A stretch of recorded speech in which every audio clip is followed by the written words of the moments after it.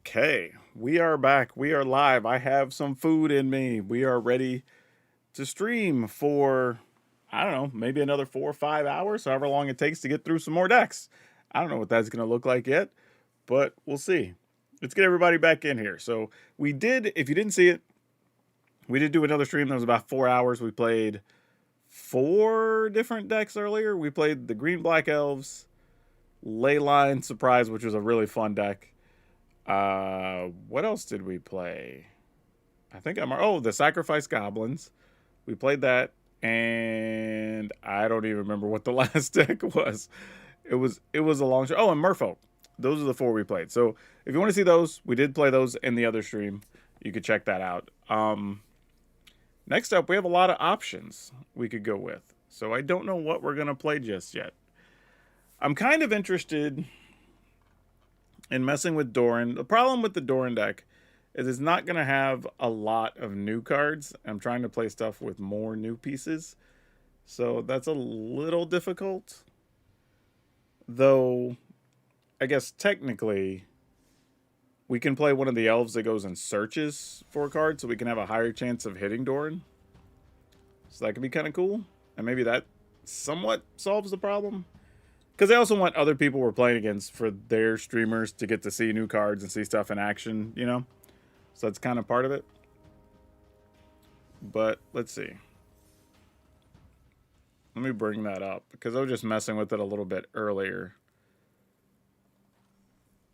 So we could play... Oh, what is the name of that elf? Type elf that you discard, search, creature. It's one of the new ones. But it is a 2/4. So it works very well with Doran because you can 2/4, or you can 3 mana get this into play, discard, go search for Doran, and then you get to attack with a 5/7. No, with a 4/6 because you get +X equal to the difference in their power and toughness. So this could be a thing, maybe, kind of, sorta. So let me trying to swap some numbers around. Maybe we don't need the planeswalkers in here to make this work.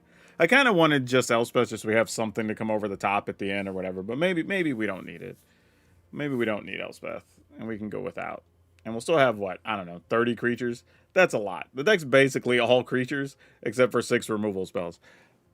It does let us play Dust Animus, though, which is kind of cool. It's a card we don't get to play very often, because it has different power and toughness. And if toughness is greater than its power, then you get to play them cheaper, which is also good. Feels like I don't know, it feels like this deck should have something else. I just don't know what something else is. I think that's the tough part, trying to figure that out. But otherwise, I mean, we could give this a go, see what happens. I'm not opposed to it. Try to have some fun with it. Try to make it work. Hey, Justin, how's it going? How's it going? So, yeah, that's kind of the downside here. We're only playing 2... Maybe, let me take a quick look. Can I look... Oh, I can't even look up... Oh, I know what I could do. I can probably look up set LCE and then type creature. Does that work? No. I thought it would have... Darn it. How would I look up... Let me see. Is there a way... Yeah, because LCE is the set code for this set, right? Or am I crazy? I would think that would allow us to find the cards if we wanted to search for stuff. All right. Well, I guess the more boring way I could do this is I could bring up Scryfall, maybe? And I could just make a Scryfall screen and we could do it this way. Which is like, whatever. It's not as interesting, but sure. Let's do this. Let me bring up window capture. And we will snag this one where we're looking at this guy. I'll let y'all not get like weirded out by my 52 Windows tabs. I abuse Chrome, y'all. I'm the biggest offender. I think I have like 40 tabs open at once at all times. Okay. Let me go in here real quick. Let's do an advanced search on just creatures in general. in Lorwyn Eclipsed. And just these 3 colors. At most of these colors. All right. Just to see if there's some, like, something with a bigger toughness and power that I'm forgetting about. Because there's probably something in the set we could play. Whenever you attack, a goblin gets a bonus. That's not really what we want to do. This is a 3/5 that's not great. Bridget is fine. But, meh. I mean, it does get us 2 bodies, so it checks that box. Champion Collection, but you got to get rid of a Kithkin. We're not playing enough Kithkin to make that matter. We're obviously already playing Doran. There's this guy. This one's not bad. It's a 1/2 that you can use to surveil. You can also play stuff from your graveyard. So this is one that might be worth considering. Dawnhand Dissident. We might come back to that. That one could be worthwhile, I think. Yeah, the 04 Mana Dork's already in the deck. I'm just looking at new cards that I might have missed. This one kind of works with mana value 3 or less from a graveyard to the battlefield. I mean, we could play this. It's in the right colors. I don't know how likely we are to play it, but it is a thing. We're already playing the Formidable Speaker. That might be kind of the best options, sadly. There's not a lot. Nothing that works with our game plan. There's like Lewin, but Lewin actually wants you to like self-mill, you know, is the thing. So it's not really what we're doing. Yeah, there's a lot of like useful cards, but they don't really check the boxes we want, I think is the problem. Huh. Well, that's a little bit of a downer. I was hoping there was maybe 1 or 2 more new cards. What is this guy? This is Tristan, Callous Cultivator. It's a 3 mana 3/4. When it enters or transforms, you mill 3, gain some life. If it transforms, mill 3, the opposite opponent loses life. Yeah, that's not really what we're looking to do. That's probably not it. Okay, so we didn't really miss anything creature-wise, I think. Unless, like I said, there was the 1 mana elf, this thing, the Dawnhand Dissonant. That's probably the one thing that we could think about playing that could be useful that's not currently in the list. If we wanted to, we could play that over Paw Patch or some number of Paw Patch recruits. You know, maybe we play like 3 Paw Patch and 1 or 2 Dissonants or something. I could see that being a thing, but let's try that. Just so we have new cards in the deck and we can try some stuff, because you kind of want to play at least some reasonable number of new cards. You know, you don't want to just play, look, I have this deck that works and I'm just putting in this one card, because that's just not fun. You know what I mean? Are there better final versions of decks because of that? Yes, absolutely. But that's not our concern right now. So yeah, let's start out. Let's try some Doran and see if we can make it work. We'll see how this works out for us. It may not, but we'll find out. Also, welcome everybody who's showing up for the late stream. If you are wanting to see elves, merfolk, sacrifice goblins, or a really fun smuggler surprise deck, we played all those earlier on the early stream. You can catch those on the other big run. However, we'll be making videos with those as well, so if you just like, subscribe, all that good stuff, you should be able to see those over the next couple days as I get those edited and they go up. All right, so what's up, Dragon Brood? We have a fun one today because I kind of just wanted to try to build around Doran because, well, you know, big butts, you know the joke. Anyway, let's see if we can make this version work. And this looks a little different than you might be expecting. So, Dawnhand Dissonant, we added this kind of last minute, but it is a 1/2, which helps, and it does surveil, which can do some nice things, and can also let us replay stuff from the graveyard that we might have lost, so that's nice. We have Llanowar Werewolves, because mana's still good. Paw Patch Recruit. Now, Paw Patch Recruit is a 2/1 instead of a 1/2. However, Doran's ability still lets us get an extra +1/+1 when it attacks, so that's nice. Played a few Dust Animus. maybe as a late game card. But if nothing else, it's a 2/3 flyer, so we could get some benefit off of it. There's some Bitter Triumph and Strategic Betrayal for some removal.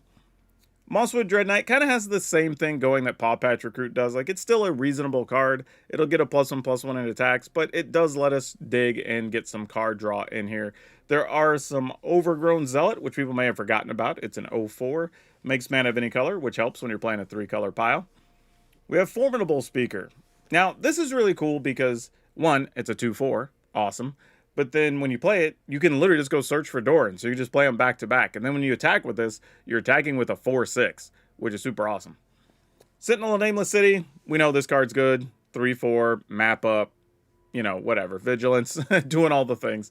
We do have a couple of Maelstrom Pulses to give us just some good kind of catch-all removal if we need it. And of course, Doran, Besieged by Time. If you don't know what this is a 4-mana 0/5. Each creature you cast with toughness greater than its power has 1 less to cast, which is nice, reducing the cost of your stuff.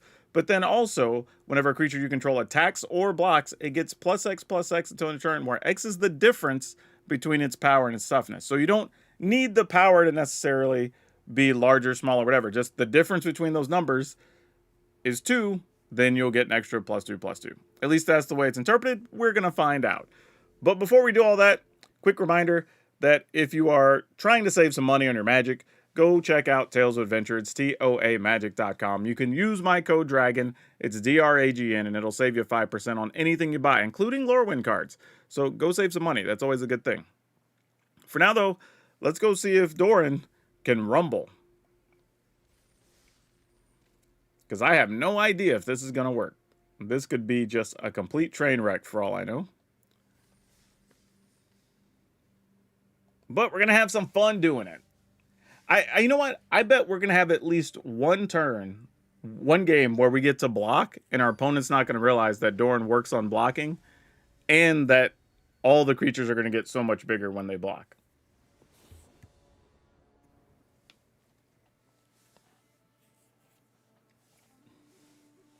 This is not a bad starting hand. We're okay with this. Here come the elementals. Go ahead and play a Dissidence. It's like the 3rd time we've seen a Moon Shadow. One time it did not impress. Another time it didn't do much. And the 3rd time it beat us and because we just drew nothing. So here's an interesting situation. Do we leave mana up to Bitter Triumph, or are we trying to Dust Animus here?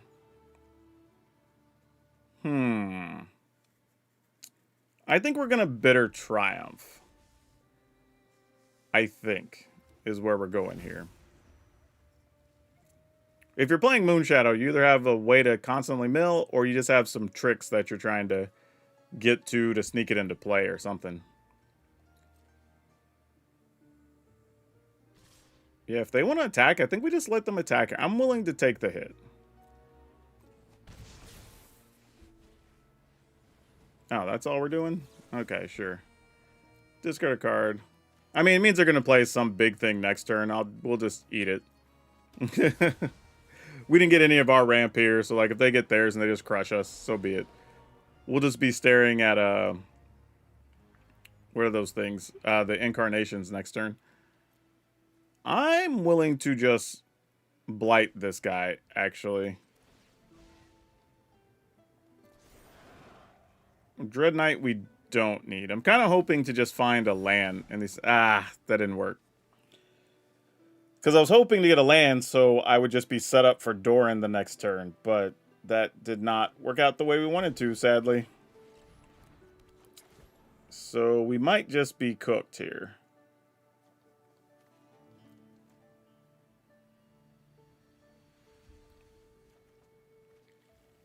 Yeah, alright.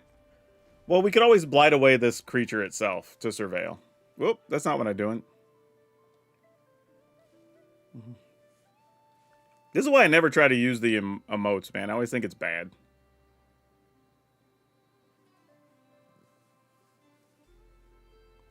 I mean, opponent, you have Infi mana. There you go. I was expecting that to be a thing. I was like, If you don't have one of those incarnations, I was about to be shocked. Shocked, I say.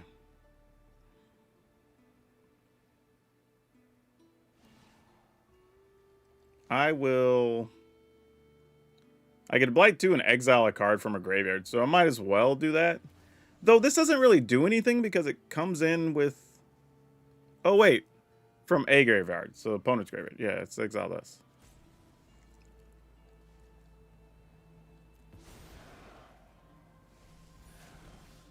Oh, we didn't get the land. Oh, that sucks. We were so close. Oh, man. All right, I guess we got to discard that. Well, at this point, we might as well discard this. Oh, I have to get a creature, though. I can't even get a land. Yeah, let's get this, I guess.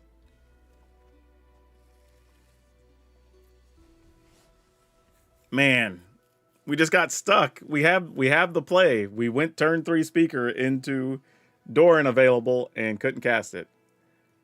I mean, at this point, the opponent can just parade out all the incarnations if they want to. There's nothing we can do about it.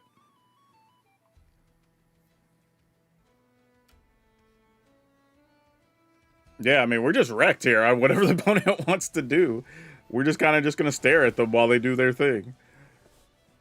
Yep, that thing gets a bunch of minus counters. You got it.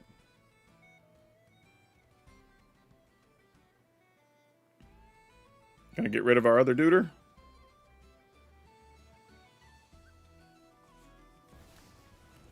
Yep. You get to draw 2 and discard a card.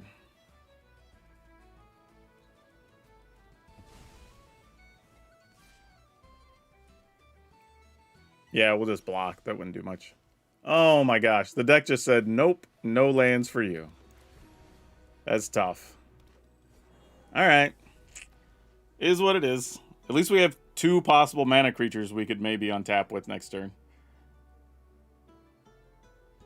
Kind of surprised that they opted to just put minuses on a creature instead of just like hard cast the other Wistfulness. But, I don't know. They probably have a plan. Mostly because Wistfulness is a 6/5 and we can just like jump block the other guys. More mana, as if they needed more. Okay. We will just play Doran and hope Doran lives. We're kind of way behind schedule now, so hoping for the best. No attacks. We'll save to block.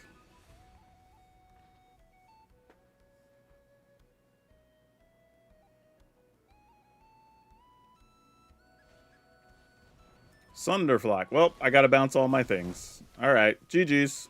We're dead. We did a whole lot of nothing. Yeah, we just didn't get to play Magic.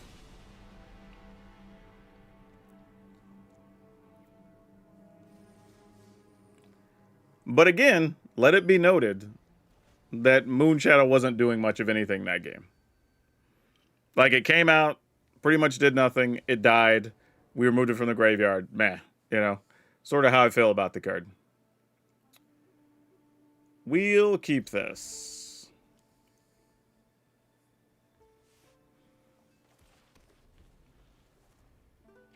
Need to find something to go with, though. Story of the Consoles. You got it.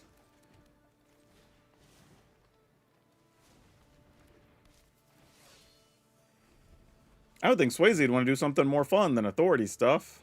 But you never know. There are people who are playing super aggro things in the early access piles.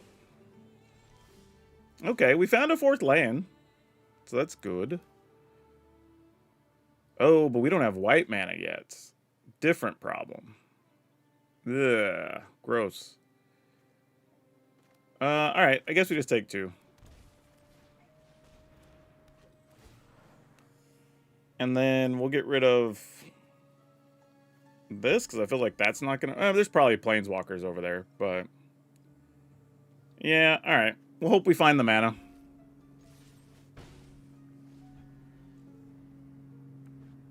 Not much we can do otherwise. Okay, well, that at least showed up.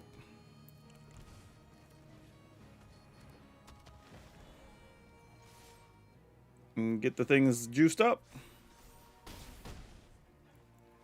And this is probably where we lose our board. Yep.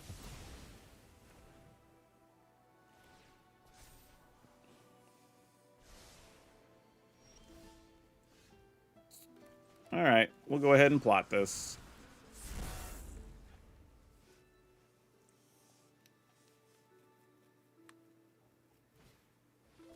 Man, I like Swayze, but I may just end up just passing so they can just do whatever they want to do, because I don't even want to really play out against control decks in early access. Because we're going to end up not using this for footage in a lot of cases. But we will play on. Let's go ahead and play this. It's for 0. Go ahead and play this. Probably discard this. Go get another Doran. Alright. Here comes sweeper number 2 of some variety, because they always exist. Nope, just a seam rip for that guy. Sure. Duders. That makes sense. Let's go ahead and just get rid of these.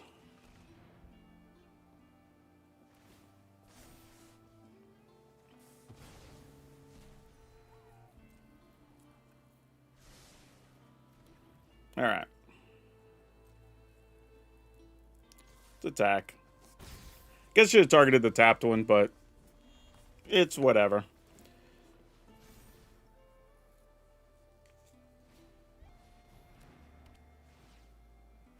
At least he's making creatures. He can run us over. I'm appreciative of that. That we're not just going to be sitting here forever.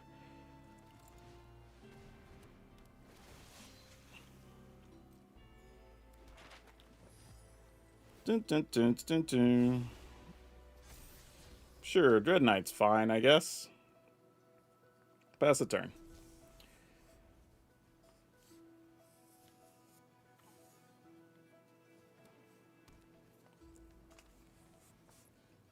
Alright. Opponent does nothing. I guess we'll Dread Knight, just do more damage to ourselves.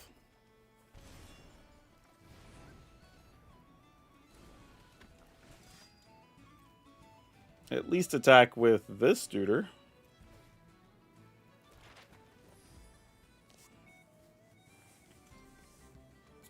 Interesting that you're not even wanting to chump block with one of them. So it says he's planning on doing something with all the... Oh, probably going to turn all the tokens... No. Do you have the mana for that? Yeah, going to turn all the tokens into a copy of something. That's what's about to happen. Yeah.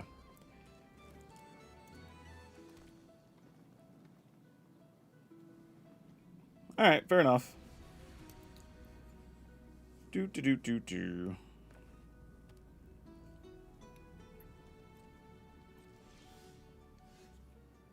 Well, you already know I have it, so I'm assuming I don't get to keep this. Obviously. Yep, that's what I thought.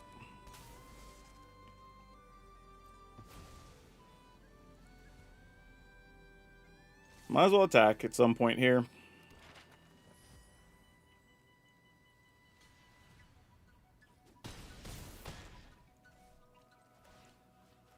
Do.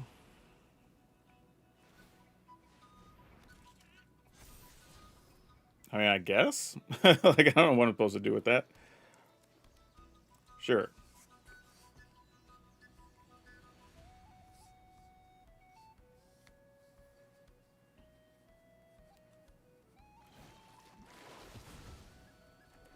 Oh, it must be about to sweep the board. Just saying, sure, you can have the Doran back. It's not going to do anything anyway. What's this thing? Oh, creature control get X, where X is the number of creatures of the chosen type. Fantastic. We take a pile of damage, right? Okay, well, that's a thing that happened.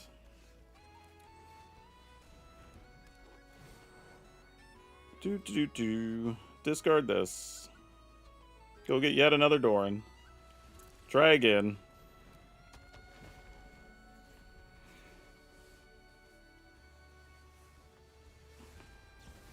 Yep. Makes plenty of sense to me. Alright. GG's.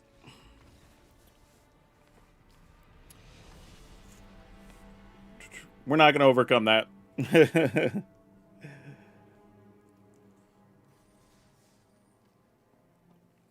Think Moonshadow.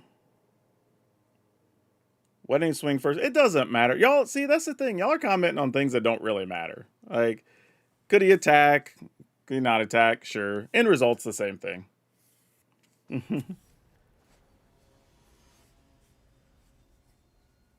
Moonshadow will be a lot better in Modern with fetches. Better, yes. A lot better feels like that's a little bit of a stretch. Good enough to be in deckless? I think so.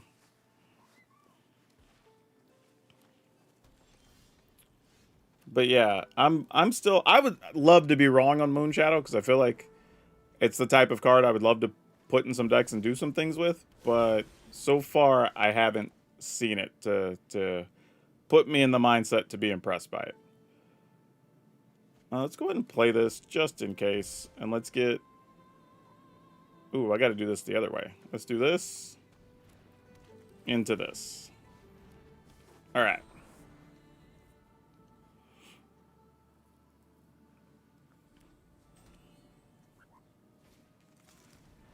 Damn, that's cool.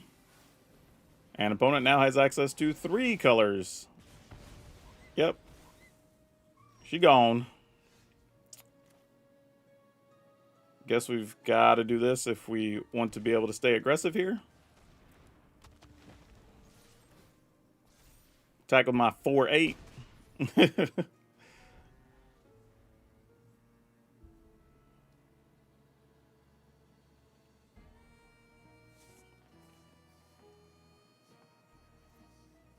Yeah, I always got to be a little patient when you're playing new cards because we're all reading multiple things trying to figure stuff out.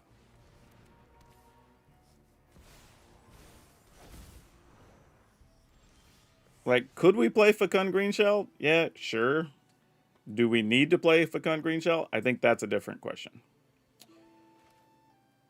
Let's go... Pay 3. So we're not worrying about that. This can enter tapped, actually, because attacking with the 1/1 does nothing here. So let's just do this. And then get in there with some biggins.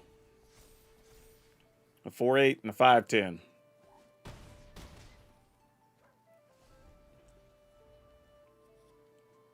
Having Formidable Speaker into Doran is pretty sweet on curve. However, opponent has a bajillion mana now, so 88 things can happen.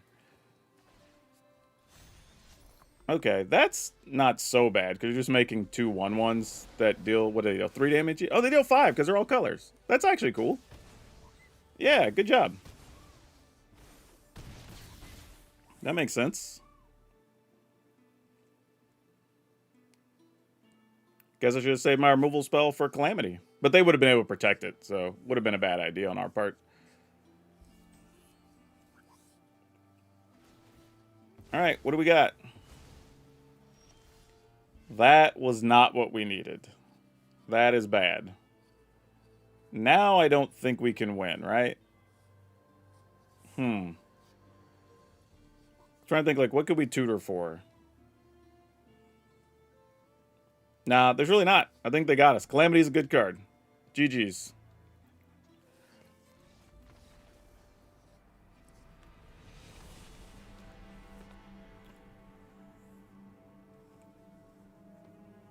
They had what they needed.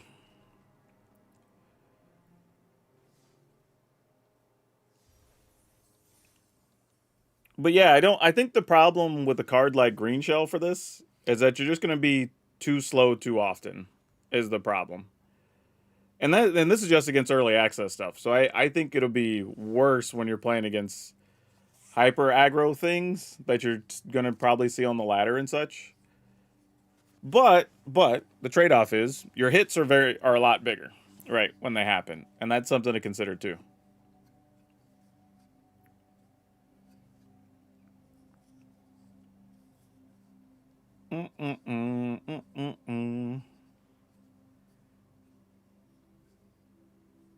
Actually, now that I'm thinking about it, Cease and Desist makes for a better card. Well, I don't know. It just depends on if we're worried about graveyards or about permanents, right? I think it's just going to depend which way the metagame goes.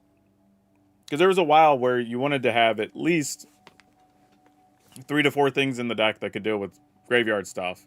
But then those sort of fell off. So then you moved to dealing with more permanents because of stuff like artist talent and the monument, stuff like that.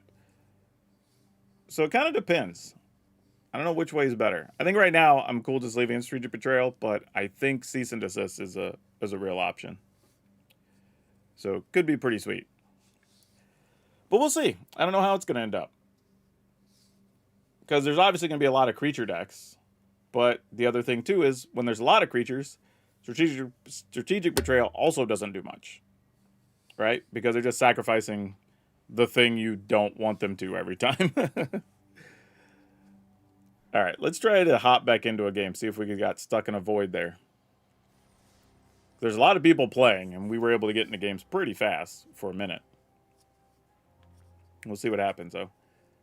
Maybe everybody else is taking their break times, because we just came back from ours. About, what, I guess we've been streaming about 30 minutes or so. So we didn't take too long. We were gone maybe an hour and a half or so.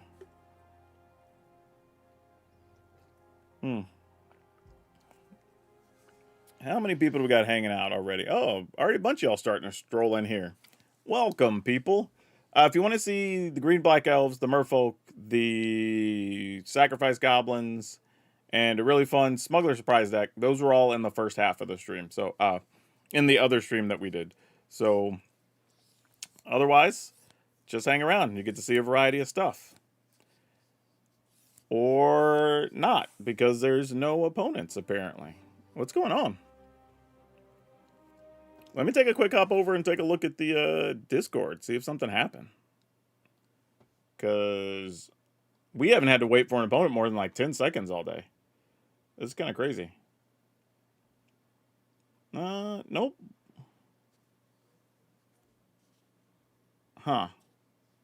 Seems like it's still active. People are still doing stuff. All right. Well, maybe it's just weird coincidence. Let's go see what's up. Maybe? So I think we had combined waiting in the queue for like 2 minutes between the two of them. And no players. Which is sad. Also, I guess while we're thinking about it, while we have a minute... Oh, there's somebody. No, I don't think anybody's afraid of Doran, my friend. I don't think historically anybody's ever been afraid of Doran.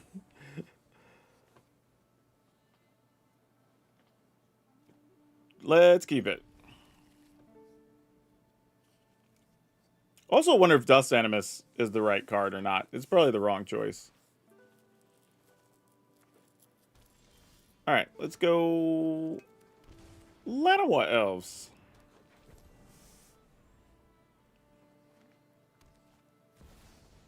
Of course, there's a Badger Mole Cub. You know what I want to do? As much as I want to play a Doran on time, I also... Well... Nah, that's fine. That's fine. I messed that whole turn up. I should have just played it on tap and just killed the Badger Mole. Honestly. I was thinking about doing something else. Ended up not mattering. Yep, you got it. Wow, nothing? No Ouroboros? No nothing from your side? That seems weird. Why would that have happened? Alright, I'm gonna try this then. Nothing?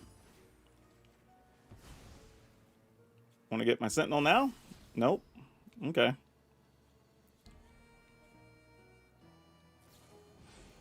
Oh, you're going to draw with the Marangma region. That makes sense. Yeah, I just played this wrong on turn 2. So this game's just going to go downhill from here.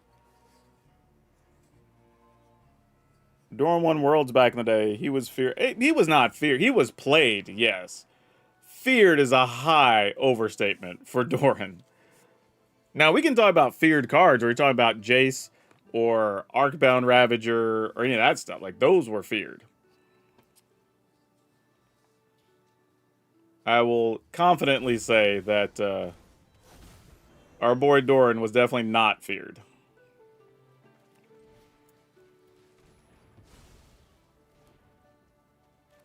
And I'm just going to play this. And attack. Alright.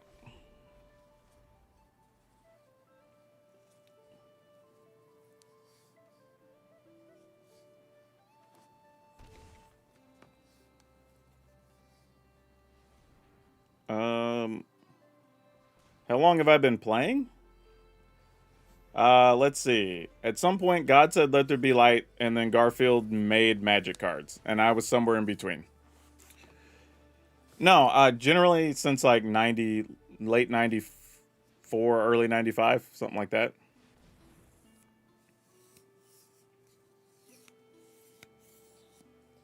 I've definitely been playing. I played through that tournament era. Like, Doran was good, don't get me wrong. Definitely part of a good deck, but not feared. There's a lot of cards that were good that weren't feared. Alright, lots of cards incoming. 4 to be exact, with a 9/9 Duder. What are we doing here? I can plot this dude. We can play this. Discard this. Get a Doran. Play this. I'll just pay the 2. Why not?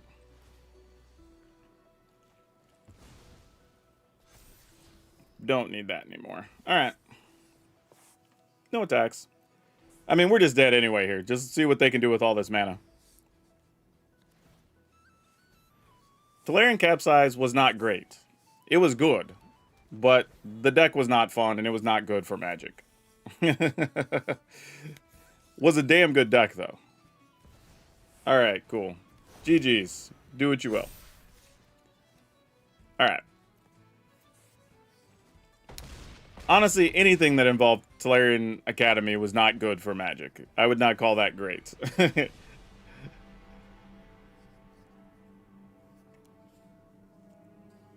I remember I had to play the state championship that year against that. And if I remember right, of my 7 rounds to get to the top 8, 5 were against Academy decks. And then I lost in the top 4. So yeah, it's I'm all too familiar with those decks, unfortunately. Alright, opponent's got fairies, and we have no fast mana here, so this is going to be a minute. Opponent's going to have a while to set up. And we probably won't.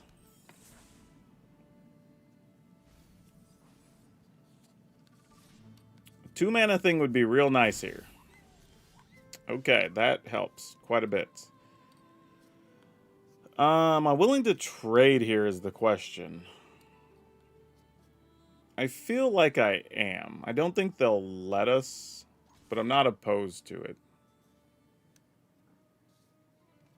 Alright. And then let's do this. Alright.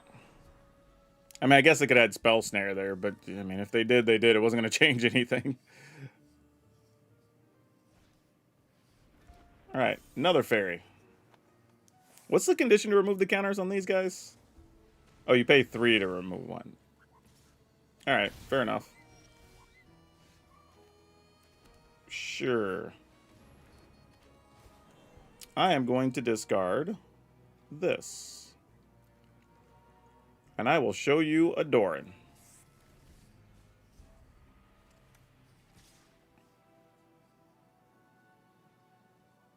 You're going to remove a counter? No, they're going to play a Kaito. Well, that's going to change what we want to do next turn.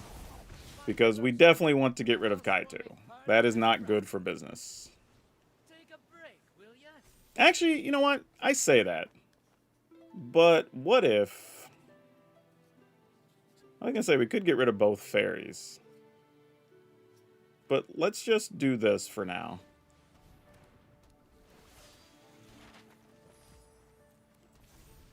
And then see what they do.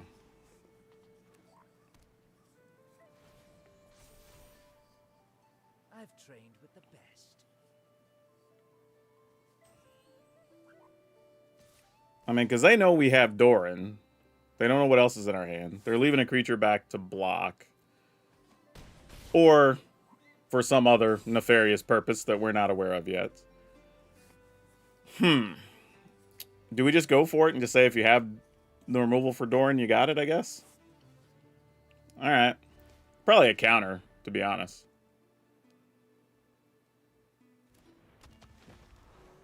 Go to attacks?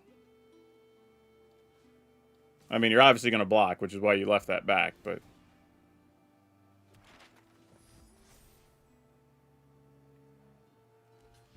Sure, that works. Okay, what's that last card? Oh, it's just something with flash. That makes sense. We are only at 9, so this could get kind of bad. Control the fight. Control the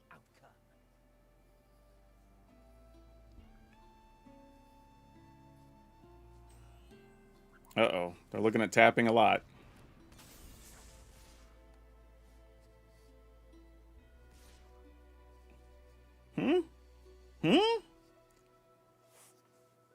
We can just block with Doran. I don't... Oh, opponent probably doesn't know how Doran works. Yep. I knew it was going to happen at some point.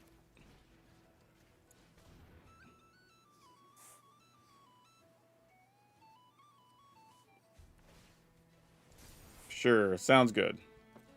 You got it. Yeah.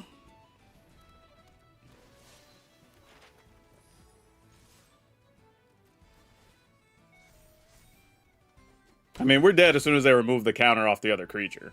So, I mean... They just have to have a thing to target. They can target their own thing. So just cast a spell, remove the counter, and then, like, we're cooked. Well, that does it, too. Yeah, just have to remove a counter. Yep.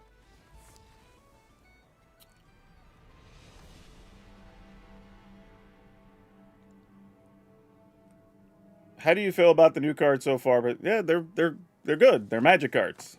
Like, I'm the worst about opinion. If you want to know about a specific card, I can give you that. Like, just wide sweeping things, my answers are going to be so generic because I just like playing with magic cards. But if you want to know about a specific card, we can talk about a specific card.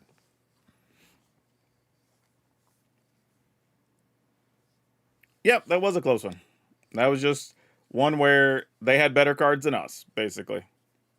Also, there was a point there, and that, you know, on turn, say, like, 3-ish, I could have just Maelstrom Pulse both of the fairies that existed at the time, and that probably would have changed things. Yeah, Bitter Blossom Bearer, we saw it. It didn't really do much. They died to their own damage. Well, technically, they would either die to their damage or died to us. They just decided to not block. I don't have anything that... like, I'll just pick one. The Green Champion was good. Like, that's still not... Like, what card... Like, ask me about a specific card. Like, a certain interaction you want to know about. Was there a thing you saw or you want to know? I can answer those way better than... you know, general impression things.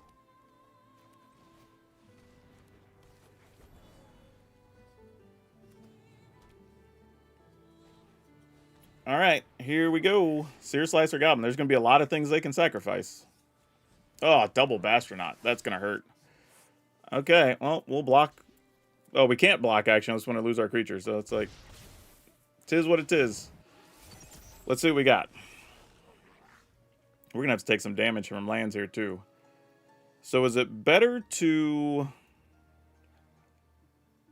It's probably better to play 2 creatures here. So what if we do... Oh, I don't have white mana unless I tap this guy, though. Dang it. That's unfortunate. I guess the play is going to be this.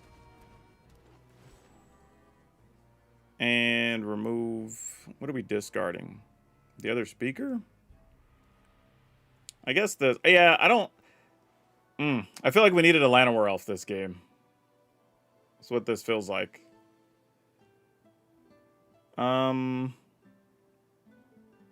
Maybe this? I don't know if I'm going to have a spot where any of these are going to matter, but...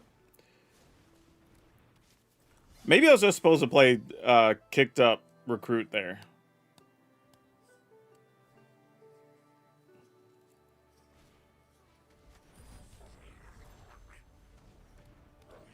Name a creature type land is in very creature heavy set. I don't really understand that statement, actually. Like, the choose a creature type land is actually just fine. We've played it in some decks already. I guess we do this and take 4.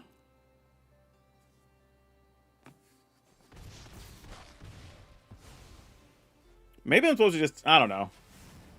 I think the opponent's got this anyway. There's a bunch of ways they could deal extra damage with no real effort. Yeah, and we're going to have to take damage to even play another land. Yeah, they got us. GG's. Like, we're not coming back from that. Our lands betrayed us. You need a lawnmower elf every game. It's in the bylaws. If you're talking about Llanowar, it's nice to have, that's for sure. Yeah, I don't understand the statement. The choose a creature type land is bad? Why is it bad? Seen quite a few of your games today, but haven't seen Requited Hex use. Is it not going to be the big new removal? I don't even know what Requited Hex is, so that's not a good sign. Golgari Elves was earlier. Morcant, high person, whatever, still as mediocre as I thought it was. The deck was great. That card was mediocre. It's in our other stream we did earlier. What card are you asking about again? Requiting Hex. I will bring that up because I don't remember what it is. Where are we at? All right, we'll do a couple more with Doran and then we'll switch it up. But Requited Hex. I'm assuming it's black. Yeah, I don't even know what this card is. It must not have caught my eye. Yeah, I don't... Anybody know what this card is? Is that even what it's called? Oh, this thing?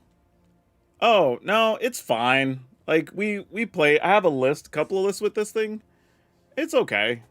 Like, hasn't been too insane. I think people wanted it to be the new, like, I don't know, Tragic Slip or something, or, you know, that level of card, but it's okay. It's fine. It's better, yeah, it's better than Stab in a lot of cases. Not always better, because sometimes you just need to reduce the toughness of a thing. But yeah, this is fine. You'll definitely see this played.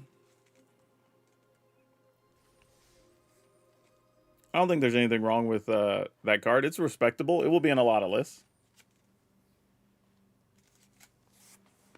Nah, Dread Knight's fine. It still works with Doran.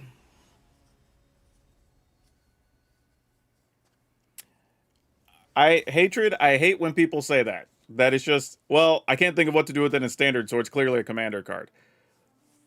What commander decks even want it? Like, can you build around it? Sure. But I play elves, and I probably won't play it. It's a neat card. I just don't think it does anything particular that elves often want to do.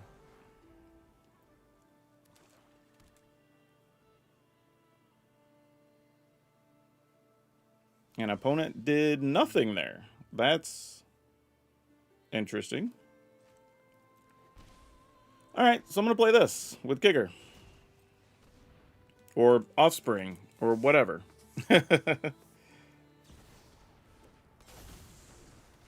All right, there's your Bitter Blossom guy that people wanted to see, Bitter Bloom Bear. It's like the third time this is played against us in the early access stuff.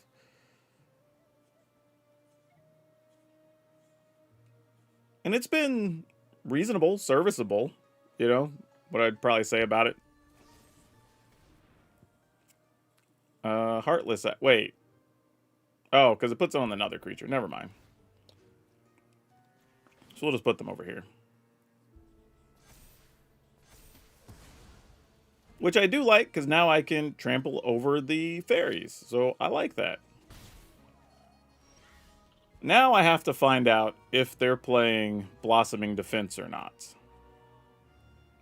So I would like to attack first, to test the waters, if you will. I'm even willing to get in there with the Llanowar Elf and see what you think about it. Fantastic. Let's go ahead and pay 3. Do they have it? If they do, this is going to hurt. Okay, they didn't. We got lucky. I was just trying to get them to commit cards and stuff to see what would happen there first. The land was holding this other streamer up in the Kithkin deck and the Elementals deck. They couldn't flip the flip dudes with it, that they got held up on mana for like, well, like, you can always have the wrong mana. That doesn't make something like a land bad, right? Like, if I need double green and I happen to not draw my, I just draw like, I don't know, Godless Shrines, that doesn't make the other lands bad. I'm confused by the statement.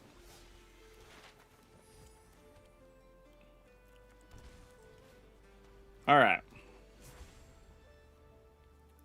Could the Offspring have put a counter on the target? No, because the one you're targeting, if you notice, it wasn't highlighted. You have to put counters on other creatures. You can't put the counter on the creature that's targeted. Per the ability on the thing. Yeah, this says, whenever a creature you control becomes a target of spell or ability and opponent controls, put a +1/+1 counter on target creature you control other than that creature. So you have to put it on something else. There you go. That's the card I wanted to see somebody play with today. That's going to be fun.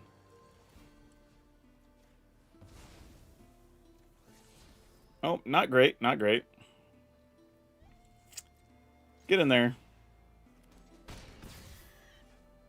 I don't even think I'm going to take damage and play a Llanowar Elf here, because this is probably a bit too scary. Yeah, you know what? You know what? I'm going to take damage so I can do this.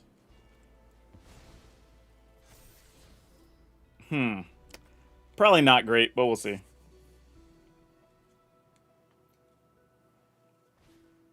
All right, well, you know, we're all welcome to have different opinions about different cards. That's what makes the discussions interesting. All right, Earthbending up. They do make a 3/4, which sucks for us. And these are all going to come back because, you know, Strategic Betrayal and all that. But we got to let them sacrifice one anyway. Which is bad for us because we get to sacrifice the tomb. But when are we going to cast this otherwise? Yep, that just does its thing. Yep. You got it. More bodies. I guess we just do this. Well, that didn't hit. That's unfortunate. Really could have used that.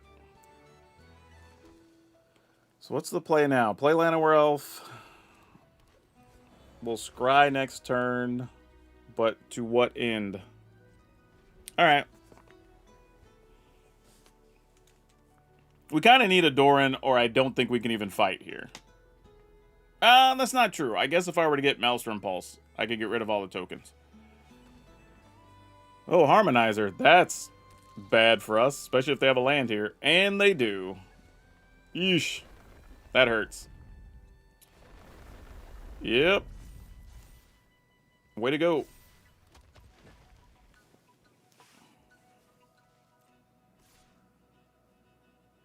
Yep, not a lot we can do there. I'm just going to take it. I think they're so far ahead. They've got this. Anyone else wanting to try 5-color Color Spirit Dragon? I think, you know, it's The problem with it, though, is don't you still have to have 5 different dragons to meet the requirement?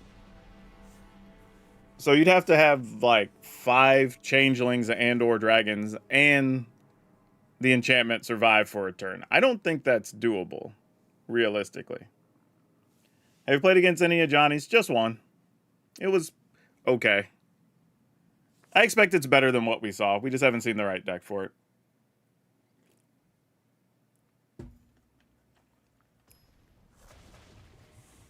Johnny's nicely fits into decks like Elspeth tokens and color. Yeah, if you want to do like a mono white token control sort of thing, that definitely would fit there. This is obviously a keep. Yeah, I thought the Animus was gonna help fill some gaps and maybe get to block against fairies, but I don't think it's the answer we need in the end. But you never know, I guess. Let's go ahead and play this so we can at least think about using an Animus at some point.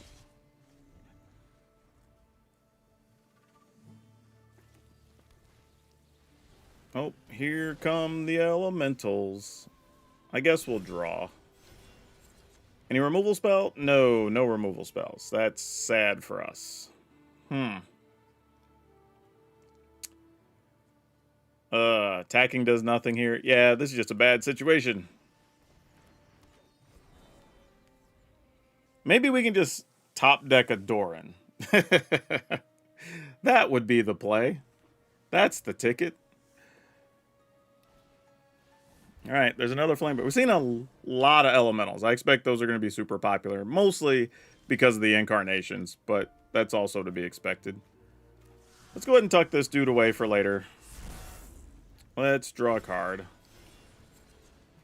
No Maelstrom Pulse. Darn it. There was a chance. Go ahead and play this, play this. Leave us up some defense. I don't know if we'll actually get to use it at all. And we have to have untapped lands for this, right? Yeah.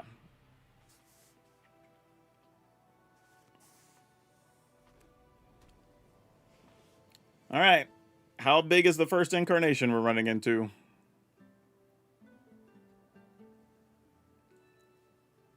Because they can do nearly anything here. Any attempts with the new Oko? No, not a one.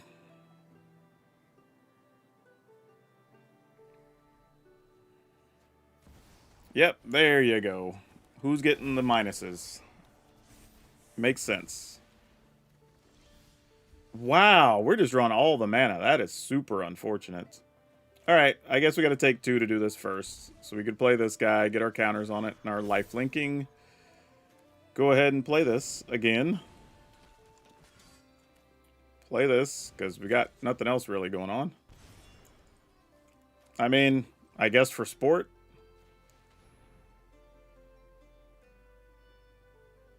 Man, a Doran now would be a savage attack next turn. Play this duder. Alright. Come on, man. One time. Off the top. Actually, we have enough mana to get the tutor creature and play Doran on the same turn. That would also be acceptable. But we need something. I don't think this Dust Animus is going to hold the fort on its own. Alright, there's Emptiness again. Nothing to return, so we're just going to put minuses on the Dust Animus at fair. If you got nothing to block it. Come on. There we go. We found one. Jeez. Is it worth it to take the 2 here? Probably not. Let's just do this. Play this tapped. Go attacking with... Oh, that's only going to be 4 attacking on the ground. So we'll attack with this. Actually, this would be a 4-8. Can't quite get through yet, right? That'd just be a 4-3. Yeah, alright. We'll just get in for our 2. Gain some life back. We will go ahead and get this down.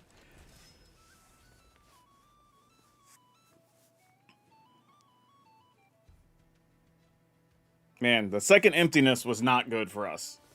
It shrunk our Animus and actually made another blocker that became a problem.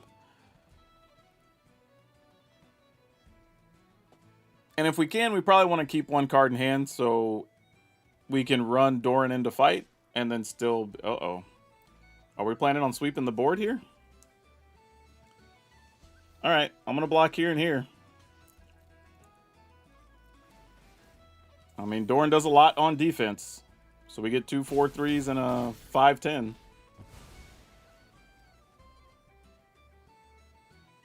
Okay. Now what?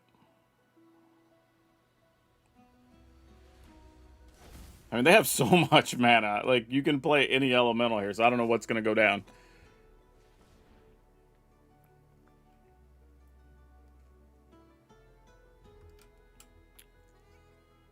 Yeah, but even lessons for Avatar came around. Like, they were played a lot, then fell off, then came back, so I don't know.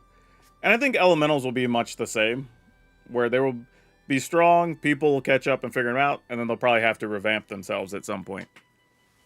I think, again, like all things, don't take away too much from the early access stuff, because a lot of that is just us exploring cards and ideas, and we don't really know what the best thing's going to be yet. Oh. Well, I would tuck this Animus away. That feels cool. And then play one of these. Oh, and a backup Doran. That's cool. All right, we'll do this. And then we just lose one of those guys? Yeah, I'm into that. That seems good. Man, Dread Knight's working overtime in this game.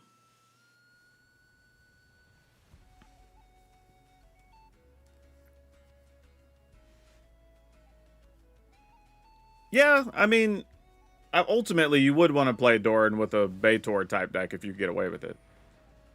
All right, that thing's big. Make some tokens that get bonuses. Yep, we're down to 6.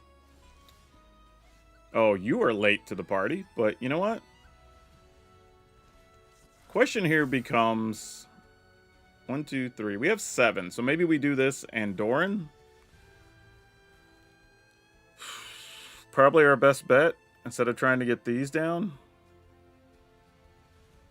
Or I could, man. Yeah, I just don't know what I'd even want to tutor for here, unless I just want to back up Doran, realistically. And that might be the answer. So let's discard that. Go get another Doran, just in case. And then it also looks like we're playing the one we tutored for. They could also have like another Catharsis here, which would hurt.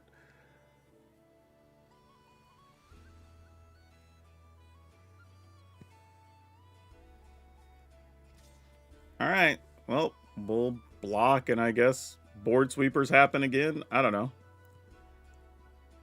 I mean, you might as well try to gain the life. It's probably a losing battle, but we'll see.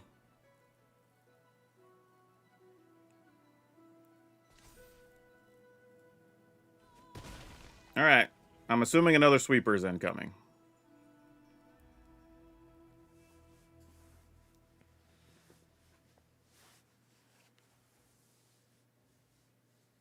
Uh-oh, they're checking their creatures. Vibrance does deal... Oh, they were probably seeing if we'd block with Doran and then deal damage. Yeah, that would make sense. Alright, they do get to gain life and search for a land here, too.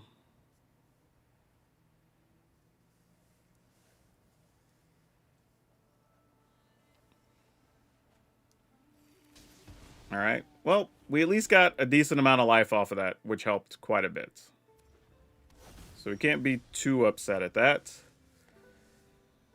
If we attack, opponent... Oh, well, Doran wouldn't even die anyway. Because he becomes a 5/10. Okay.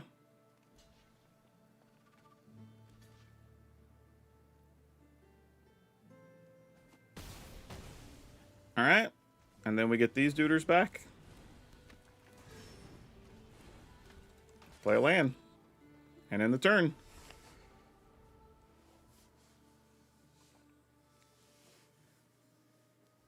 Alright, how bad is it?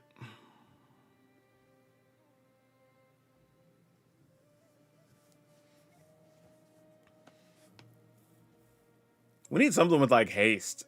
So, or give something haste with Doran.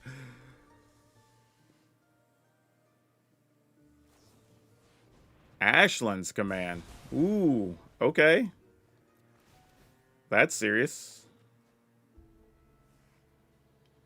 And you could still evoke an elemental here. If you wanted to deal 3 more to Doran.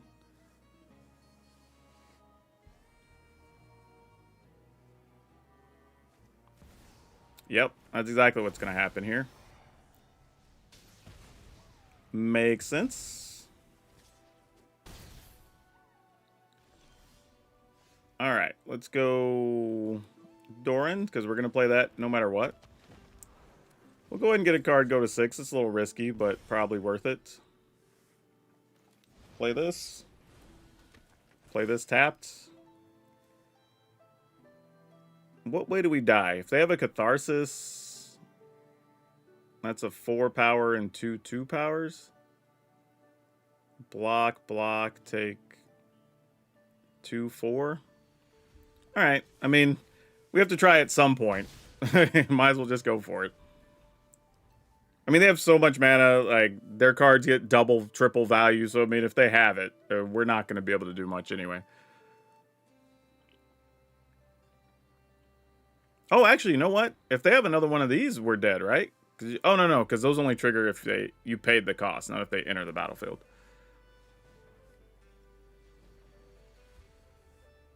Alright, they're tapping 5 at least.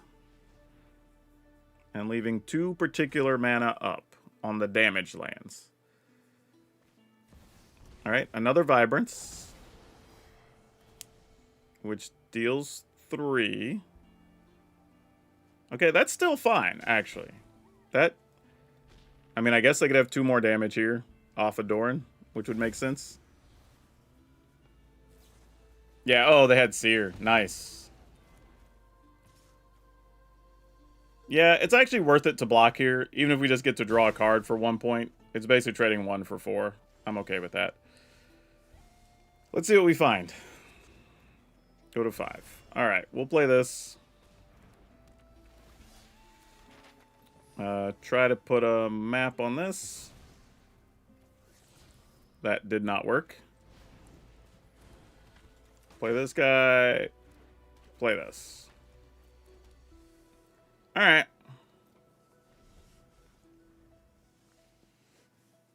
Man, this game's gone on forever. I'm sorry, y'all. I have 34 cards left. They have 39. Like, we're just going through it right now. They do get to draw 2 here. That's big for them.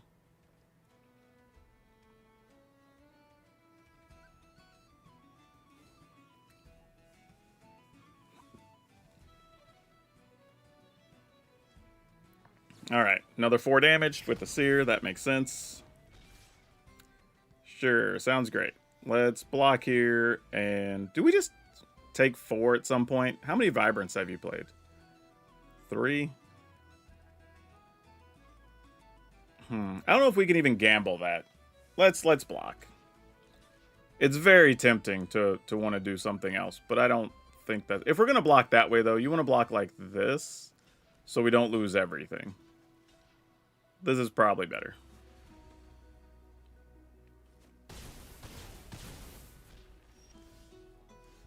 Okay. There was also a chance we could have tried to... Oh, no, that was Summoning Sick. We couldn't actually tap it. Never mind.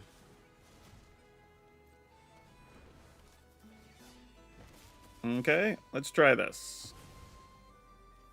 Man, we missed it. What? I just need spells, not land. Oh, actually, I should have held on to that. Dang it. Because if I find another speaker, I'd have been able to go search for something. Yeah, that's a bad situation. Let's go here and here.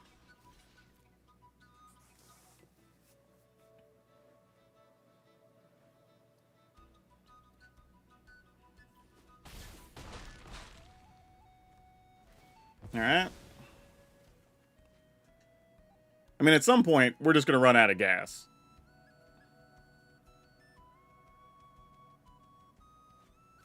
Sick part is, if we just top deck the Dust Animus, we just play it and not even worry about having the right number of untapped lands.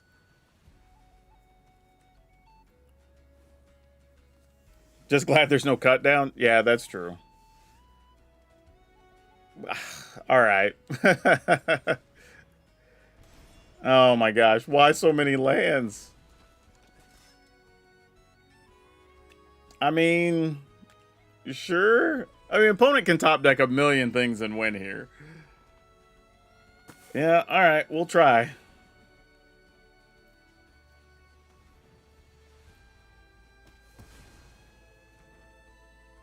What else is there?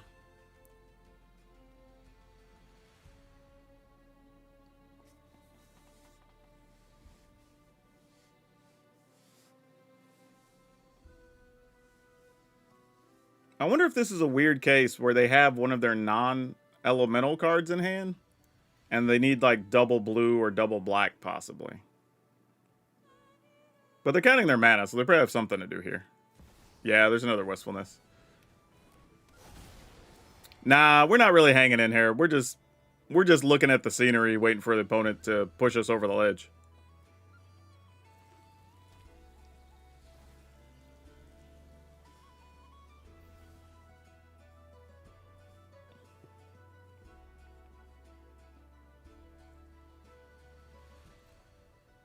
Or not?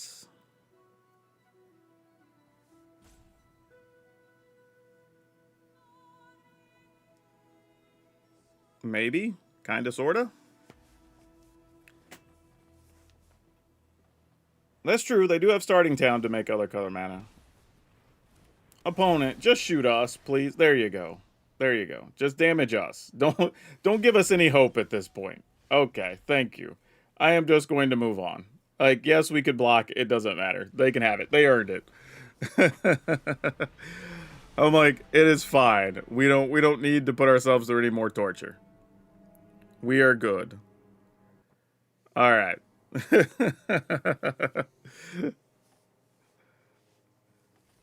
Long game. Long game. All right. So this is your chance, chat. We're going to do this again because people did not understand earlier. So I'm hoping our evening crowd can understand directions a little bit better. For the next minute, when I say go, you will get to put in one thing. Either a theme for a deck that you want to see, whether that's like discard or elementals or whatever, or you can put a particular card you would like to see. And that's it. Nothing else. Anything else, I'm not even going to count your vote. Like, that's all I want to see. Let's go. So, in the chat, let me know what type of deck or card you would like to see us play. And we will use that, take it into consideration for what we do next. Yeah, I think all the elements, honestly, for my money, I think the Vibrance is one of the better ones, but Catharsis is also pretty good. And the reason is, I think those two you don't have to build around, right? They just do what they do. And actually, in third is probably the green-blue one, because just drawing and discarding is always going to be good, right? The white-black one is good, but it feels like, okay, well, I got to get stuff in the graveyard, and I got to do this thing. And when you don't have those things, it just doesn't look right. I don't even know what free spells is, so I'm just going to assume that's not a thing for me. Okay, so we have giants, elementals. Yeah, nope, see, Cyber, you already messed it up. Either Ajani or United Battlefront. You don't get to call, like, multiple things. You get one or the other. Vivid, we did some Vivid stuff earlier already in our Smuggler Surprise deck. But we have other Vivid stuff if people want to see it. We have some other builds. One for Oko, one for Ajani. Something with Changeling. Okay. Merfolk, we already did Merfolk earlier. That's on the previous stream if you want to catch that. All right. So far, we've got... let's see. Mutable Explorer, Giants, Elementals, a vote that didn't count, free spells, which I don't even know what that is, 2 for Vivid, 1 Oko, 1 Ajani, and then something with Changelings. Blight isn't really a thing. There's just cards with Blight. As far as I know, there's not a Blight deck. There's just cards with Blight that do some things. Like, technically, our Goblin Sacrifice deck was a Blight deck right? Because it had things that could blight our own stuff to get abilities. But that's probably like the closest. Elementals, Chronicle of Victory, Throne of Grim Captain. That is not in Lorwyn. Marilyn, Fey Ascendants. I don't know if I'm going to be playing fairies or not today, but I will take that into consideration on the Marilyn. Elementals, Planeswalkers, Merfolk, Ajani. So I guess Elementals has the most? Let me see if I have an Elemental deck. Probably do. I think honestly, I'm going to play it because y'all want to see it, but I think every single person has an Elementals build, and I'm just kind of worn out on it already because we played against it like 8 times. But I'm still going to do it because y'all want to see it. Actually, we have the mono red, big red Elementals, which is one we haven't seen. So what if we do that? Does that satisfy? Because like we have like the typical red-green Elementals do the things with like the vibrance and wistfulness or whatever. Kind of like what we saw a second ago, like some version of it. Like there's a bunch of those floating around. But what if we did big red Elementals? What if we did this? And then we use that to get into the Infernus, which is a big red elemental thing, possibly. Lava Leaper, which gives our stuff. A Sunspine Lynx, which is also a thing. So, like, maybe? Could be a thing.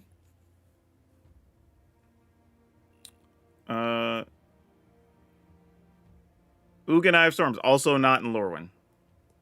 Also wouldn't play it on stream because we're not trying to play super slow decks in an early access event. Other people are making content as well.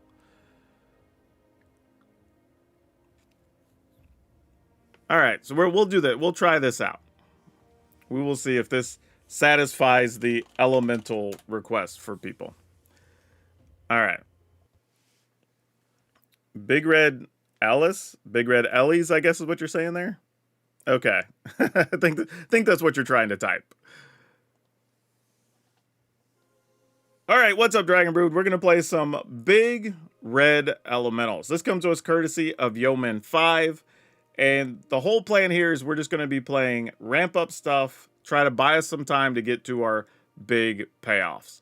So we're going to start with Burst Lightning because, you know, removal. You're playing red. We do have Soul Bright Seeker. Now, this is an interesting one because you do have to behold an elemental, but then you can get extra mana by paying 3 to get 4 to give stuff trample, which is kind of cool. So that could help out. We do have Boulder Dash, which lets you deal 2 damage to a thing and 1 damage to another thing. It's sorcery speed, but still very good. Flame Braider. You can tap this for 2 mana of any combination of colors, but you have to spend it to play elementals or elemental abilities. Scuzzback Scrounger. Now, this is not an elemental. However, we can blight one of our own creatures to make a treasure, and our whole goal here is to get mana so we can play our big stuff. We do have the Infernus, which is from the Omen Pass set, or Spider-Man if you're in paper. But when this enters, search your library for a basic mountain card, put it on the battlefield tap, then shuffle, and it gets +1/+1 for each mountain we control. Then when it leaves the battlefield, we sacrifice a land. We also get Lava Leaper. Now, this gives everything haste, and all of our opponent's stuff will also tap for an extra land. However, it is an elemental, it does have haste, it is only 4 mana. Sunspine Lynx might be a finisher against some of the decks, because everybody's trying to play shock lands and everything else right now, and it does happen to be an elemental, so that's a thing. Legend of Roku, we've played this in some other big red decks. Just getting that extra mana and the extra cards is really nice. And of course, Vibrance, because we can search for lands, we can gain life, we can deal 3 to things. And then because we're playing stuff like Sunspine Lynx and the Invernus, we are playing a bunch of mountains and a couple of Soulstone Sanctuary. So a pretty tight list, nothing too crazy, should be easy to follow. But y'all know the drill. Right now, if you want to save some money buying Lorwyn, go over to Tales of Adventure. It's toamagic.com. You can save 5% on everything you buy if you use my code DRAGON. It's DRAGN, and you get to save money on Magic while supporting the channel, which is always great. But all right, let's see if Big Red can get big wins. I don't know if I love Lava Leaper. I think I like it in a deck like... we have an updated Teamer Battlecrier deck that we'll be playing that in at some point, and I think it's really good there. Because you can play it for 1 mana, then all the stuff you made during the turn has haste, and that's actually super cool. Yeah, Lynx might be a baller here. We'll see. Flame Raider is an OG Lorwyn card. It might be, actually. I don't remember. All right, let's keep it. No duress, please, and thank you. No! You're going to get rid of our Vibrance. Gosh dang it.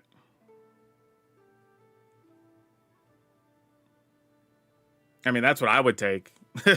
Like, yeah, exactly. There's no real question there to be had. More discard? No, a Roxasha. Oh my. That's a problem. Not sure what we're going to do against that. We don't really have a plan for those.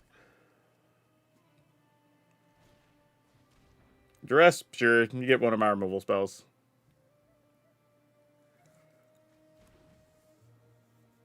And then they're going to get rid of our creature, which makes sense. So opponent's just playing a mono black regular old magic pile here. Alright.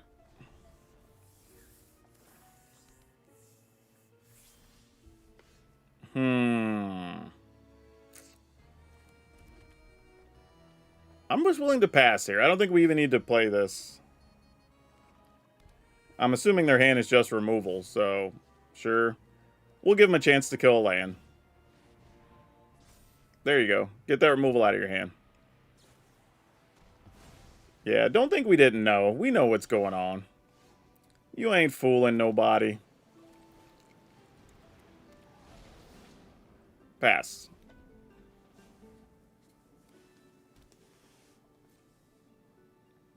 Do they even have creature? Oh, you just have to remove a card, right? Does they remove a creature? Oh, no, you just create one. But it can't block or be blocked except by spirits. Oh, that's funny. Our land is a spirit. That's cute. This is not a spirit. So, sure, we're attacking.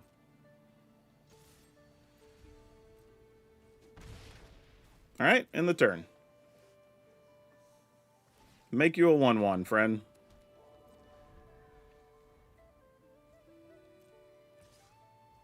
Alright, if you have removal, you have removal. We're not going to not block. Still going to try to do our thing. Okay, they have it. Fair enough. Sure, you got me.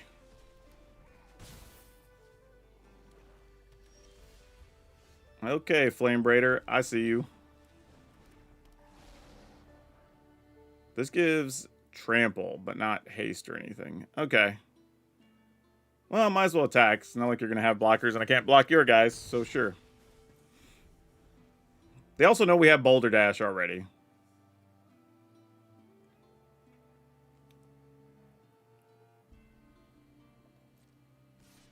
Okay, so they want this to go to the yard finally for some reason.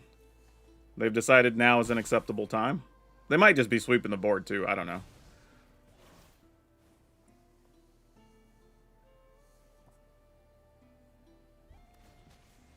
Nope, they're just making it where these can't block. Or I guess when they attack, they'll die. So there's that. Oh my gosh, we just need to draw something here. Anything useful would be great. Like, we're so live for things, but we gotta find them. Oh, well, there's a Lava Leaper. What the hell do we do with this? I mean, sure. Also, how do we find the one opponent not playing all the non-basics right now? That's actually really funny. I just realized that. Do I just attack for 7 here? 8? Yeah, I guess. Sure.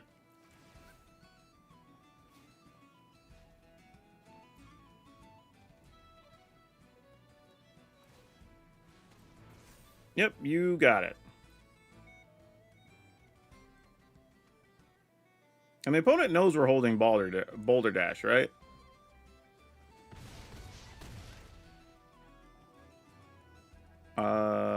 Okay.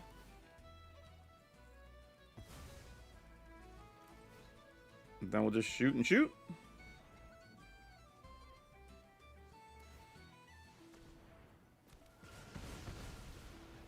Okay. End the turn. A 4/1 defender. Well, that's unfortunate, but I guess we could still pick 2 guys off, so it's whatever. There we go. We were looking for something like this.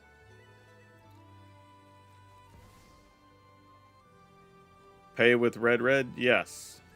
Because that's all the mana I have. Shoot you, so you're not able to block. And then we'll get in there with the Knuckleheads for 8. Nice. Lava Leaper worked out.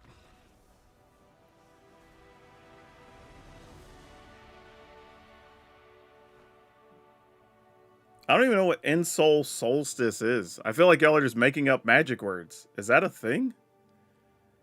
Now I gotta go over to Ensoul Solstice. What is that? Nothing comes up as Solstice. For what I'm looking for. That's gotta be... Hold on. Is it Ensoul Solstice? Solstice Revelations? Is that the card? Exile cards from the top of your library to exile a non-land card. You can cast that card without paying its mana value if the mana spell value is less than the number of mountains you control. If you don't cast it, put it into your hand, flashback. Maybe, but it's also a bit of a gamble, too. I don't know. Like, I think there's a reason you don't see it a lot. Because, like, if we do that and we just hit, like, one of the 2/1s or something, it's going to fail bad. You'd rather sometimes just be a body, you know?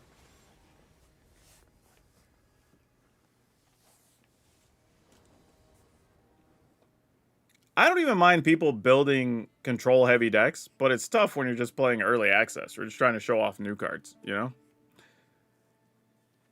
Alright, we'll keep it.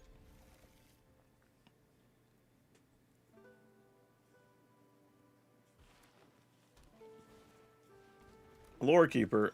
Oh, that means there are dinosaurs in our future. I also have built a dino deck. We haven't played it yet.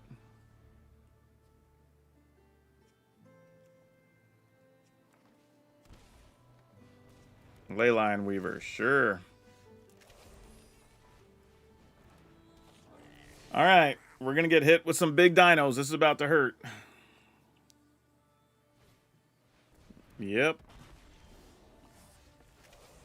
This is also very scary to think about potentially giving our opponents mana with a Lava Leaper. I don't think we could do it safely. That feels too dangerous at the moment. So I'm going to do this.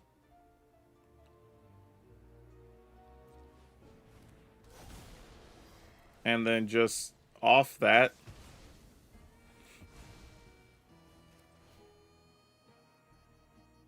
We'll behold an elemental, obviously, because we have this. Alright. And maybe that's good enough. At least for a moment. Maybe they don't have the mana they need. Maybe they don't have red mana. And they need red. Got to manufacture a scenario in our head that makes sense, right? Though, real talk. Against all these decks that are trying to make all this mana, that will decline. Or, not all... Is like... What if there's a world... No, I was thinking something crazy. Never mind. I'm going to pause that thought. So, what can we do here? I don't even know if I should just be killing the Llanowar Elf. I'm just going to play this and get rid of the Llanowar Elf.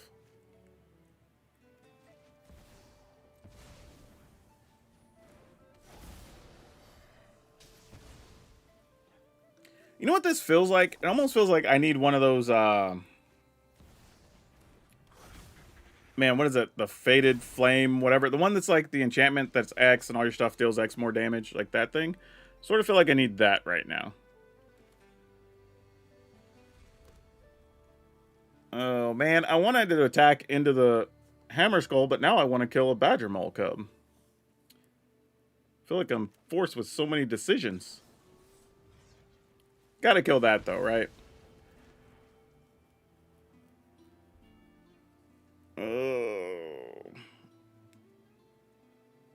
Let's pass.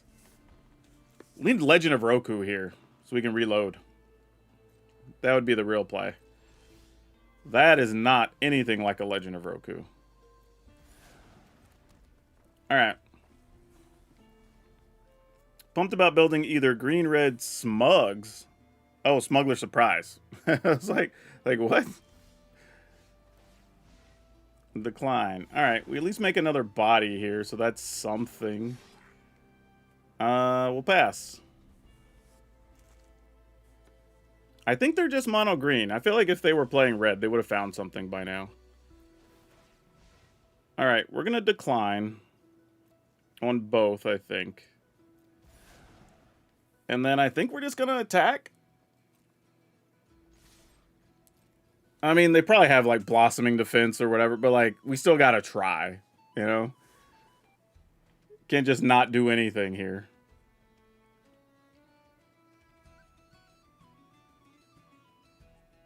The opponent probably knows it, too, here. It's just like, so what are you doing?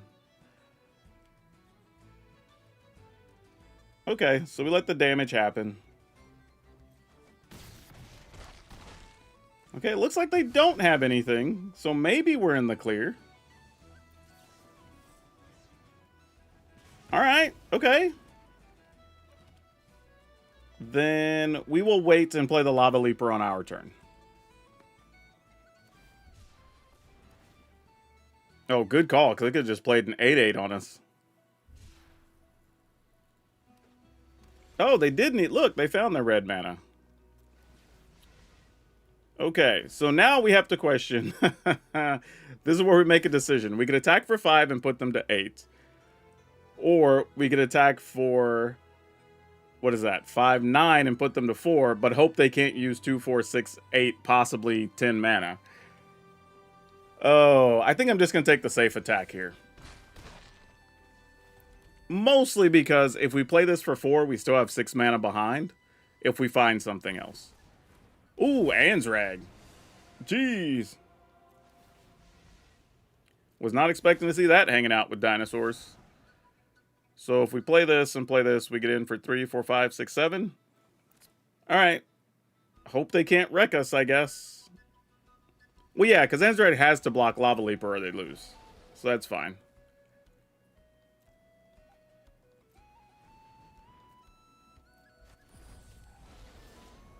Okay.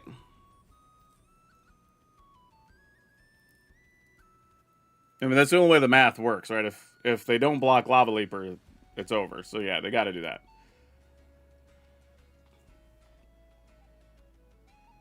Okay, this is it. Opponents at 1. They at least can't play any type of shock land here for any value. So they got to work with whatever mana they have, I guess. Wow, really?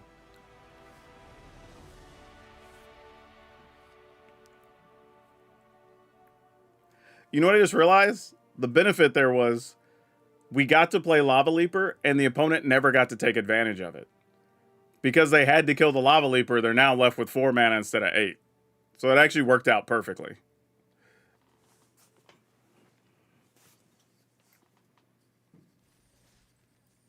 Anyone says their playstyle preference is control, and they enjoy that, I truly believe that's just a miserable person. Some people may be. Some people may be. Yeah, Lava Leaper being clutch when played smartly. Yeah, it was a little bit smartly, also a little bit lucky, to be honest. That was more having played a lot of dinosaurs, knowing what the decks look like. It was like, yeah, if we give them even 2 or 3 mana there, we could have been in trouble. So just dealt with all their mana duders and then bought herself enough time.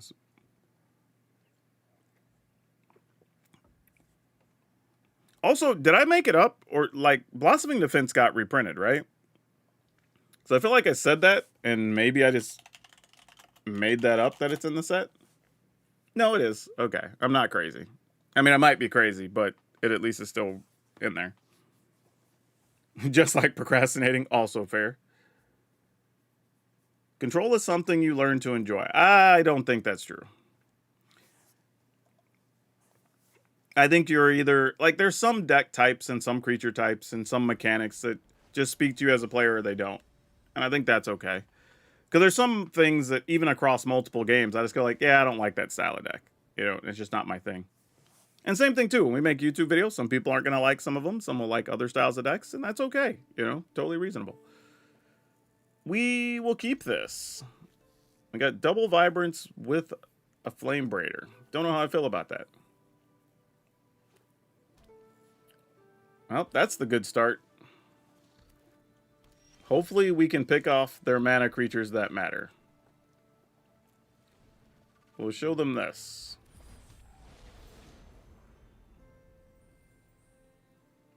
Because if there's, I was going to say a Bloom Tender, it has to go. We don't have a choice in the matter. I mean, I guess we technically do, but not really. Or else we just get crushed here. I love that it asks you to pay with red. I'm like, I only have 2 mana, or 2 mountains, Arena. Alright. And that should buy us a decent amount of time. So hopefully we can set up a little bit from here. Okay, you might be good later. I'm not mad to see you.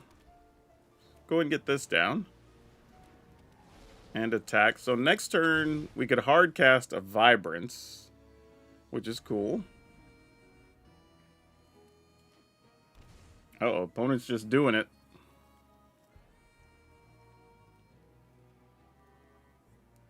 Yeah, Bloom Tender and Ley Lines. Yep, that is supercharged mana, for sure. Naga Fleshcrafter. You can copy one of our guys? Interesting.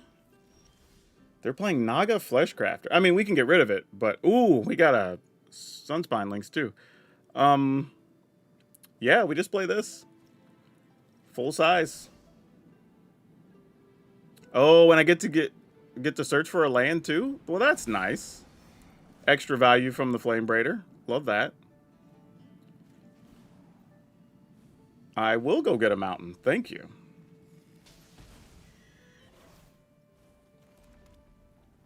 Okay, we're kind of doing the thing. I mean, Sunspine Link's going to do 4 by itself. Good old Tur of the Peaks. Okay, so if we play this, we attack...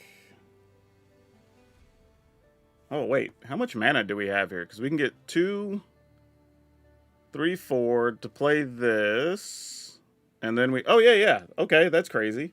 So let's tap this for red. For Lava Leaper. And then we go red for this. And then they take 4, and then... Yeah, alright. It's not how I thought we were going to get there, but this will work nicely. Awesome.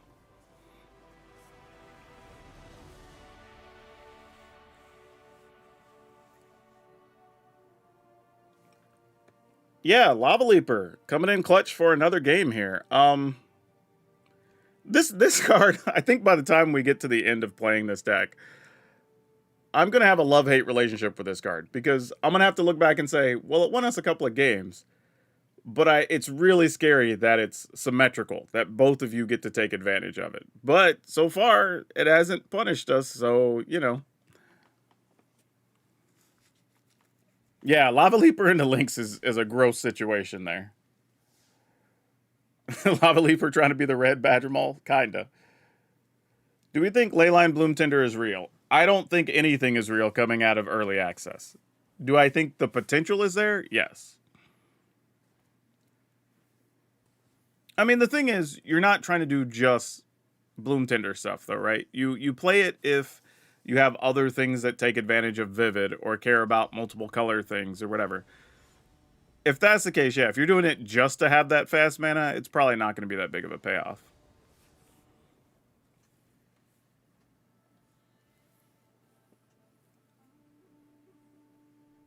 Okay, is this going to be our true test of Lava Leaper?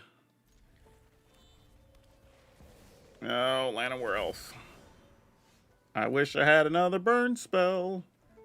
But I guess we're going to off this dude and hope they don't have a Badger Maul. Or something equivalent.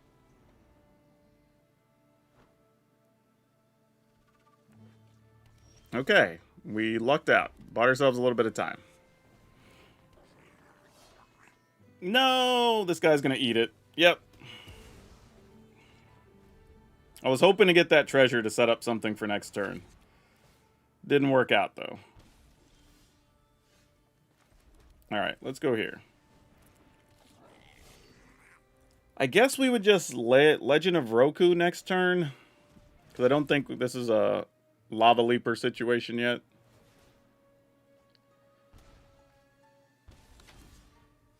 Oh, that's not bad, though.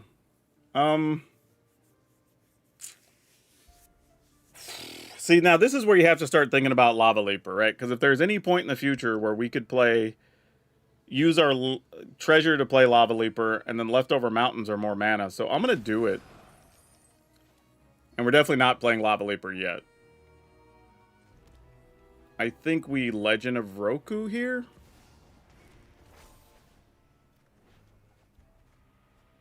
Okay, well, we'll end up not being able to play a land, but that's mostly fine. Okay, now here's a weird thing. Well, we have enough mana to... Oh, that's pretty good too, though. Do I need the treasure from that guy? This is a real question. Hold on, this is going to take me a second, y'all, because I got to figure something out here. Because we're going to have an extra mana from this. We get to play a land. So we start with 4, 5, 6, 7 if we don't have the treasure. We have 8 if we do have the treasure. 3 of them are not land, so we have 5 mountains. If we use 3 or 2, we could play flame... Well, no. Actually, if we use 4 for Lava Leaper, so we use 1 mountain, that leaves us 4... Oh my gosh. 4 mountains available, so that's 8. We could Flame Braider, tap Flame Braider, because it'll have haste. We could Sunspine Links. Oh my gosh, there's so much stuff happening. I'm gonna do it. This is gonna be a dumb turn. I don't even think this is right, but I'm just gonna do it so I'm not holding y'all up watching this. I want to use these though, Arena. That's important. This is the only way this even potentially works, if it even does. And then we can play this. This gets us the 2 mana back, right? We trade 1 land for 2 mana, which is fine. And then we can play this thing or this. We could play this attack, and then we get to kill... Yeah, let's do this. And then we'll just attack with... Yeah, let's attack with all of it.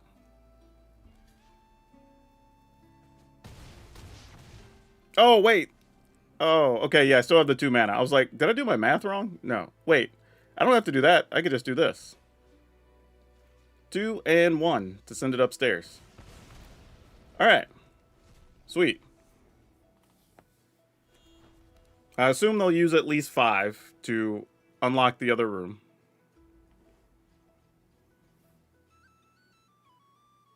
Still leaves them with a lot of mana, though. Yep. Wait, why did I not have more mana left over?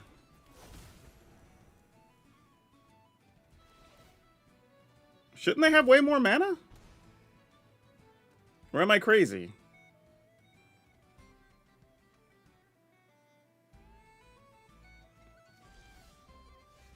Alright, well, I'll figure it out later. I feel like I'm missing something, though.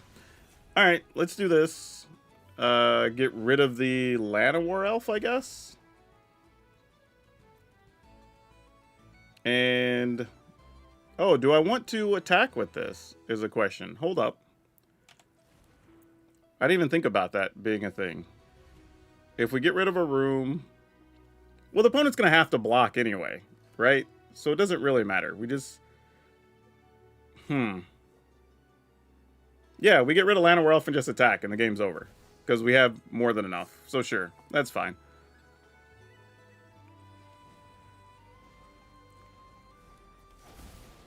I appreciate that it's smart enough to check, though. Alright.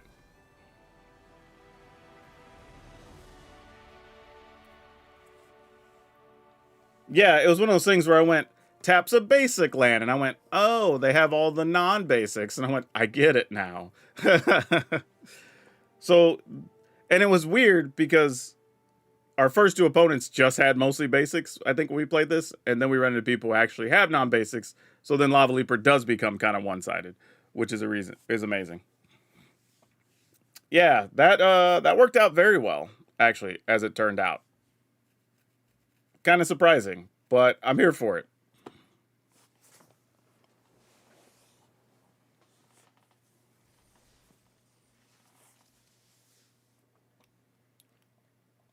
So far, the decks worked out pretty well. I have to say, I've been kind of surprised. In 3 of our 4 games, we got to see Lava Leaper do something, which was the card I was probably the most skittish about. So that's kind of funny, really. And you get the tandem of Lava Leaper and Sunspine links. I think that's actually really good too. Because you're the only one getting value, and then they're taking damage. So it's just like, okay, why not?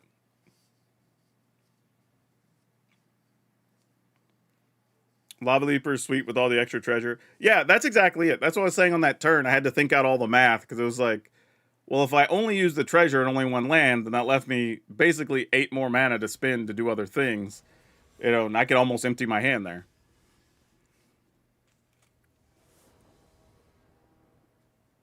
Okay.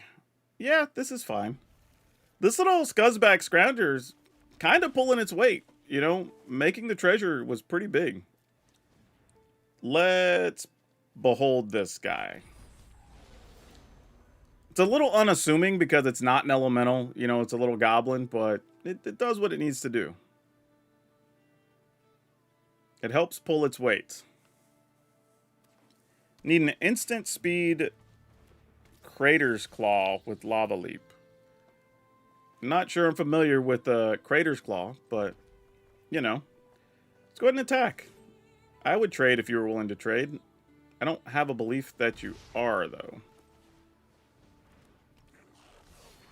Could have got rid of the Pollinator here in case they had a Badger Mole, but I figure I'll just use Vibrance on a Badger Mole if it pops up. No.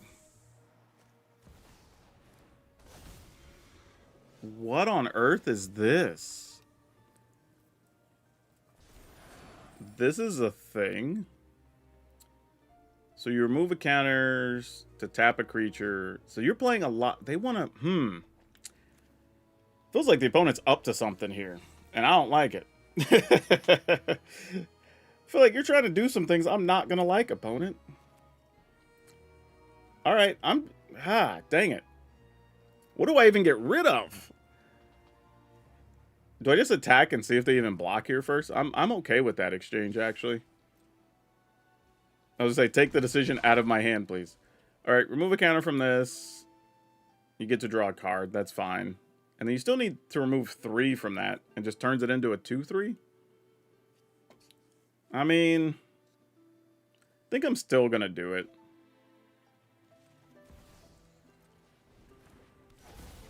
Though, you know what? If I'm going to do anything here, it's probably just get rid of Pollinator. And then they're forced to take more damage from their lands, which kind of helps our plan anyway. And I don't hate that.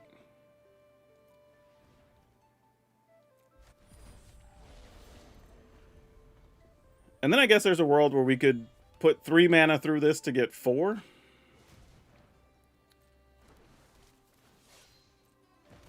And then just play the Legend of Roku? I think that's how that works. Target creature you control gains trample in turn. This is the 3rd time this ability is... Okay, sure. So we just turned 3 into 4. Alright, let's try it. Gotta make sure I'm triggering the same one. There we go. I can just play another mountain here. I'm more just going through the motions to see if it works the way we want. Okay, it does. Just double checking. Playing with cards for the first time, I figure it's a good idea. Oh, look what we found. Okay. Well, maybe we're attacking with some things here. I'm down. If you're willing to trade, I'm willing to trade. I mean, they can see what we have backup, so sure.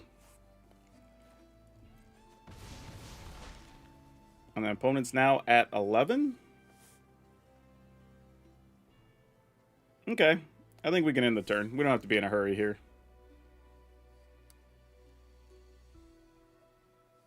I mean, we have a lot going on. We get an extra mana next turn. Oh, there's an Ouroboros. Look at you. Okay, well, that's good to know.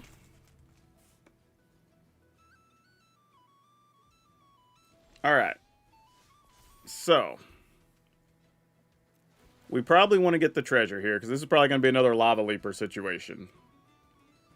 Leaves us 4 mana, so we'd have 8. So we could do this for 5 to target Ouroboros. That only leaves us 3. That's not very good. Either way, we're going to have to get rid of the Ouroboros here. I don't think there's a choice in the matter, which is unfortunate. Play a land. They have 2 non-basics. We could Lava Leaper. 1, 2, 3, 4. Have 8. I guess we could go 5 and 3. That's still something. Yeah, alright. We'll go for that. Kind of have to. Like, you don't love it because we're pumping up the recruits and all that, but probably the right play. Deal for it. Yep. Resolves. And then we'll go ahead and play this. Search for a mountain. Put that into play. Attack for 6. So we get to potentially kill both guys if they double block. Nope. Alright, here we go. Probably another Ouroboros plus something here if I were guessing.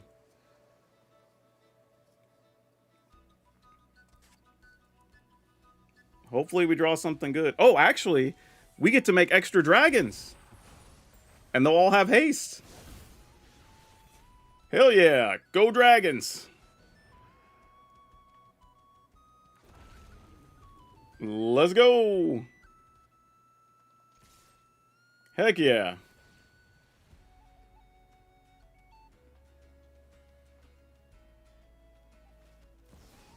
Misform, all your guys become dragons. You got it. So we have even more mana. Awesome. How would you like to block? That is acceptable. I'm going to make another dragon. Yeah, that's good stuff.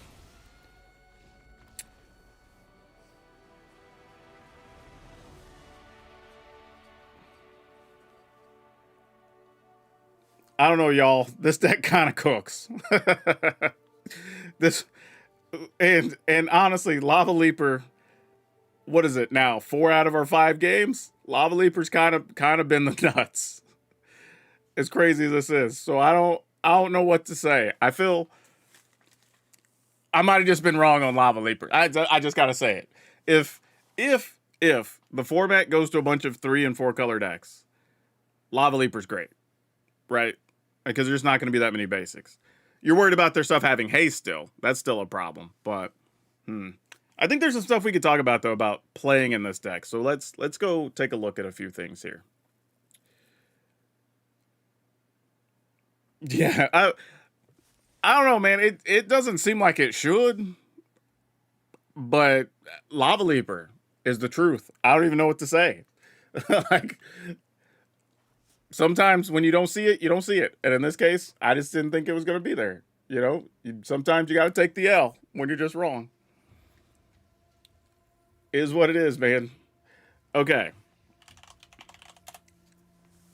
So I will say, this is the weird thing kind of about the deck, is it feels like, in a way, when you're playing it and you look at it, you're like, I feel like I'm missing something.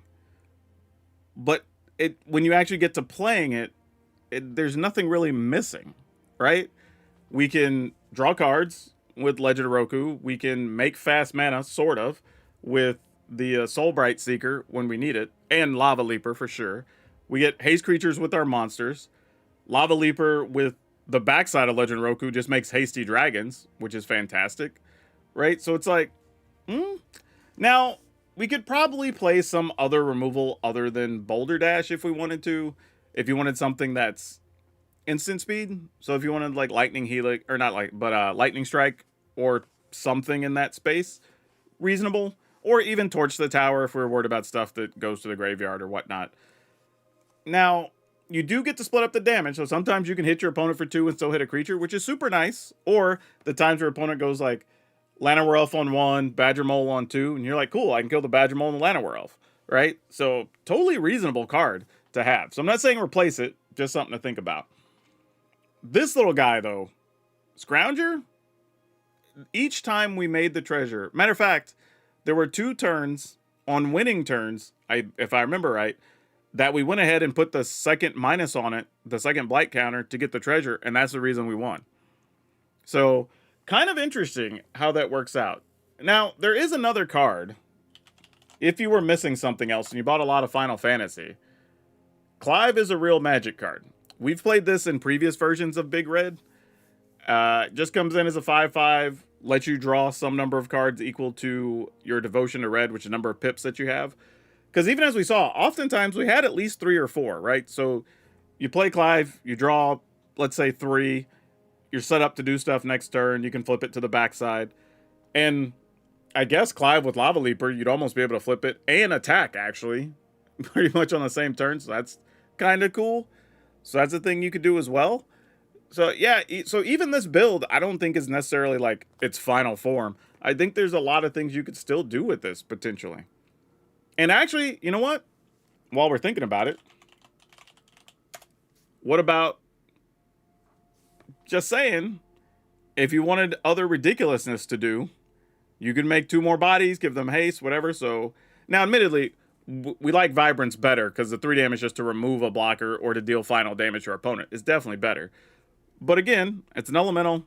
It's in red. Something else that we could consider.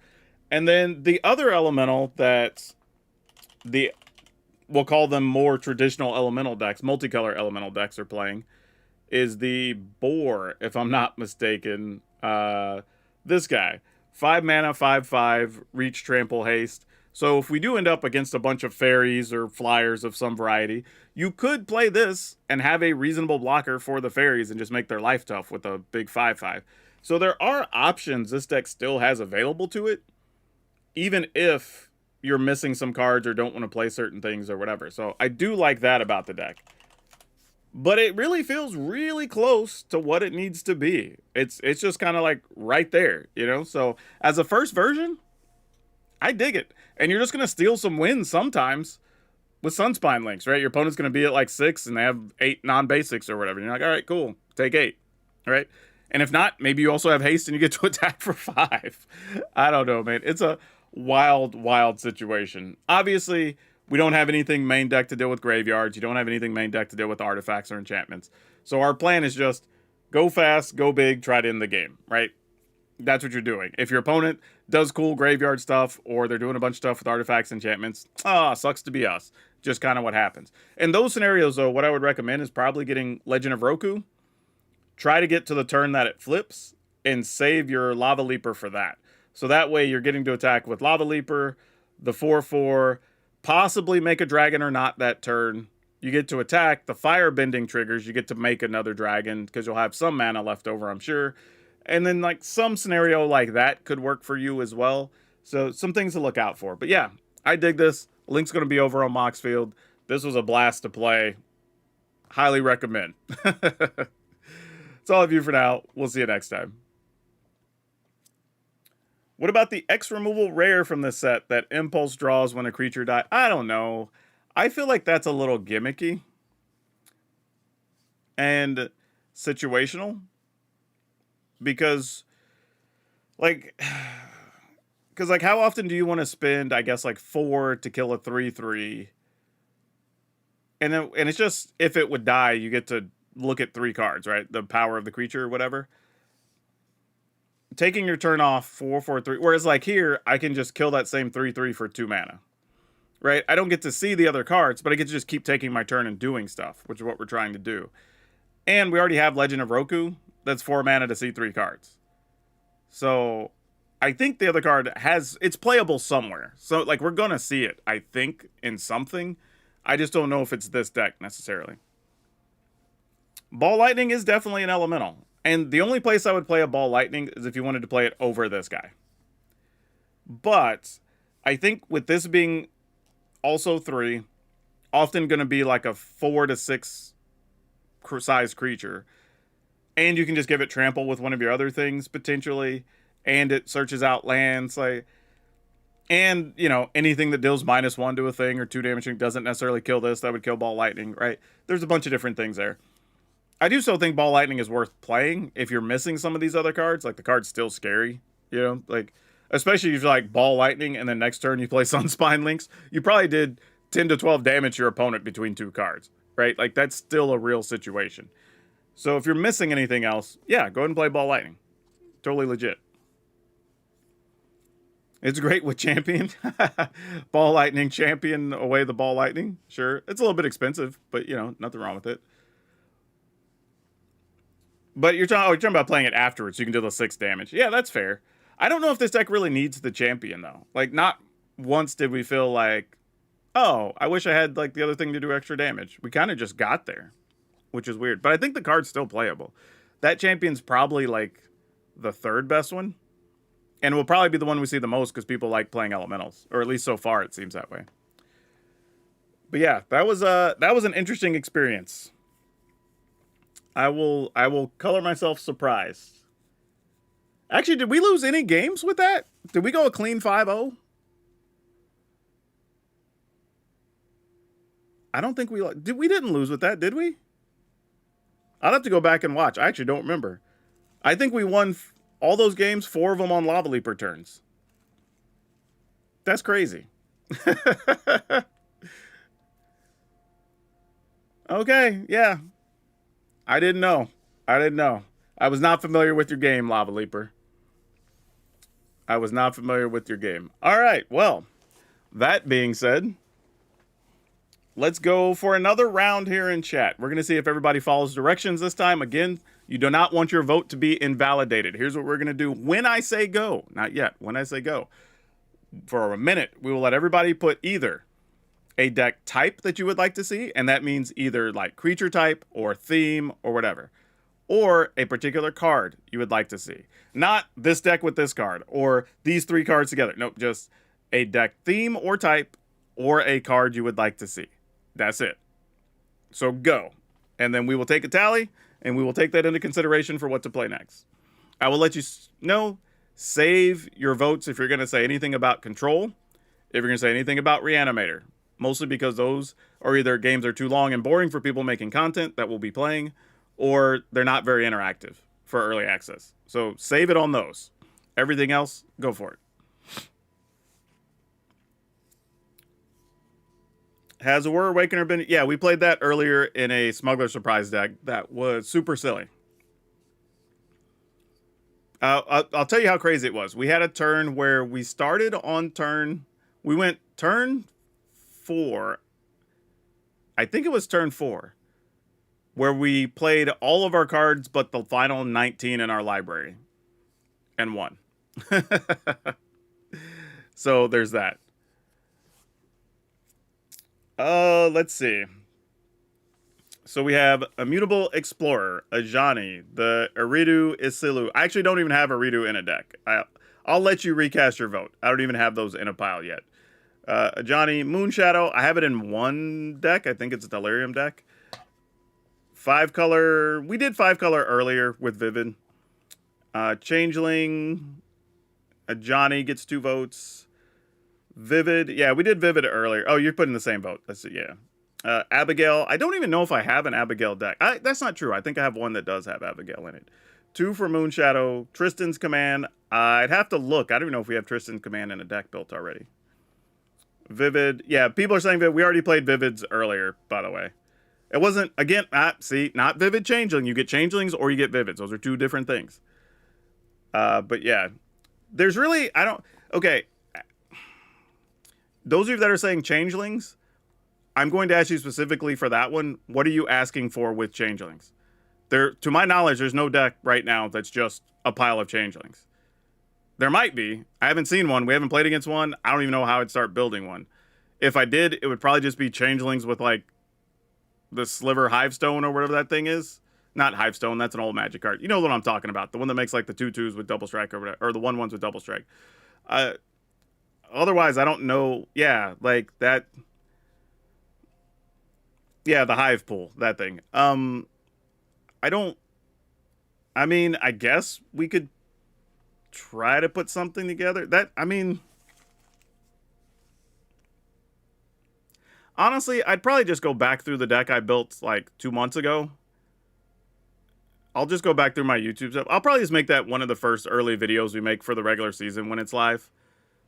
Because I don't think it's going to be any different, unfortunately. I don't think enough of the new changelings are good enough to break through to include, realistically. We already did goblins earlier. There's not enough allies from Lorwyn to matter. And again, you chose 2 things. And you're also picking for like the 5th time. Please stop, Fearless. Like, you get 1 pick. Your first one a long time ago is the one we're going with. All right. So, looks like the leading contender is Ajani. Okay. I may only have 1 deck with Ajani in it. That's not true. I feel like I have 2 that might have Ajani. It's either this one. Does this one have Ajani in it? Nope. That one has Tezzeret. Then it's just this one, I think, is the only one we have. Do we have... But the problem is, this one... Here's the problem. When you're playing with the Planeswalkers, there's not a lot of new cards. So you're kind of playing mostly old stuff. But, I mean, y'all want to see it, so we'll do it. If our opponents yell at us, it's your fault. I'm going to blame it on chat. They made me do it. They paid me many, many subs and memberships to make me do it. I don't know. Y'all held me ransom or something. Okay. Also, yeah, for those of you, I think it was Night Sky that had gifted a bunch of memberships earlier on the early stream. Thank you again for that. Much appreciated. Definitely makes it worth it when you're staying up late and trying to get decks together and waking up early to do some streams. Let's go. All right, what's up, Dragon Brood? Because everybody wanted to see him, we're going to play Ajani. But Ajani also comes with Oko, which will probably make a lot of people happy. So we're going to start with what the deck probably looks like with Authority of the Console, so we can slow down some of all these shenanigans opponents are doing right now with all their creatures. We do have Seam Rip, which is kind of sweet. Going to get rid of some early Badger Mole Cup, maybe even some Bloom Tenders right now. Cryogen Relic, not the most exciting card, but it does slow creatures down and help us draw. We do have Shimmer Wild's Growth. This lets us play it on a land, and then whenever we tap a land for mana, we add an additional one. So it's just generally helpful, and it's something we can hit with United Battlefront. Aang's Iceberg, just more removal. For those of you who don't know Ajani is a 3-mana Planeswalker with 3 loyalty. You can +1, make a green and white Kithkin. You can -2. Ajani deals 4 damage to target tap creature, which we'll probably use that a lot in this style of deck. And then you can -8 to look at the top X card of your library, where X is your life total. You can put that many number of non-land permanents with mana value 3 or less from among them on the battlefield. And guess what? We're playing mostly everything that has 3 or less. We do have Pinnacle Starcage that can remove a lot of things. We do have Split Up that can get rid of a few bodies, as well as Oko. If you don't know what this is, Oko has a million lines of text because it has a front and the back side. Front side, you can pay a green during your first main phase to flip them. You can +2 to have a creature gain all creature types, which I don't know if that'll matter here. Probably not. You can +1 to have a creature get -2, -0 to end of turn, which is great because it'll slow some creatures down. And then on the back side, we can also pay blue to flip it over. You -1 to mill 3 cards, and you can put a permanent from them into your hand, which will be really good with this since we have Aang's Iceberg and Pinnacle Starcage. You can -3 to make 2 3/3 Elks, because, of course, Oko likes Elks. And then you can -6, you can choose a creature type. You get an emblem with creatures you control a chosen type, gets supposed to be +3. Probably going to be Kithkin or Elk, the way this deck is designed. So we shall see. And then, of course, United Battlefront. We just get to look at 7 and put a bunch of stuff into play and hope it helps us win. That's pretty much the game plan. Like, we cross our fingers and hope. But yeah, you know what you don't have to hope for? saving money on Lorwyn. You can literally just go do that if you go over to Tales of Adventure. It's toamagic.com. I keep telling y'all about it. You just use my code DRAGON. It's DRAGN. You'll save 5% off whatever you buy on their website. So go take advantage of it. But all right, let's go see if this tandem of Oko and Ajani can get the job done. Yeah, Oko doesn't like shirts, I don't think. All right.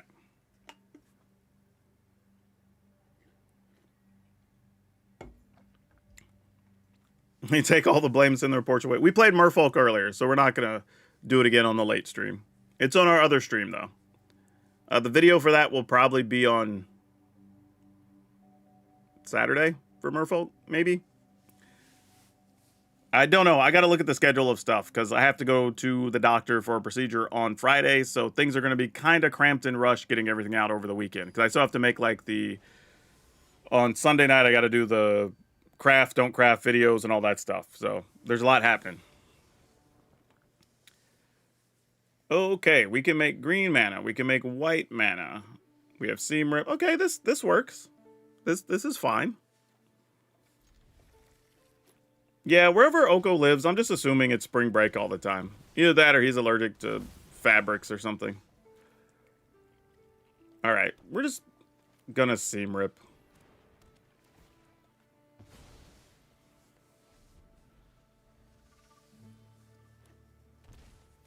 There's a badger mole cub. All right, the mana has started. Let's play this tapped. Play one of these. Don't know what we're going to do here, actually. All right, that's good that the opponent didn't do anything there, though. That's kind of nice. We can get this to 4. Or we can just give, like, Badger Mole Cub -1. Flip this and make some 3/3s. I'm not sure what's the right way to go here, so I'm just going to go here. Oh, wait. We could just deal 4 damage target tap creature. Check that out. I'll give up Ajani for that. That seems worth it.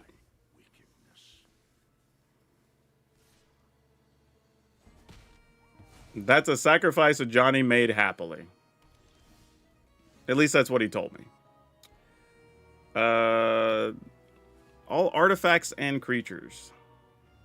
I think we can wait on that a little bit. Let's go ahead and play another one of these. We'll take 2 and play Oko.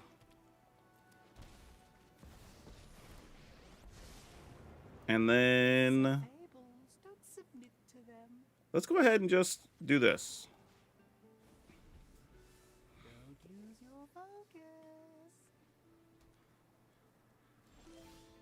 Oh, no, we didn't need another Oko. Oh, technically we can have both, right? If we keep one on front and one on the back. It's a little silly. Do I even want to waste that? Probably not. Let's just make 2 3/3s here.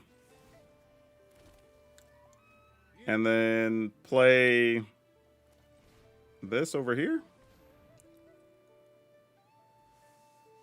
I guess it can make more white mana because I think we have everything we need, right? Yeah.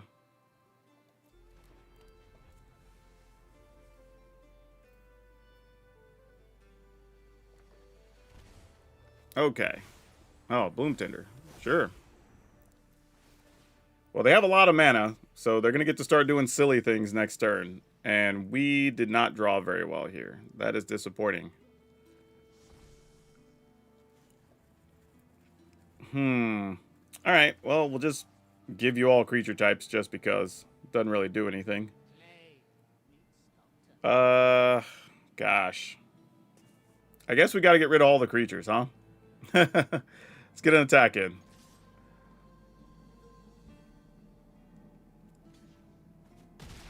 Like one of the ones that you don't love, but it's just like, it kind of feels like what we need to be doing.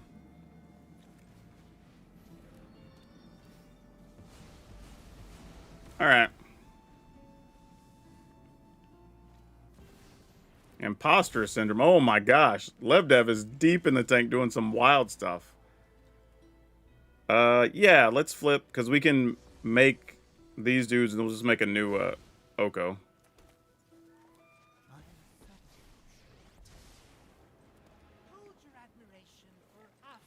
All right. And I guess we'll just hold this to look intimidating. Another imposter syndrome. Okay. So now we're cooking.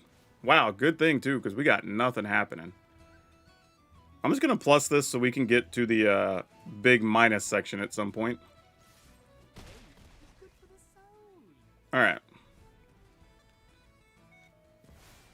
Bloom Tender by itself, we're probably okay with that. Dang, deck, really? Come on now. I guess it doesn't matter. We get to attack for 6 here anyway. All right, good stuff. Have I done Meek Attack? No, I didn't even build a Meek Attack deck, I don't think. Just because so many people were already doing... We ran into like 3 of them already.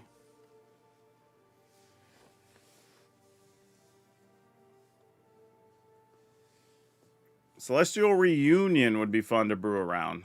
Interesting. I'd have to look that card up. It hadn't stuck out in my brain.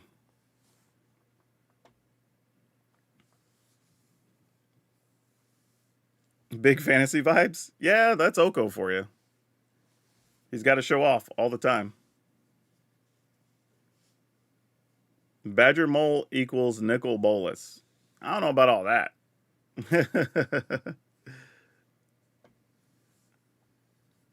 Double Oko, double the fun. Could have been. Fortunately, didn't have to worry about it too much, so that was good. All right. Well, I guess we're waiting on some opponents now. Sadly. I am on the West Coast, so we do reach a point here. Probably I have about another, let's see, it's 5 minutes till 9. We probably get to a point where usually around 10:30 it starts to get a little light. Oh, no, wait. Celestial Reunion? I remember that is. No, we played that in the Elf deck. It's actually quite good. Because you can just do it for like 4 and then just go find what you need. It's actually not bad. Forgot what the card was for a second. Yeah, we'll keep this. We'll keep this. Because we can just put this on white if we have to. That's fine. Let's go ahead and do this, see if we can get some life back. Lots of people trying to do leyline shenanigans. Oh, this is Dev again. Lev Dev. Well, Bloom Tender looks like it's going to get to do something this turn, unfortunately. And if we don't draw a land, this is going to be real bad. Because they've got 7, 8 mana here. Alright, there's Marilyn. Yep, you can play my Oko. Or actually, can't you, right? You can cast a spell with mana value less than or equal to the number of elves you control. Okay. Well, that is a thing. Let's... Just playing Oko here doesn't... we just wiped the board out, I guess. Just save ourselves the trouble. Destroy all tapped creatures.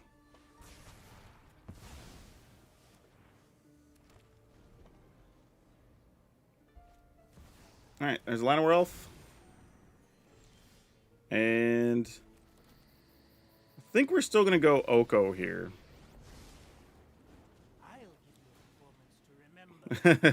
It's up to 1. I don't have to choose that. What is this guy? Oh, Vivid at the beginning of your first main phase reveal cards? Okay. We will pay. And then we'll do this. Oh, wait, no! I played the wrong card! Oh, crap. That was not my intention. I wanted to play Split Up. Oh, that's bad. That's real bad. I drugged the wrong card from my hand. Oh, that sucks. Okay, well, we're just going to have to hope United Battlefront does what it's supposed to do.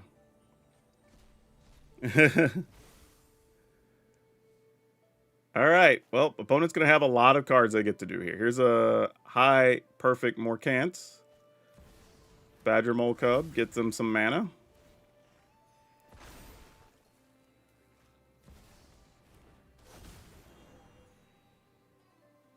If you attack, I would really like to block. Yeah, if we flip this... How do we go about this? We attack.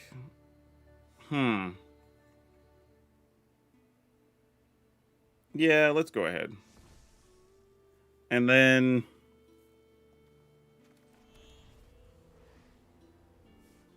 I guess we attack, split up. We destroy all untapped, because this is the real problem. They get to keep some mana, but we don't care that much. So yeah, I think that's the play here.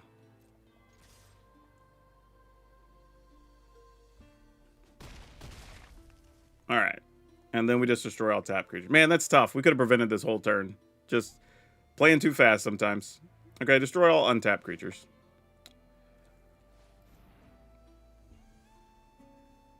Just slow down the mana production here. Or the card production, I should say. Mana, they're already covered. Oh, no. Oh, they got mana. I was like, do they have something there? You could attack for 4 anyway. So I need to do this. Oh, I guess would have made it 5. But alright, same difference, really. Oko's going to end up at 1 either way here. Get another Badger Mole. That's a thing. Wait, does it not? Whenever non-token creature control does combat damage to a player, create a token. Why did they not make a Badger Mole? Non-token creature you control deals combat damage to a player. Oh, because it's 0. But I forgot. We reduced it. I was like, wait a minute. Alright, let's go ahead and fire one of these off. Oh, my gosh. Well, I guess we do this and cryo?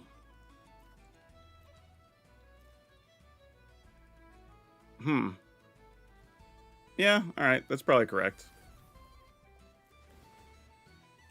Get rid of you. Have a tap land. Make you not deal damage. And then we'll just sit back so they're not getting free guys here. I was kind of hoping to hit an Aang's Iceberg to get rid of the imposter syndrome. And a Bloom Tender. Alright. Good news. Opponent doesn't really have much going on here. There's an Aang's Iceberg. And we'll take a Seam Rip. Actually, do we care about a Seam Rip? Yeah, we'll get rid of the Bloom Tender probably. We'll just take... No, we'll take this, obviously. Why wouldn't we take anything else? Get rid of this. They can have their 5-color thing. Obviously, taking the 5-color thing is the better play here. I am fully aware. But it's okay.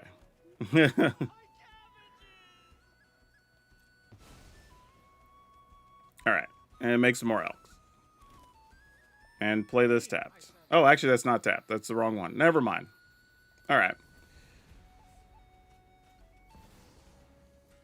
Cool.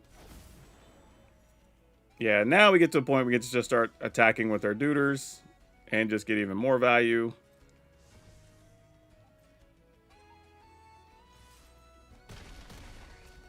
Go ahead and plus. See if we can find an Ajani just to back things up. I am here to bring you home. All right. Plus. End of turn.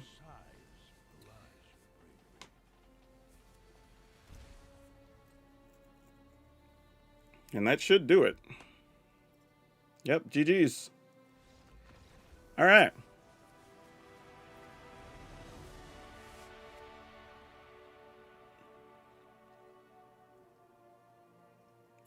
You're asking if Ajani... Wait.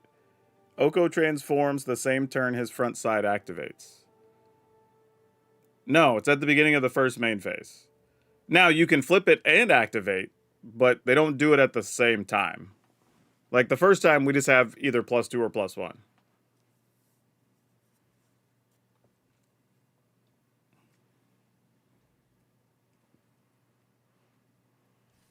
Oh, yeah. I mean, you're trying to high roll with the United Battlefront for sure.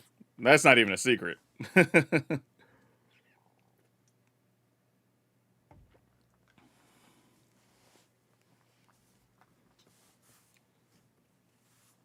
I mean, we'll see. We're all thinking Ajani's good, but we're also the only person we've seen play Ajani today, which kind of says what a lot of people think, or maybe have not been able to find decks that fit him. But, I mean, I think the easiest, or the most obvious, is some type of mono white token control with like that, Elspeth, what is it, Caretaker's Talent, you know, and just kind of do that thing. That's probably the easiest way to build it, if I were thinking what to use Ajani for. But I mean, that being said, there is room for it in a Kithkin pile, right? If you just want a thing to make Kithkins every turn, or I don't know, some type of Boros tokens action, and then you get removal on a token generator. Oh boy. Sure, we'll try it. We got to risk it for the biscuit on some hands.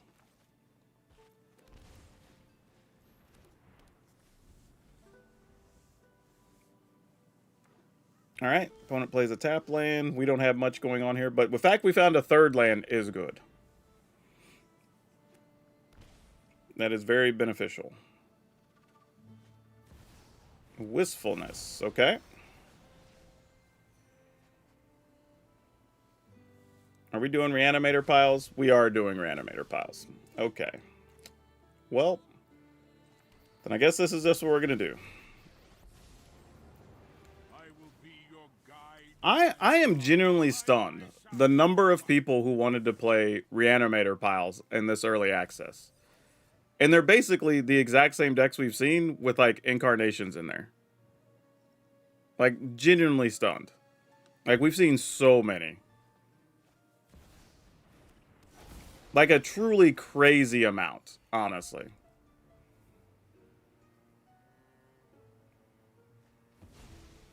Yeah, then you just go land reanimate, get your stuff into play. Like that's not even anything crazy or challenging, but you know, is what it is. Alright, end the turn. Incarnations have been solid like we expected.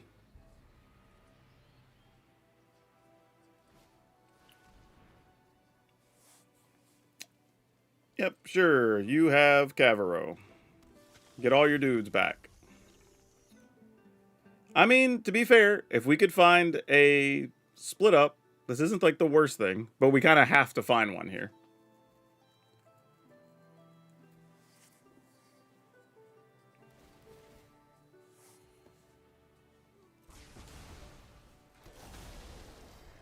There was also a cheeky little play where we could have flashed in an iceberg just to do it, and then try to also scry, which is what I probably should have done. Because that would have been more beneficial. Because we could have waterbended using the 2 creatures and the other thing. Yeah, that's actually tough. I probably should have. Is there any way... Actually, nope, because I won't have the creature till our main phase. Yeah, I guess we just have to draw it. It's either here or it's not. Basically. Oh, sick! I'm just like, it's here or it's not. I guess it's here. Wow. That's just lucky. That's all that is. Not to say they don't have another reanimator spell or another Cavero. I mean, it's very likely. We're just going to be doing it all over again. Oh, there goes Ajani. They got tired of my BS.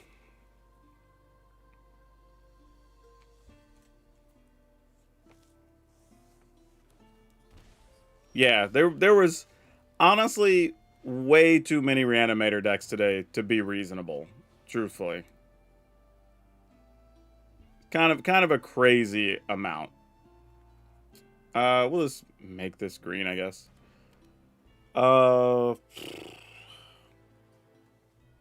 I guess we try to get rid of this. Just so they can't get back a Cavero if they don't already have one.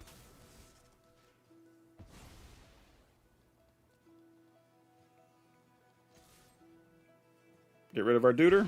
Nope. Alright. Okay. Well, they got another one. Wait, why would you not just get the cat? Can you not get Cavero with that?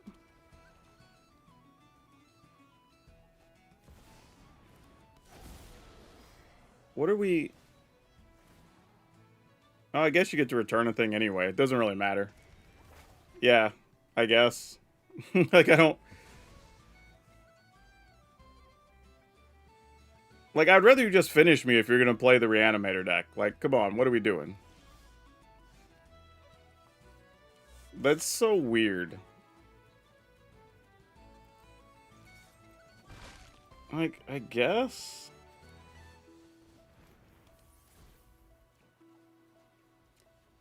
Alright, sure.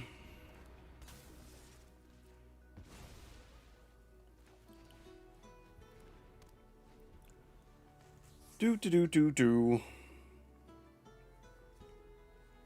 Well, of course, nobody's playing Graveyard Hate in Best of One because we're playing Early Access. And regular Best of One we would be. I'm just going to give them the GGs. Like, that's fine. Let's get out of here. Like, I don't even... I'm going to go... Give me a second. I'm going to go make a comment in the...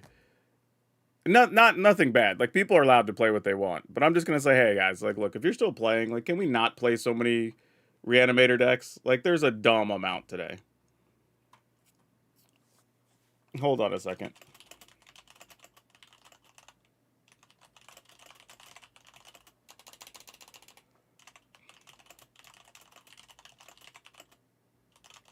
Fewer Reanimator decks. Basically what we've been seeing in Standard plus Incarnations, and it's not greatly interactive for content in the early access. I'll obviously play against them.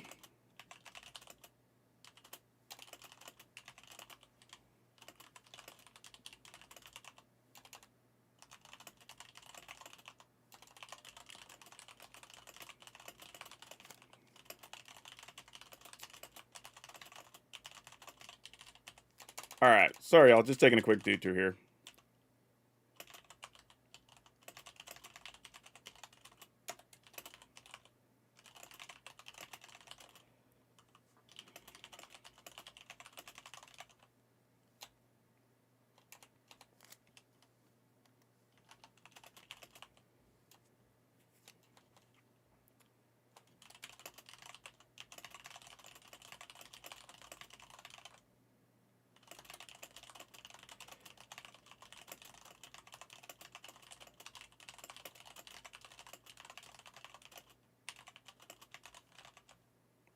Alright, cool. I just put that in there. Again, people can do whatever they want, but I'm just at least saying, hey, there's going to be fewer of us later available and playing at the end of the day. Can we please play fewer Reanimator decks? Because they're just boring to watch for content purposes. Here's the thing, though. My issue with Reanimator decks, and it's why I don't play, like, Mono Red aggro or Hyper Boros aggro, why I don't play, like, several decks, because y'all aren't getting to learn anything as viewers, right? We're not learning anything from seeing Reanimator go, discard, reanimate, get my stuff, right? Like, we know how that works. So, it's not even interesting for y'all to really learn much. We will keep this. No, we're not going to main deck. That's the thing. For an event like this, we're not main decking. Ooh, actually, do I need to... I guess we get blue. We're not going to main deck. Oh, I should have got white. I forgot this only makes green by itself. But yeah, you're not main decking graveyard removal because, like, that's not what you're trying to do here, you know? You're trying to just play fun new things and interesting interactions. We don't want to waste slots on that stuff. Now, if we're going on the ladder, then yeah, you make sure you have ways to deal with graveyards, or you just go all in against everything else and say, all right, I lose against your animator, fine. But the thing is, when you're playing on the ladder, we can go ahead and just say, you know what? I'll just accept the loss of this deck and move on, right? And that's the thing you can do. But you can't really do that in early access because you're trying to let somebody else also make content and do their thing, right? So if I were to see an opponent dump a couple things in graveyard on a ladder, I could just say like, all right, GG's, move on, have your win, because I know I have nothing against graveyard stuff. But during early access, they know a lot of people aren't playing graveyard removal because we're not trying to be super serious right now. Except for the handful of players that are preparing for one of the upcoming events, which, you know, they give access to for this event as well. But they're also playing in the best of 3 queue, not the best of 1. All right, I have Ajani's, or Oko might be about to get hit pretty hard here. There's definitely some hesitation on if they're going to pump or not. All right, turning it into a 2-3 makes sense. Okay. Don't think we're going to flip this. I think we're just going to let them stay as is. Oh. There was a weird hesitation there, and I don't know what that is. Probably like a get lost? Either way, we're going to go ahead and cast United Battlefront. See if we can find Ajani and friends. We did find an Ajani. We did find a Cryogen Relic, but I'm probably just going to take Aang's Iceberg here. And we will Iceberg that. Maybe. Cool. And then we will make you not do any damage. And then we will +1 Ajani.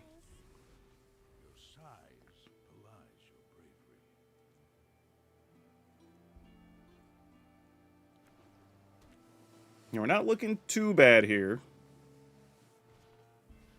Suki does now let your creature do a damage. That matters. That's not nothing.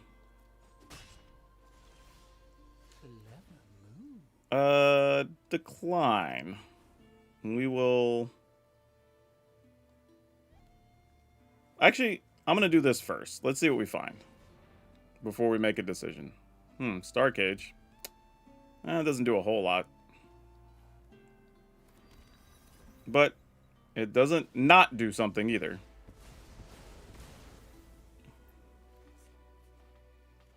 Okay, that's handy for later. Let's go ahead and make you not do things. And we will make another 1/1. All right.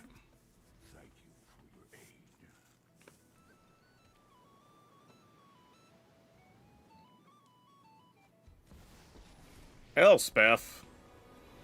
Well, that's not a happy time.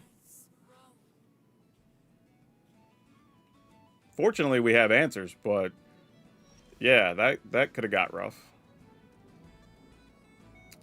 Decline, I think. Though we do have another Oko, but we're kind of going to use our mana on this turn. So let's go ahead and destroy all untapped creatures.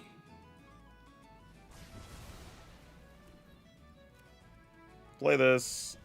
Let's remove Elspeth. Let's plus a Deuter. Let's make a... I guess we'll just plus, and this could be every creature type. Why not?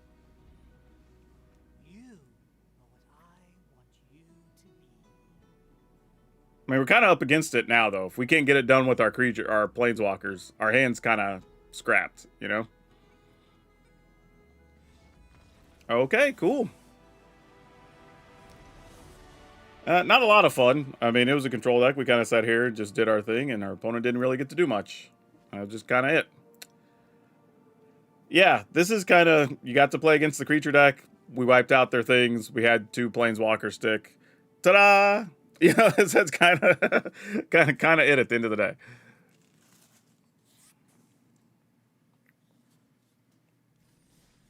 Some good typing ASMR. Yeah, that's fair. From earlier. Do.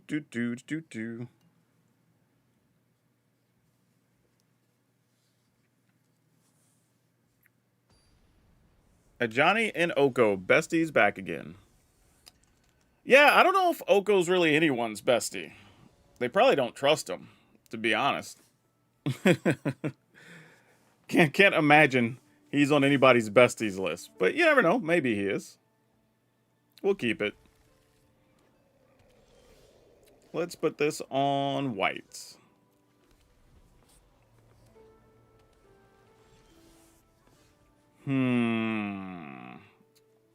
Probably want to just play the Cryogen Relic here. Like, if they want to counter it, they can counter it. We don't care. Like, the fact they're wasting spell snares on those, we are totally okay with it.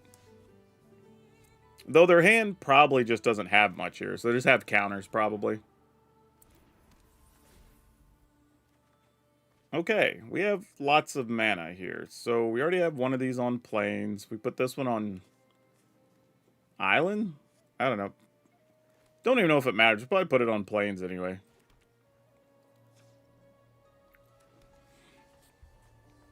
Flash in a Duder? A Flood Pitch Drowner, okay. Flood Pitch Drowner does not... Well, I mean, it plays well for them. Doesn't play well for us with Split Up. So that's a little bit of a problem. What if we... Do we try to Oko here? No, they might make us pay 2 mana. I'll try this. Probably doesn't resolve, but it's fine. Oh, it did. What? Oh, no. We also have 3 of our 4 of Ajani's here. Ah, not good. I mean, we got to take these because we already have an Oko in hand, but not the best situation. Also, Flood Pitch Drowner don't care about Ajani's kill ability. It's like, I don't tap, so what?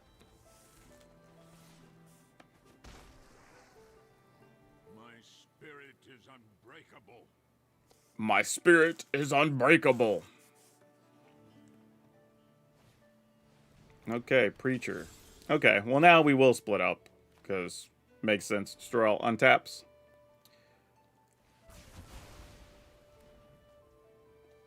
Make another body.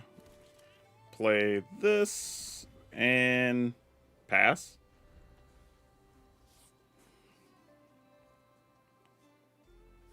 Nothing? Nah, they're probably going to flash something in. There's so many flash options right now. I don't even think it's worth playing this, because everything we can get is probably going to remove stuff or whatever, and we already have an Ajani. We already have an Oko.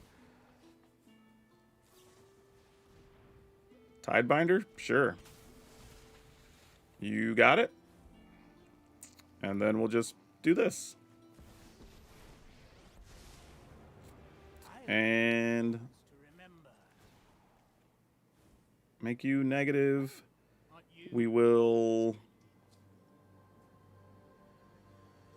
do we even want to attack? I'm just trying to think. Like, I could get rid of that by attacking and then play Split Up. I think I want to, actually. Because otherwise, this other Split Up's just going to languish in our hand, doing nothing. Yeah, it's fine. Destroy all untapped. Alright. There's another Preacher of the Schism. We will... Yeah, we'll flip to the backside here, I think. And then let's fire this off. Not particularly good for us. Dang it. I mean, I guess technically we could just live off the front side of Oko for a minute. It's not nothing. So we make it where you don't get to deal any damage, which is fine. And we'll just plus this. And then we'll make some elks. Alright. No attacks.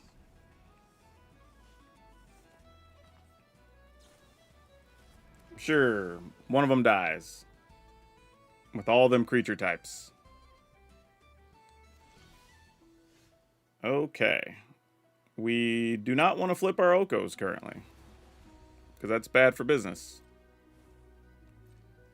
And then we will just make sure you don't get to do anything. We'll play this just for sport. We don't really need the mana here. We're good. We can tap that guy, though.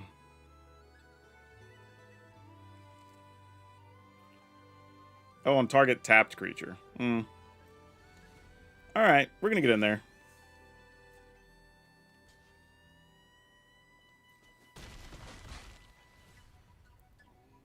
Did I make my 1/1 yet? I did not. Okay, sounds good.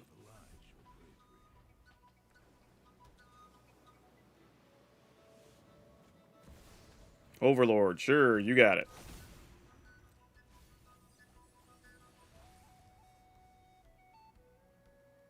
Looked like another preacher was over there.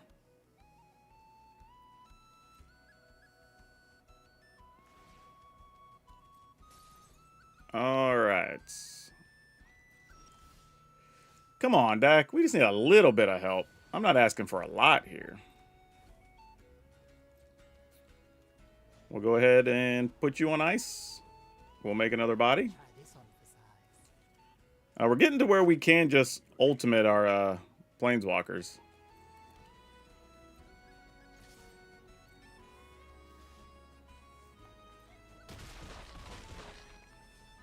Okay, and this counters triggered abilities as well, so that's a thing.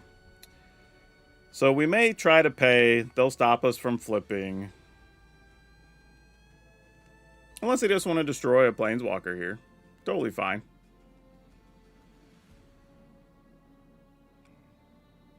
Like, we're good either way, opponent. We are good either way. It's fair. I mean, you do still get to trigger your card. That is still a thing that happens. No blocks. Okay, so we're going to have to do this in a way where if we choose to flip, like we attack, opponent's creatures will be tapped. We'll just get rid of all tapped creatures, and then we'll still activate our planeswalkers, I guess. It's just, yeah, that's fine. We won't pay for this one, so we'll decline that one. We'll pay to flip this one. We'll get stopped from flipping it, obviously. Nope, they didn't do it. Okay. Oh, they can't. I guess they can't. Oh, weird. Okay. Let's go Ajani +1. Your size. Go attacking.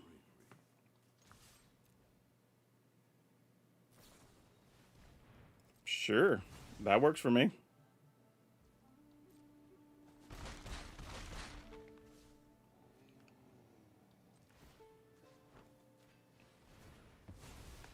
Draw a card.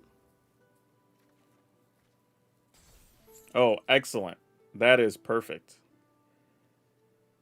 So, creatures you chose get an emblem with creatures you control. The chosen type gets +3/+3 in vigilance and hexproof. Alright. So now I think we can wait. Because now they can put that in play on the stack. We can remove it, and then we're good. Sure. You got it, fam.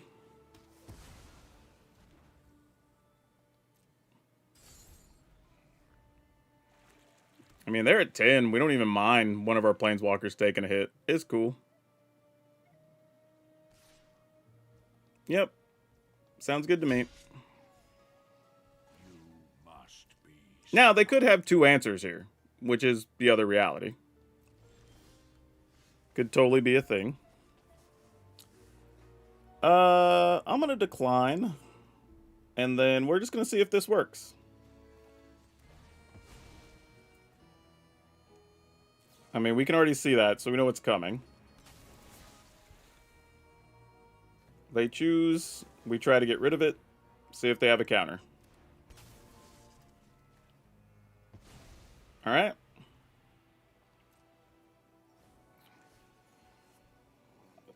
Then we just attack opponents at 7 after all this. I mean, I guess I could have got rid of their dude too, but it's not that big of a deal, really. Stand by my side, friend. And then just lock their dude down again. We'll just draw more lands that we don't need. Golly. Yeah, I guess I'll play it. Doesn't really do much of anything, but it's fine.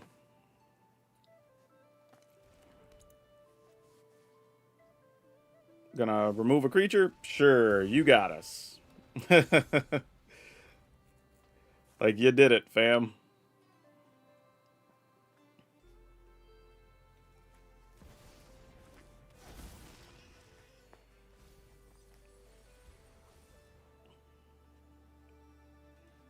What do we get? Staunch crewmate? Sure. Did you forget my Destroy all tap things.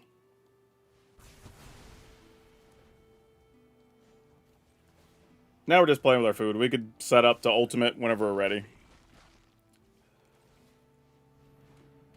Alright, end the turn.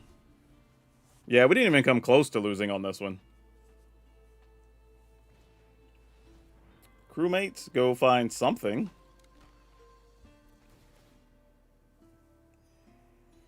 Yep.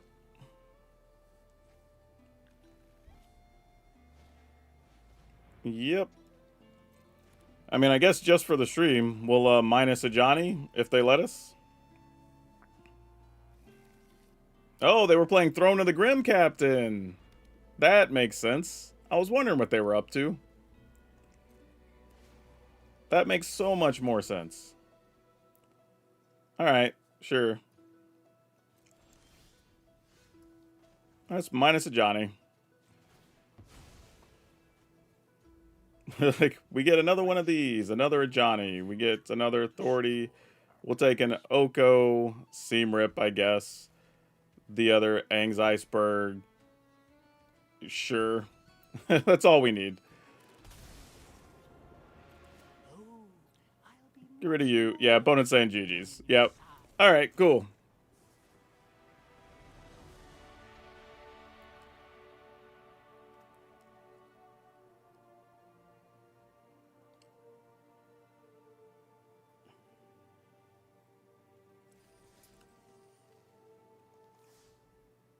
Yeah, that last opponent was on something, man. If they'd have got the Grim Captain... I mean, admittedly, we have things that exile, so it may not have mattered, but Grim Captain's pretty cool. You don't see it that often. Credit to the opponent for trying, honestly. Alright, so... as it turns out, this felt like it was going to make somewhat of a difference because it could ramp up, you know, on 2 mana to make sure you hit the Aang's Iceberg.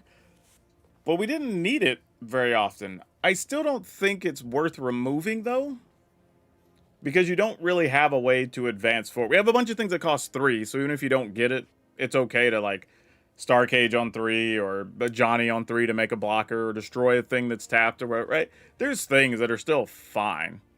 You know, I don't think that's actually a huge deal.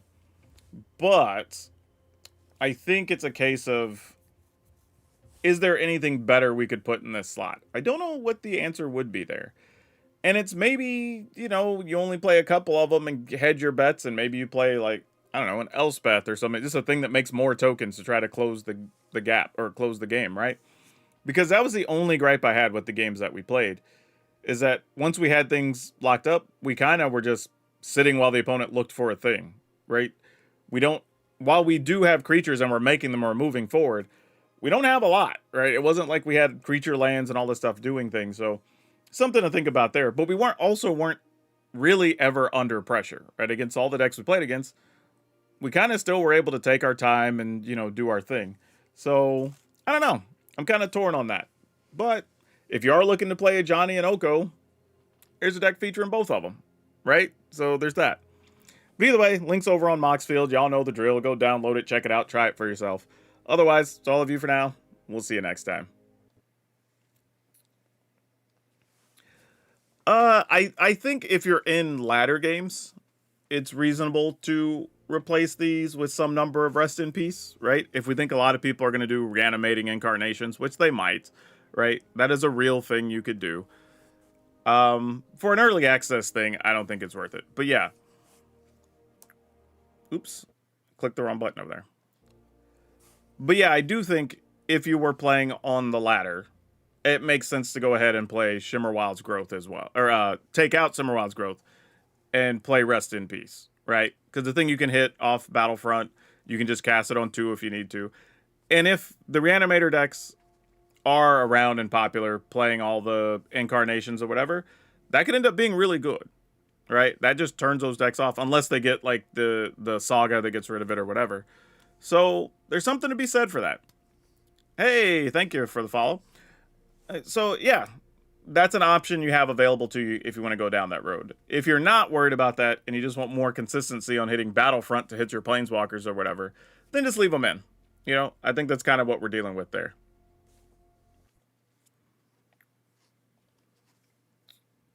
What do we got going on here? All right.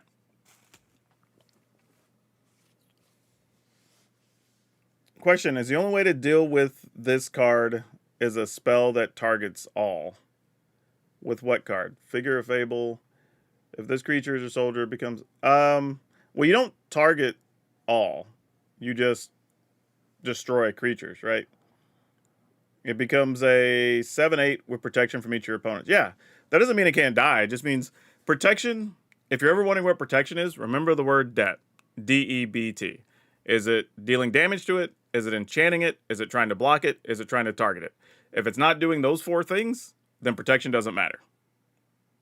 It's really that easy. That's how we used to teach people when we were teaching rules for Magic and judges and stuff. Like, that's the easy way.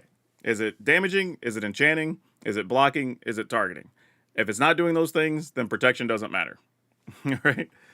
So if you just have a Day of Judgment, you still get rid of it because Day of Judgment doesn't target anything, so you can still get rid of the creature. Unless it has Indestructible and some other crazy ability, well, then you might just be SOL. Unless you make your opponent somehow, like all players sacrifice a thing, so you're not targeting your opponent, you know, something like that. But that's generally the way around it. So, all right, that was an interesting experiment. I don't know if I like the deck. I don't know if that's a real deck, but it at least has the right bones, right? If somebody showed me that and says, hey, if I play this, will I win a decent number of games? The answer is probably yes. You know, I wouldn't think it's going to be like a 70% winner, but like, you know, 55%, yeah, probably. And it'll beat a lot of random creature decks too, right? That's always a thing. It's basically a control deck that moves a little faster than control decks do, right? Because your planeswalkers are cheaper, so you can just start making the tokens faster, and you can set up Oko to make 3/3/3s that are bigger than a lot of 1/1s that those decks traditionally make.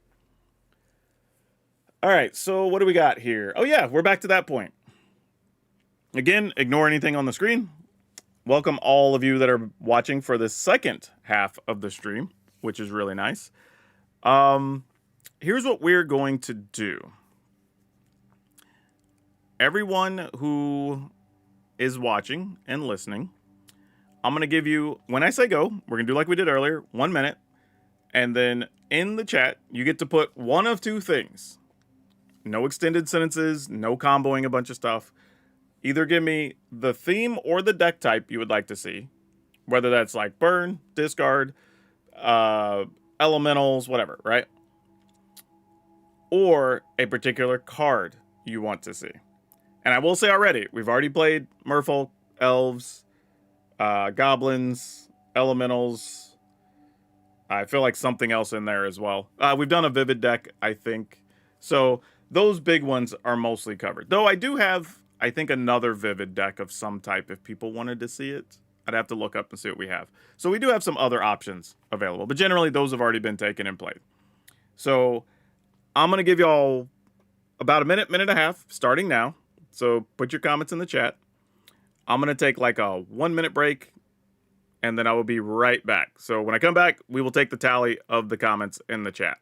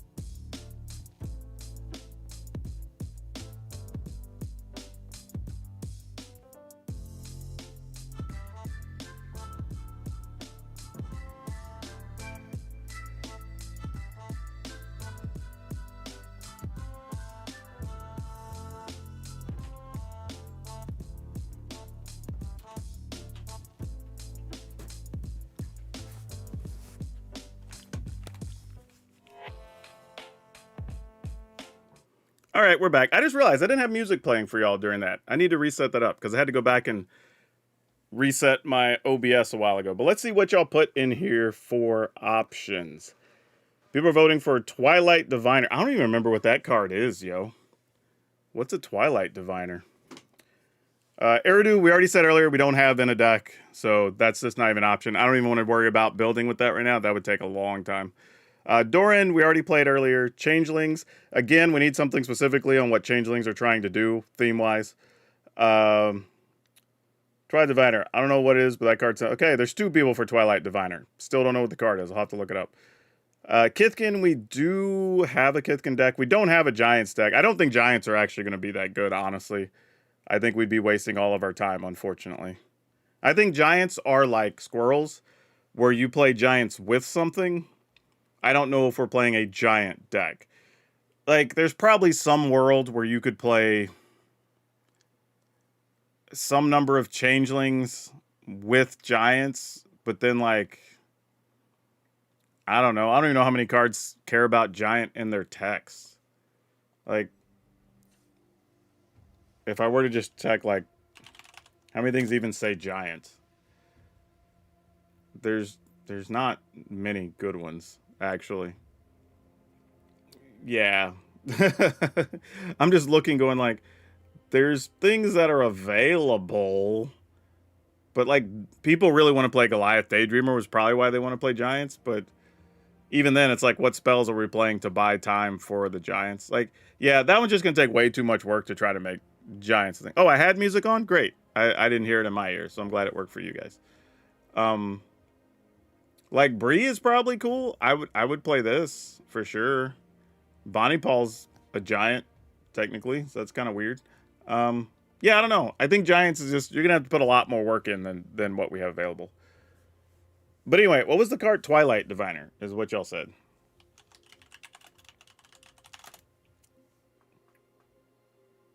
Three mana, 3/3. When it enters, it surveils. Whenever one or more other creatures you control enter. If they entered or were cast from a graveyard, create a creature token that's a copy of one of them. This ability trigger. So it's another graveyard-based deck. Like, we were just talking about Reanimator stuff. Like, I mean... Okay, let's say... This is a little bit different than Reanimator, though. So, let's take this seriously for a second. What cards are you trying to play with this? Like, what are we playing out of the graveyard with this card? Because I'm very curious. Because people are excited about this, so I'm assuming y'all have put some thought into this already. So I'm gonna let y'all assist me here, so we can talk our way through it. Because right now, the only thing I'm thinking of is like was it Blood Gas? Or something like that, you know? The white cards that get small things? Sure. But then what small things are we playing? Because at some point, they have to get into the graveyard. Right? Sure. All right, so I'm going to put cards in that y'all are saying. So we do that. We got Helping Hand, which returns stuff. Or, I guess, there's a bunch that return small creatures. Emptiness... Some number of these, probably 4. Moonshadow, okay. Here's the problem with Moonshadow. How does Moonshadow fit in here? Because it's still going to enter with its counters, right? It still comes in with its 6 counters on it. So I don't know if this is... Like, Blood Gas makes sense. That's the one immediate one I thought of. Forsaken Miner, sure. But again, now we're having to play more things that target instead of opponent stuff than things that get stuff out of our graveyard.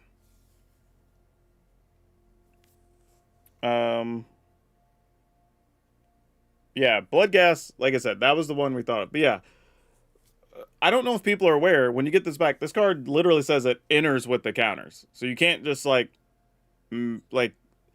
when the copy enters, the copy is a copy of this. The black warp creature doesn't go to the graveyard, though. It just gets exiled, right? And this says it has to enter from the graveyard to get the token. Snarling Gorehound, sure. Like, here becomes the problem. Now, and I was wondering if people were going to start going that right. As soon as I see Gorehound, I start wondering if is the problem that you're just making a worse version of the Raise the Pass deck? We may not be, but you know, just asking the real question. Like, are we making a worse version of Raise the Pass? Right? Because the black warp creatures just exile themselves, but they are played in the Raise the Pass deck because, you know, Gorehound, blah, blah, whatever. The answer might still be that it's fine. I don't really know. But, like, Gorehound, color. What's the other one there? Meander's Guide? I don't even know what that is.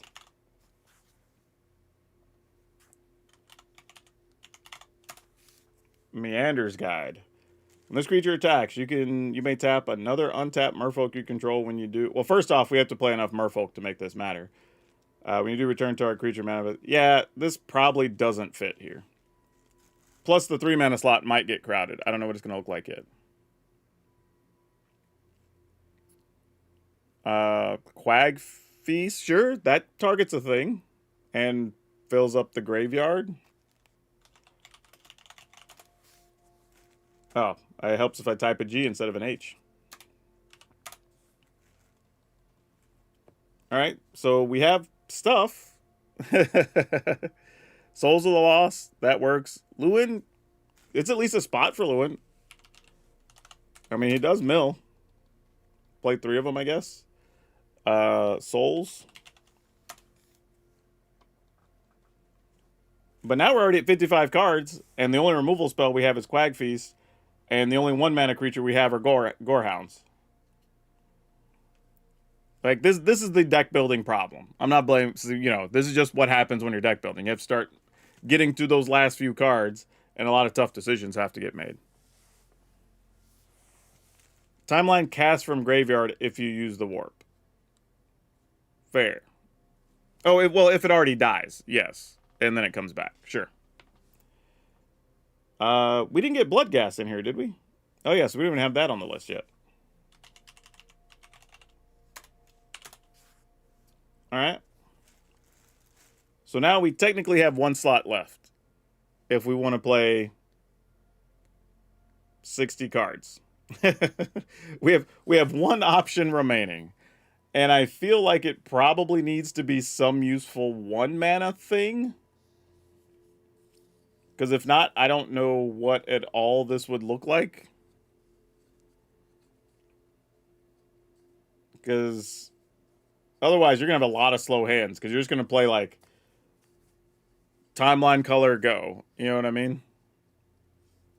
Yeah, I don't think this is a Badger Mole situation. Cecil, maybe. That's actually a reasonable choice to think about. Might as well just play Vipers, Mage Banes, Needlekins, Innkeeper. Oh, yeah, you could play a whole other deck for sure if you wanted to. Fester Leech. I don't know if I like Fester Leech, if I remember that card right.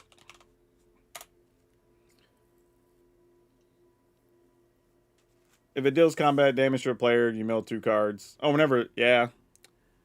Hey, what's up, Tappy Toe Claws?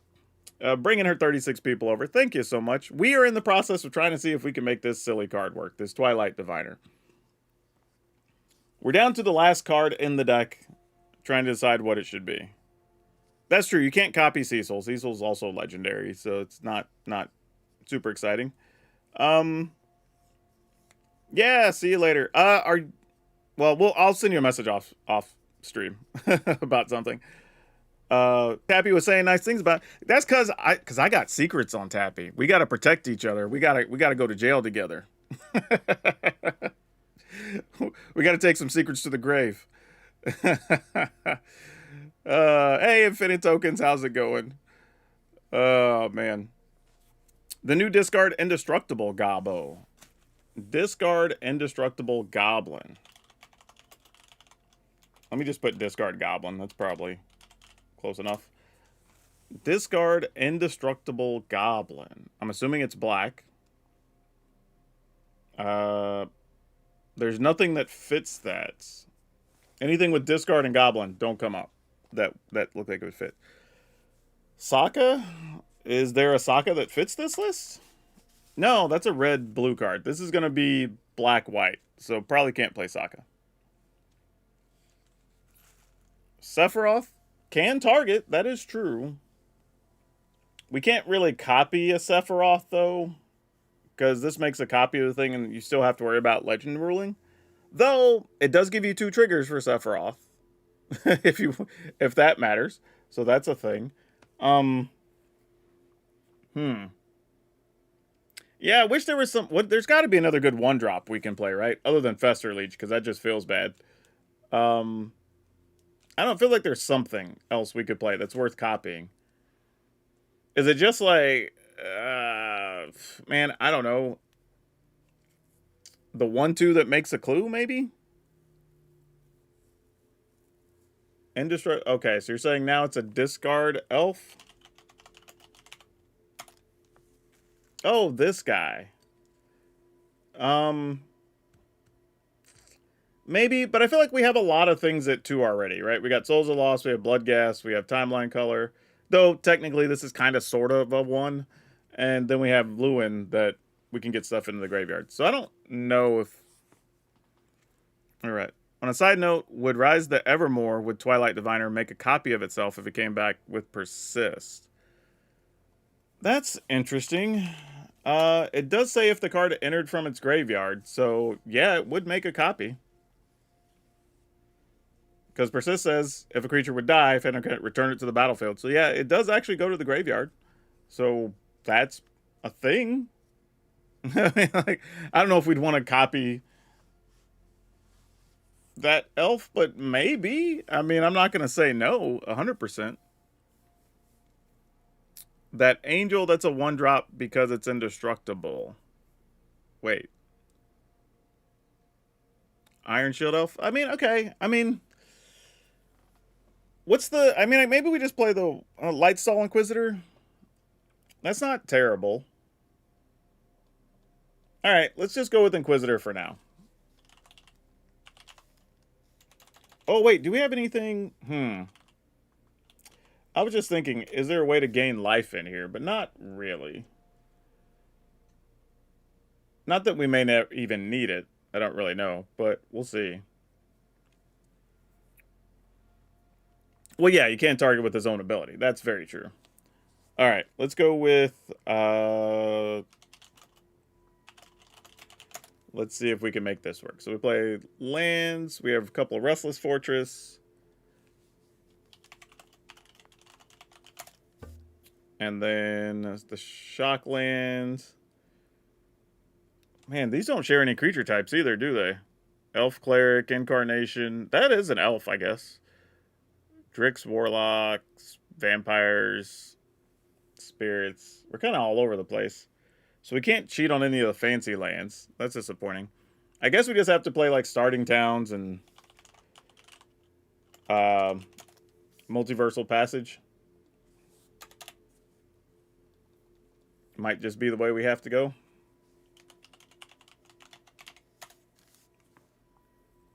There's nothing... I was just thinking if there's anything we can get value from the graveyard with anyone. There's the planet, but that takes a while with small creatures. That's probably not going to work. I don't know. Iron Shield won't... we're not even going to bother with Iron. Iron Shield's just a card that goes into some aggro elf pop. But we already did elves, and we didn't even play the shield. And I think we won all but one of our games. So it's a neat card. I just don't know if you... It's not a thing you build around. It kind of just shows up in a list where it makes sense. Oh, Suki, not Sokka. Suki, maybe. Suki's also legendary, but it does pump your other creatures. All right, maybe we go with something like this, and we'll just see. We'll see if it works. I don't know. We don't have the black-white fast land anymore, right? That disappeared on us. Oh, we do have Concealed Courtyard. Yeah, let's do this. Hey, thanks for the bits, friend. Much appreciated. All right, we'll try this because I love y'all. I'm gonna be real. I don't have high hopes for this card. And this isn't anything to be a hater. I think it's just I feel like, and again, we'll play to find out, but I feel like this might be a worse version of the Raise the Pass deck, or even of the Oculus decks, right? I think those just bring more value to the party. Because, like, if you could play this and Oculus and you just get, like, double Oculus, that's kind of crazy, right? So something like that might work, and that's kind of wild. Carsey Revenant, there you go. That's good value from the graveyard. Now we're thinking, right? That's a card that we might want to consider. Maybe like one or two of those over a set of, well, we're only playing 3 Lewins, but that's a real option. I could be talked into that. That doesn't feel terrible. And it's just a reasonable card to play on its own too. I don't mind that at all. Can we find room? I guess we go one less Souls of the Lost. That feels kind of tough. But we got to make tough decisions if we want to play stuff. So let's go Carsey Revenant. All right, let's try this. We'll just give it a go. We'll get a couple of games into it. We'll just see how we feel about it. All right. What's up, Dragon Brood? Chat talked me into a bad idea. Actually, we don't even know if it's a bad idea. It might be a great idea. But it's a card that at least people want to see that I have my doubts on. Mostly because Twilight Diviner might be the backbone of a really sweet idea, but it could also be leading us down a path of playing a worse version of Raise the Pass. Let's talk about it. We've got some helping hands, so as we get stuff into the graveyard, we can get it back into play, and then we could get copies, hopefully. We have a couple of Lightstall Inquisitor just to sort of fill out our early mana. We have Snarling Gorehound, which is a way to fill the graveyard, so kind of get us down that road. A couple of Bloodghast, because they just come back on their own, which is great. Quag Feast, another way to mill ourselves and give us some removal that's pretty good. Some Souls of the Lost, again, to take advantage of filling up that graveyard. Timeline Color, because, you know, it can be played from the graveyard sometimes. We have Lewin, Imperfect Naturalist. So this mills things to the graveyard, but then also can let us get a bunch of 1/1s later, which is something to do, right? Carsey Revenant, this just can be used out of the graveyard, and it's just solid, so no real complaints about this. And then Twilight Diviner itself, if you don't know what it is, it's a 3-mana, 3/3. When you play it, you get to Surveil 2. And then when creatures enter from your graveyard, if they were cast from the graveyard, you get to create a token that's a copy. Oh, wait. They have to be cast from the graveyard on top of it? Oh, bruh. No, we're done. We're done. We can't do this. Yeah, this doesn't even.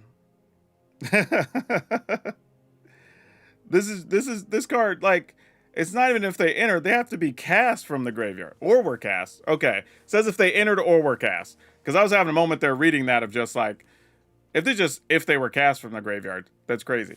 Okay, but either way, when it triggers, we get to make copies of the things that enter. That's the biggest thing, right? So if we do all this and the things come in, hopefully, assuming this survives, we will get copies of all the things we want to do. Now, are there better things we could be doing? I don't know. We'll see. Somebody did mention Cosmogran Zenith. We could play that over the Carsey Revenant, and that could just be a good quality card to have that we could get back. So, meh? Maybe? I don't know. We'll see. Maybe we split them so we play one of each. This does get used from the graveyard. Emptiness would still let us get stuff back, right? Mana value 3 or less. Let's go for it. Let's go for Cosmogran, mostly because Cosmogran is just a strong card on its own. But there are times we are going to want to gain life or we're not going to be able to, but we'll just have to cross that bridge when we get to it. So yeah, we're going to call this the Divine Luck deck, because that's what it feels like it's going to take. But all right, y'all know the drill. If you want to save some money on your Lorwyn, or anything else for that matter, be able to check out our friends at Tales of Adventure. It's toamagic.com.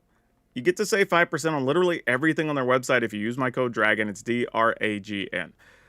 All right, that being said, we got the business out of the way. Let's go see if we can win some games with this Twilight Diviner's Divine Luck.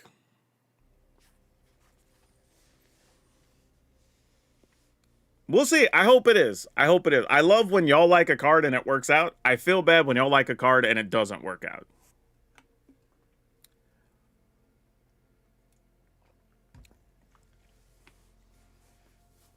But we'll see what happens.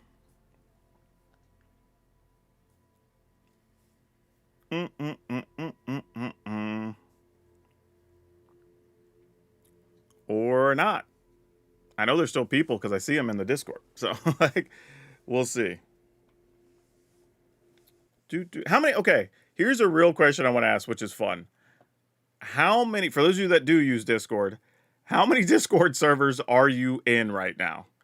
Because I have to call mine back like multiple times a year. I end up taking myself out of 6 or 7 of them. So I'm curious, how many Discord servers are you in right now? Because I bet you some of y'all are going to have some crazy numbers, like 50 or something. I might be around 20 right now. And that's even a lot, because there's at least 6 or 7 of those I probably have only checked once in the last, like, 6 months. Better find out now that's been a while. Here's the thing. I wouldn't say that's necessarily the case, because early access is not going to be a true test of a lot of cards. And then there's a bunch of other cards that will find their way to being constructed decks as we learn more about the set and how to play the stuff, so that they then make room for other cards, right? Or things that we thought weren't great end up becoming mainstays and stuff like that. You have like 30, but use 4. Yep, that sounds about right. 10, that's a pretty good. 3 is clean. Like, I don't think I could get down to 3. I could probably get to where that number's probably like 12 to 15 if I really thought about it. Oh, you got rid of some earlier this year? Yeah, I feel you. You kind of have to sometimes, though. Because the problem right now is there's a lot of companies that, instead of having like their self-help stuff on their site, they're like, click this and go to our Discord, and then they have all their like stuff in there. So I'll need some tech help with something. I get the thing, and then I was just like, oh, I forgot to remove myself from their server. So, you know, that's where a lot of mine come from. Opponents, where y'all at? It's been 2 minutes.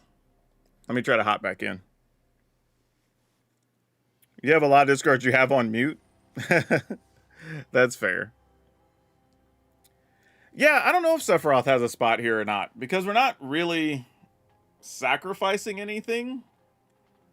So you kind of have to just get creatures into combat. You know, whereas the decks that tend to play Sephiroth have some number of things that you're at least sacrificing to, so you can control it a little bit. Alright, let's see what we got going. I mean, we have some removal. Like, that's a thing, I guess. Let's go ahead and get this dude in there.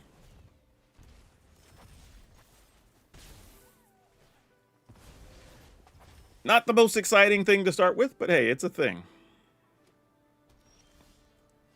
Let's go ahead and play this. We will take another point here, but I just want to make sure that's down so we're able to play it. I guess I could have played this and played that on 3, but if we drew another one, that would be bad. All right, Lewin, I see you. Let's go ahead and attack. Let's go ahead and put this in on black. And let's just take 1 for Lewin. We get to mill stuff and put a creature or land into our hand. Well, there's 2 diviners, so we got to take 1 of them. All right, we at least get to go diviner into swamp. Oh, we don't even put it in our hand. It goes on top of our library. Damn you, Lewin. I mean, I guess the good news is they can't make us discard it, so there's that. It's at least semi-protected. Hey, Blossoming Tortoise. Sweet. Okay, so we get to do this. We get to... Oh, surveil as well. That is a thing. What's in our graveyard? Another Twilight Diviner. You know what? We might actually want a helping hand. Maybe we just want these as they are. Yeah, maybe we don't change anything. Alright, that gets us another token. And we technically, if this dies...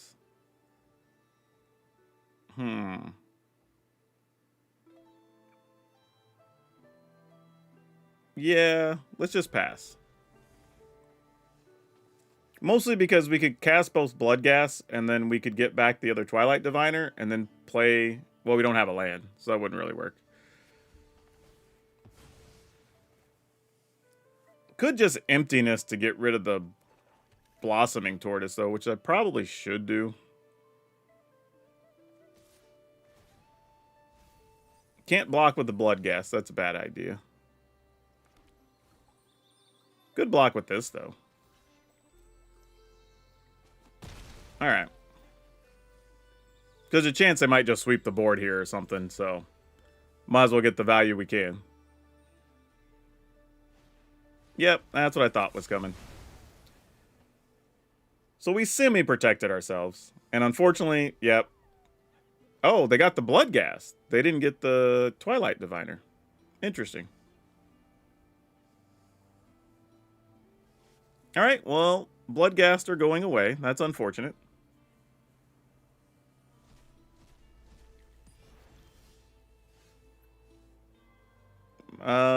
Yeah.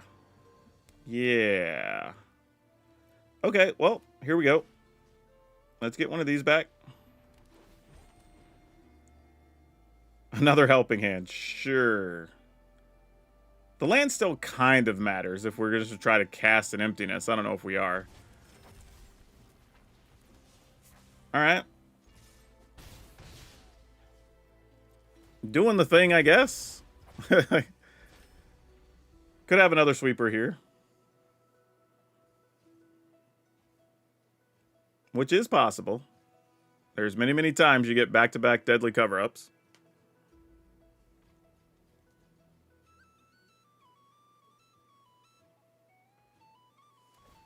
Alright, they're going to Fable Passage first. I mean, for all we know, they have their own, like, emptiness or something to pick off a Twilight Diviner.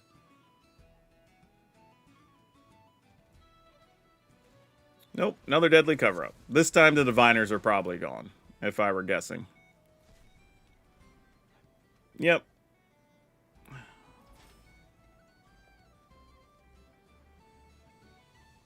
I will never enjoy deadly cover-ups, but hey, they are what they are. And now we have, well, we have Lewin we could target, which, well, and then we just drew one. Like, okay. Sometimes it's like that, y'all. Sometimes it's like that. Okay, let's go ahead and just play Lewin.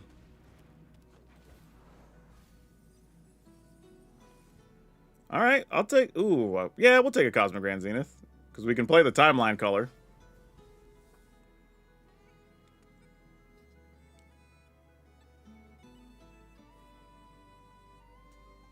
I'm not sure what the opponent's deck does. Like, they're obviously trying to ramp into something. There's an Unholy Annex. Yeah, that's legit. Okay. So, would we rather get their creature out of the way? No, we'd rather just get rid of the demon when they play it with this, right? Number of cards in our graveyard. We currently have 9, so that's fine. Alright, let's do this. If they just have more sweepers, they have more sweepers. We'll just have to deal with it. Cost of doing business. Put some counters on stuff. Get in there. Alright.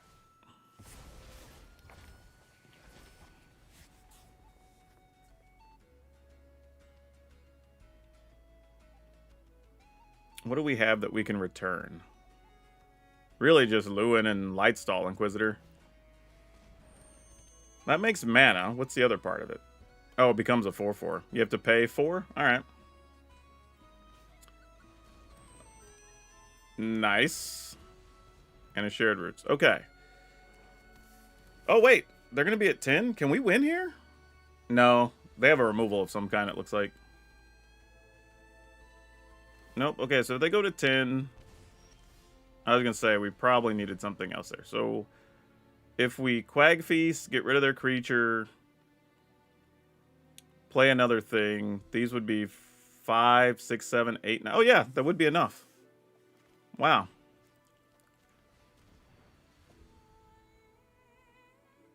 Oh, they're going to get rid of one of ours, so we can't get the job done.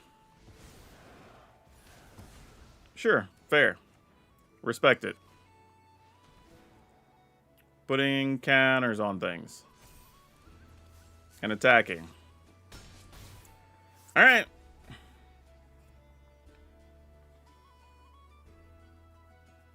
we're only at 8, so we could probably die here. Because they could attack us down to at least... Actually, no. Yeah, they could just kill us. Opponent, activate your creature land, activate one of your artifacts, attack us, and then we lose our life. Yeah, they saw it. Okay, cool. Yeah, I needed to leave something back to block with or whatever there. Yep. There you go. We're just dead. All right, GG's. You got it. All right. Cool.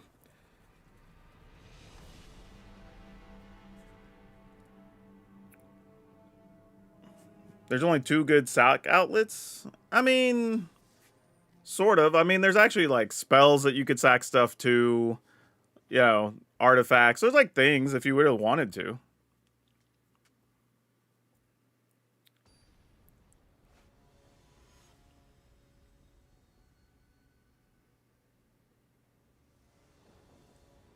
All right, let's see what we can do here.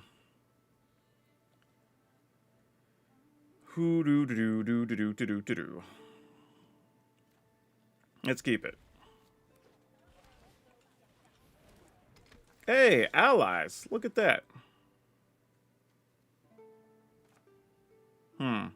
Yeah, I guess we go ahead and do this.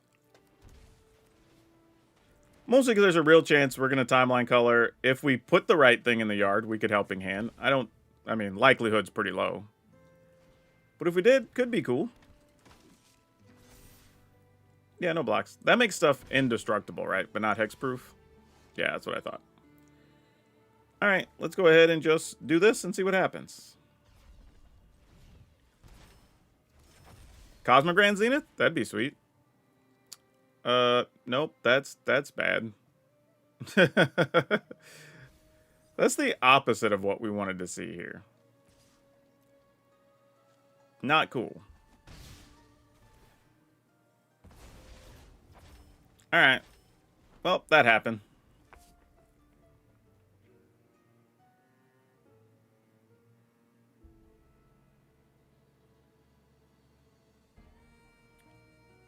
I mean, we could get rid of their creatures, but it's just like, to what end? You know, to be fair, that's like the best case scenario, all things considered. I guess we emptiness this?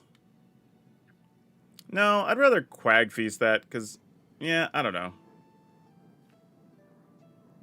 Not sure it matters greatly, but maybe we find something good from this.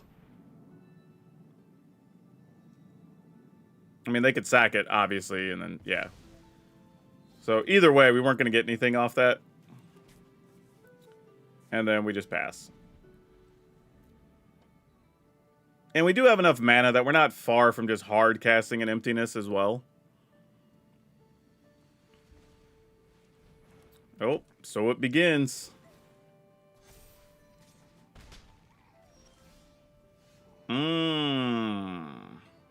Okay. Currently with 3 things in the yard. We don't have a good card to discard, unfortunately, but this is fine. Get rid of one of these. Go ahead and play this on black. Play this. Do some attacking. Alright.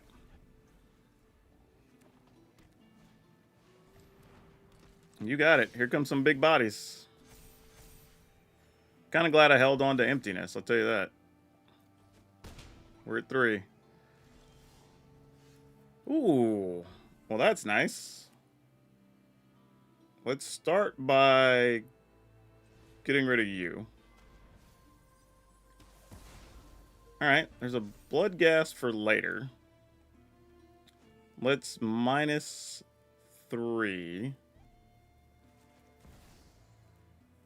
So we don't want to return. We want to deal the counters. Let's do this. Which does then put another creature in our graveyard. But sadly, I don't think we can afford to attack, because if they are playing something like, I don't know, Shelter, we just lose, right? And we have Gorehound, though. We could get that. Bloodgas isn't bad, but we also can't block with it right now.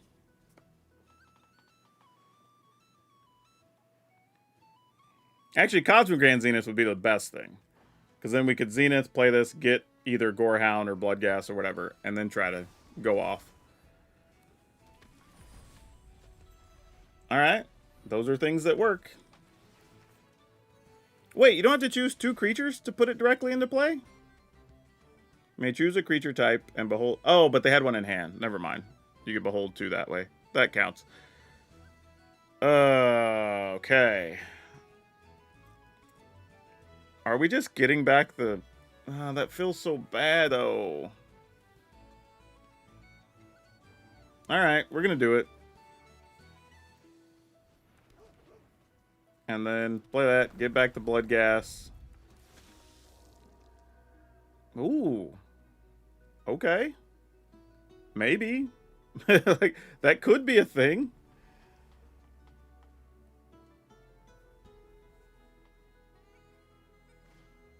Oh, Hakoda. Well, that's tough. So now putting the -3 counters on something doesn't do anything. That's tough. Yep, they got us on this one. Yeah, GG's. We have no real recourse here. Yeah, I mean, we could block because we have to, effectively, or we die to Aang next turn. Yeah, I don't think there's much we can do here. Like, we can target Aang, but then they just protect it. But we still got to do it.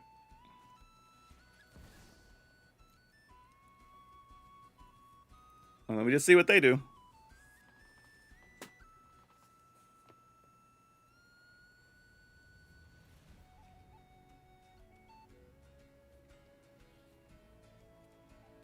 Okay, well, maybe.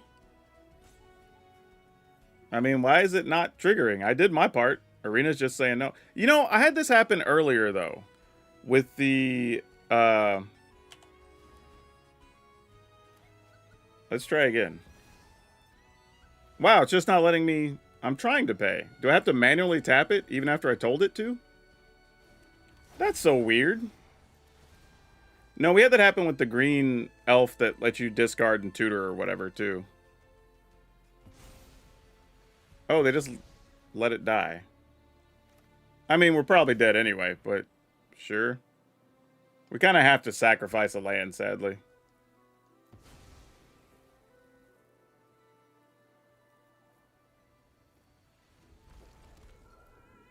I mean,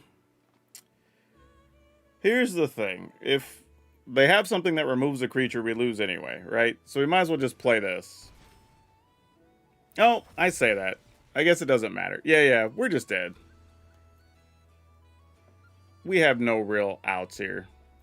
I was like, should have saved that because of Cosmic Grand Zenith. But yeah, anything that gets rid of a creature, we're toast. Okay. Rolling Rock. That's cool. Let you exile stuff from the graveyards. That also turns off our plan. Alright. I'm giving the GG. We're not coming back.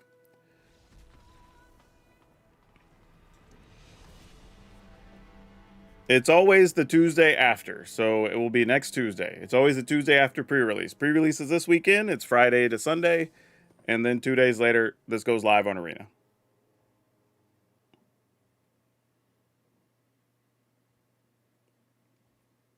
When does this come out? I'm not fighting you. Need dates or information on my end. I don't even know what that... What is that statement about? What do you mean I'm not fighting? Like, I don't, like, what is that? Like, it's such a weird thing to start a conversation with. But, yeah, that's the information. Let's keep it.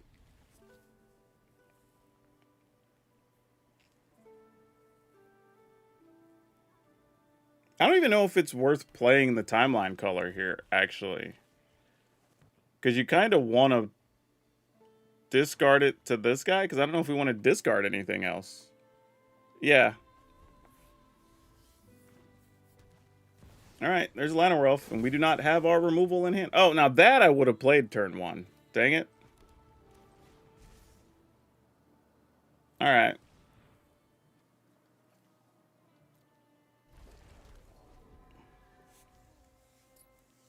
You're exciting to try drafting with this on Tuesday. Yeah, sure. All right, Bloom Tender. We did not get a removal, so that is very, very bad.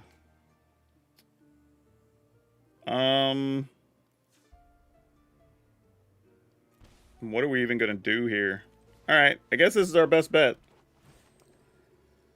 Surveil. We could take a land that doesn't do anything.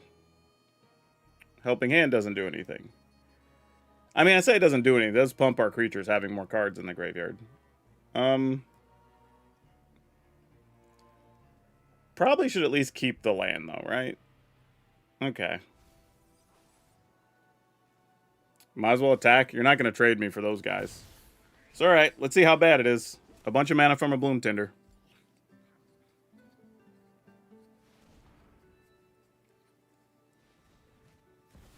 All right. There's the imposter syndrome.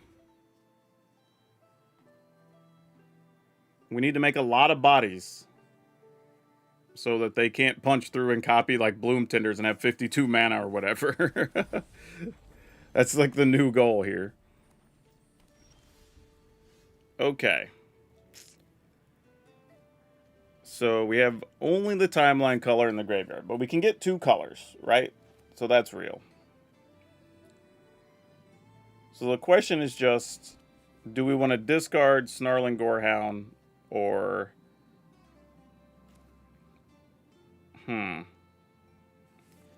There's a world where we discard this, but that seems crazy. All right, I'm going to do it this way. I think I'm just going to discard Cosmic Grand Zenith, and we're just going to gamble here. No, we're not. We're going to do this. I couldn't talk myself into it. I thought about it, changed my mind. Another Gorehound, though. Nah, you can go to the yard. You're fine. Emptiness, though, we could be talked into that. That's a whole different deal. Yeah. Like, attacking doesn't do much here. We're probably going to need to block against big, crazy things. Another Bloom Tender. All right.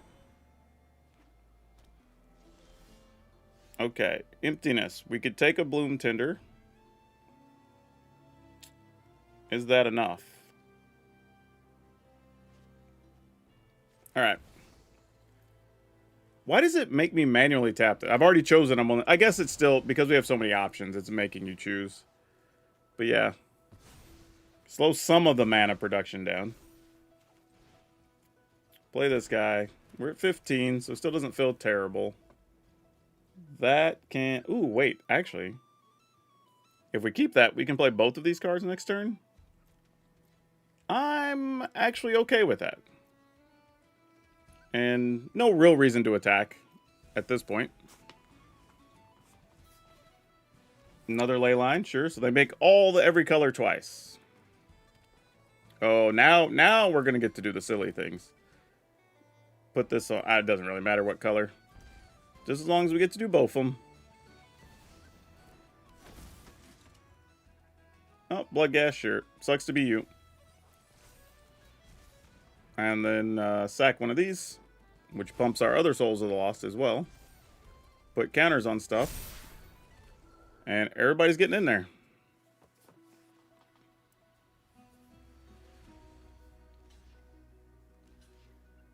Yep, probably the best way to go. Our opponent's at 2. We're at 13, so I think we're mostly safe, but they have a lot of mana. Okay, yeah, we're good here.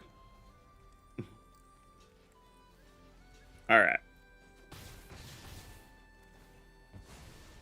Yeah, that's neat. Look, Blood Gas. Copy the Blood Gas token.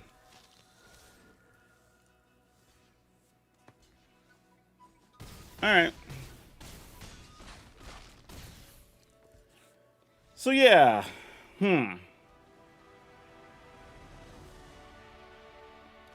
Here's kind of the thing we have to ask ourselves. That wasn't what I would call like the perfect scenario, but it was mostly ideal, right? Did this do enough to pull its weight? Right? We got another counter, which was nice. We eventually got one at the end, but it didn't really matter, right? It could have been anything. Like, are there some other, thanks for that, some other number of creatures that would be better than this? I don't really know. The answer might be yes, the answer might be no, but it's something to think about. These are the type of things when I'm deck building that I look at of, it's not did we win or lose, it's how we won or lost. And I say that a lot because we won here and you're like, oh, okay, so Twilight Diviner works. And it's like, well, it did its thing, but did it matter that it did its thing? You know?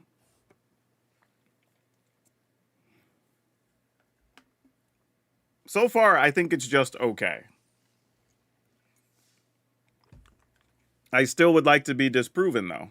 So I would like to be wrong in my opinion.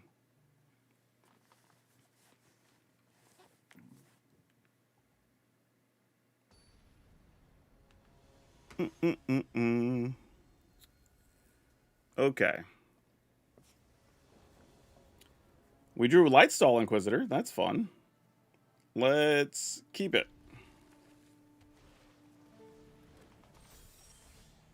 All right. Let's go ahead and get Gorehound in so we can start trying to figure out what our graveyard situation is going to look like.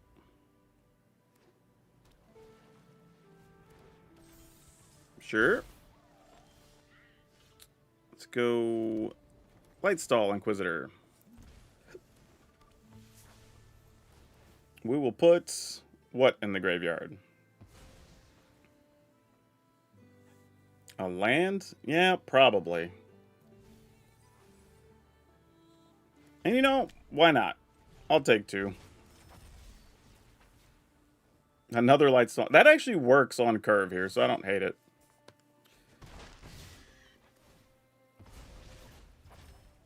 Okay.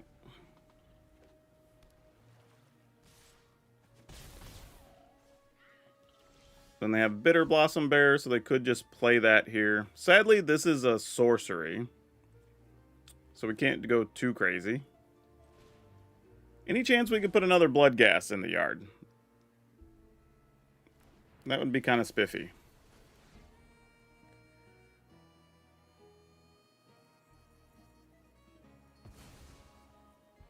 Alright, so Flay Bloom Trick. Good to know. Helping Hand with nothing in the graveyard. Gross. Might as well just toss it. Then we'll play this.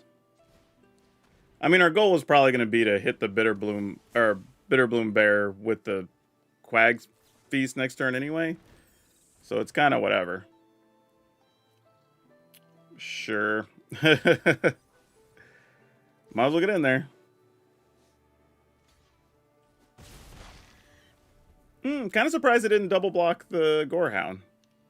That's definitely more useful for us. They also didn't leave us the Bitter Bloom Bear sitting out there that we could get rid of. So that was a bit disappointing. I was hoping we'd get a shot at that. But appears to not be the case. We can get a Lightstall Inquisitor back, though. So let's see if we get to do anything cool with this. Problem is, we're taking a lot of damage from lands, too.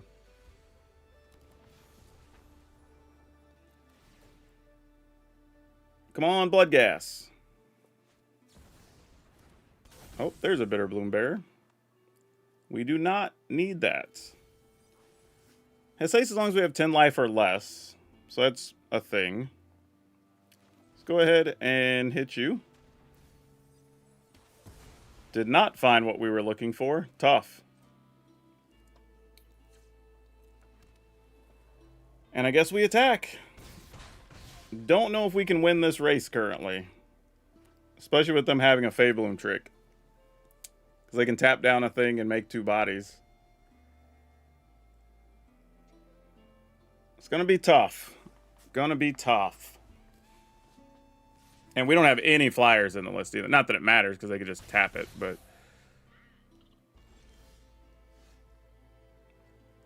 How much damage do we take here? Yeah, our kingdom for a bloodghast, right? Kind of where we're at. That is not it. My goodness. Yeah, yeah. Just try to attack here, I guess. Yep. It's like the best we could do.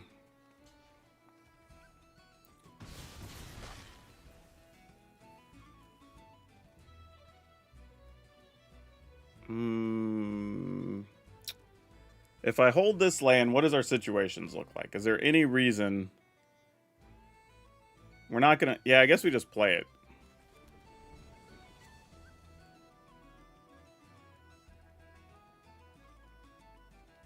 Yeah, I don't think we have any real out here. I'm just trying to think like what would that look like, but I don't think there is one. Yeah, we just take. Yeah, you just attack me to 3 here. I mean, I can't win either way, right? Yeah, we can't win regardless here. Yeah, that's too late. Yeah, GG's. All right.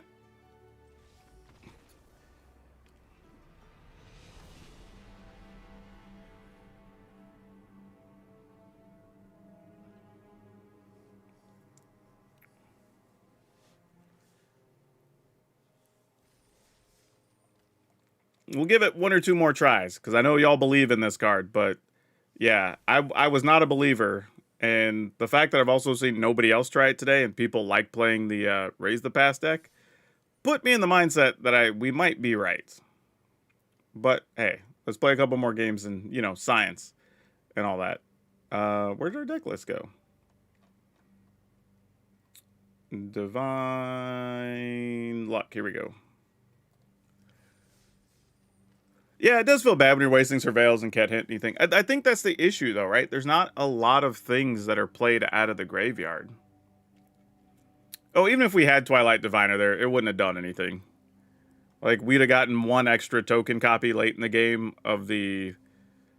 Oh, no, actually, we didn't have anything. Did we have anything enter from the graveyard? We might have had one of the colors one time.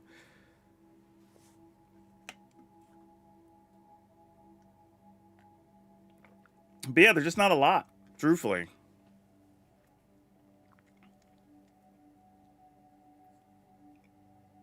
But yeah, I didn't even know this was a card people were excited about. Because when I read it, I kind of just went, I can't think of enough things that work with this. So that's probably a reason.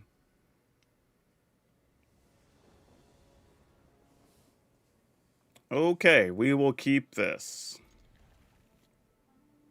We have double Godless Shrine, so we got to take some damage, but it's worth it. See, we're going to get the perfect situation. We're going to Gorehound, something nice to get, and then we're going to Helping Hand, and it's going to be great. Right? So let's go ahead. We're going to Gorehound, get a thing. Okay, Bloodghast, you're kind of a thing. You count. Yeah, let's go ahead and do that. Let's pay the 2 so we can go ahead and use Timeline Color here. Do all kinds of damage to ourselves. Okay. That cooks a little bit. Starting town, we kind of do need mana, so I'm not going to hate on that. In that case, let's go ahead and just... Oh, crap. It's also the only card in our graveyard, though, isn't it? It's not great, but we will get to play Lorwyn next turn, so probably okay. Let's do it.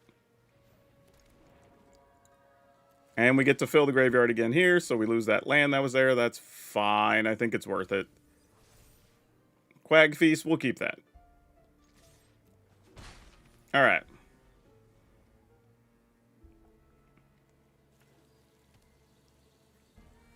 Obviously calling Merfolk. Probably going to make some extra bodies here.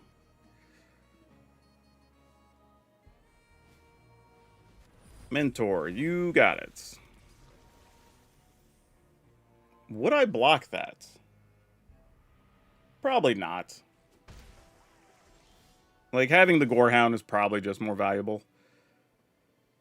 I think we're just going to Lorwyn here and see if we can get a land and play the Timeline Color, probably. I kind of need that land, though. Dang it. Okay. We do need the land. Oh, wait. I forgot. Lewin does it anyway, so it doesn't really matter. Never mind. But we did put a blood gas in the yards, so there's that. We'll get that land next turn. We might as well just attack. Let's just keep the pressure up. We have a 1-3 to block with. Maybe.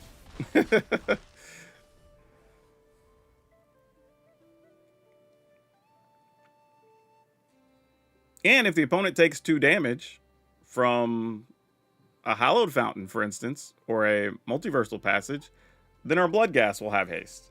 And that would be great. And that's something we could sink our teeth into.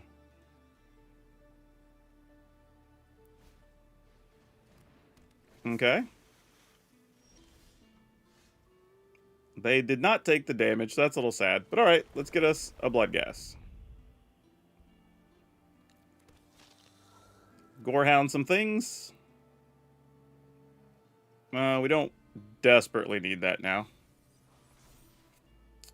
Timeline color, that can also go. And then I think we just Greg that, because we don't want their creatures being as big as our creatures at any point.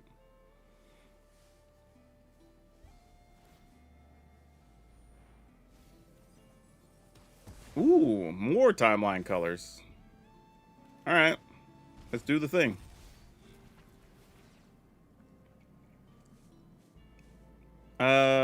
Let's keep that, because we do have blood gas that we could take advantage of after this turn. We're going to be at 12. Yeah, just get in there, guys. Let them figure out their blocks. Alright. Should be good to go with hasty blood gas. I think we're alright.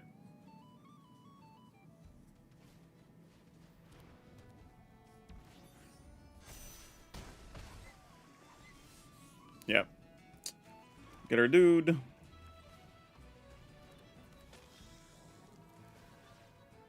Oh my gosh, yeah. Don't even worry about it. That's enough to win. Let's just go. Okay. Let's talk about this deck, for real.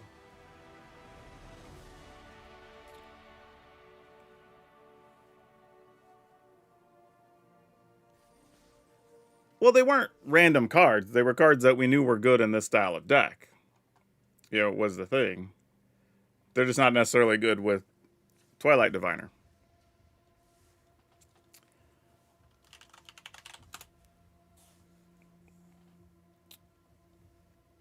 Okay, so this is a weird thing, because the games we won, it didn't feel like we won because of Twilight Diviner. You know what I mean? Like, we won the games and Twilight Diviner was on the battlefield, but it made like a token or 2 tokens that didn't really have an impact on the game. And then those are the times you kind of have to ask yourself, at 3 mana, is this better than more Cosmogrand Zenith? Is this better than Sephiroth? Right? Is this better than Karsi Revenants? Lots of times the answer is going to be no. Right? Even with us having, what? We have a full set of Helping Hands. We have a full set of Emptiness. We have Blood Gas that come back on their own. And just, sometimes we just either didn't have anything to get back, or, like, it wasn't going to impact the board that much. And it's tough, because you're also worried about graveyard things, right? You have so many things that care about things being in the graveyard that if they do exile the graveyard or play like Rest in Peace, something like that, then you're kind of on a one-note plan, because you can't drain their life. You don't have any sacrifice effects or whatever, kind of like the Raise the Past decks do. Now, is that to say don't ever play Twilight Diviner? No, I just think this may not be the best deck for it. I think it's some decent bones. You know, there's something here. You know, if it were, like, could you play this, like, 2 copies in the Raise the Past deck? Like, maybe? I don't know. There's probably some way to modify that to make more use of it. But yeah, there was a lot of times I was just like, well, you know, if we could just do regular Helping Hand stuff and get Cosmogrand Zenith or whatever, we'd be cooking. Right? We didn't even need, or maybe the deal is we're not supposed to play 4 Twilight Diviner. Maybe we're supposed to play 2, and we're supposed to be playing 4 Cosmogrand Zenith. Right? Just play the better general value cards. And then every once in a while, if you get a Twilight Diviner, there's some value to be had there. And maybe that's the thing. Because, let's be honest, if we have a lot of situations with Diviner and Cosmic Grand Zenith in the graveyard, which one are you going to want a Helping Hand or Emptiness more often? You're probably going to get the Cosmic Grand Zenith, right? Because you can Helping Hand or Emptiness and play something else, pump your team, or have a bunch of extra bodies. And that's better often than just like Twilight Diviner, play your thing, and you still just have a 3/3 on whatever you just played. Now, obviously, if you have both in the graveyard, you just get a Diviner, then get your Cosmic Grand Zenith, and just get multiple Zeniths, right? That's the dream if it were to ever happen. So maybe there's a world where you split these 3 and 3, and maybe that's more accurate.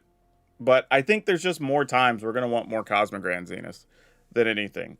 And I think that's the biggest issue for me. Honestly, even just playing more Souls of the Lost probably feels better, because it's just a bigger body. So yeah, I don't know. This one has me in a weird place, because the deck can win games. But again, I just don't know if it's winning because of Twilight Diviner. And I think that's where I'm a little bit stuck on this one. I'm going to give it like a slightly less than mid rating. Like if I had a 10-point scale, it's probably like a 4.8 or a 4.9. You know, but if we found the right combination of cards, it could probably be like a 6.5. You know, like could easily be brought up. I just don't think this is the right total package for it. Honestly, I don't even think Lightstall Inquisitor is the right thing. We probably need some other 1-mana creature.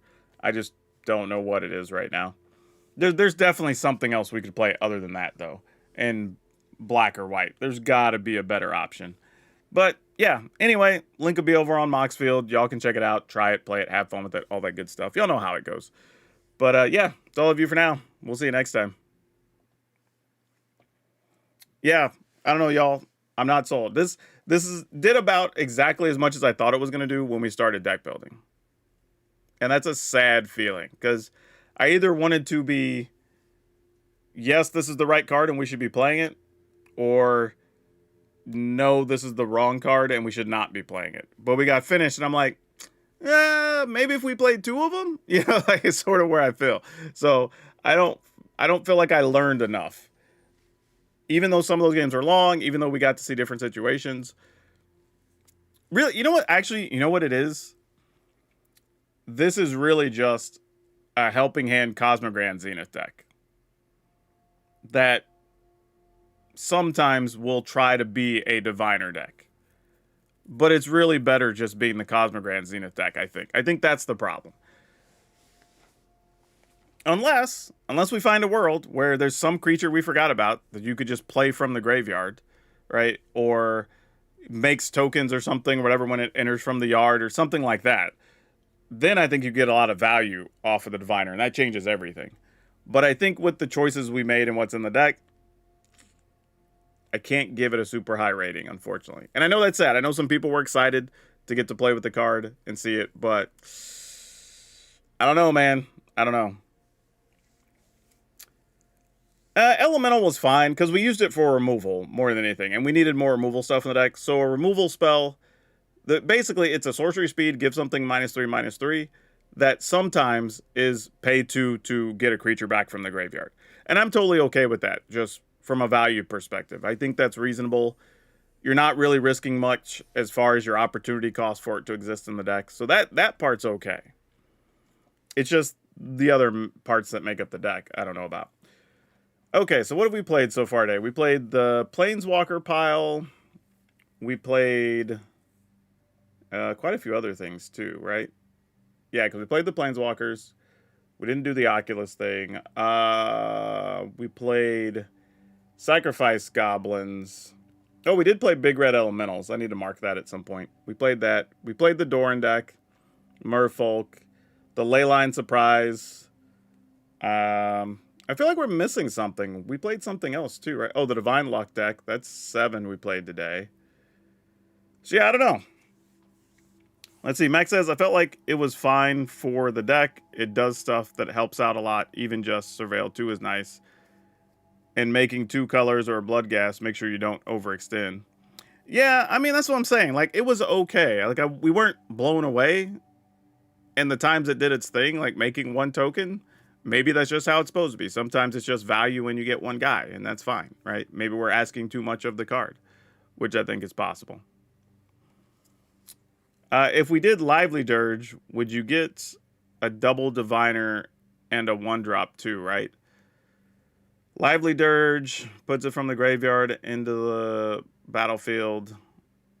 Yeah, you could. You could get a Diviner in a thing. That's something you could try.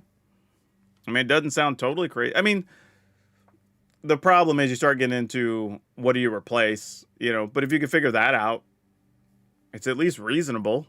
You know, I'm not going to turn my nose up at it. That at least gives the Diviners some amount more value. And I could be okay with that.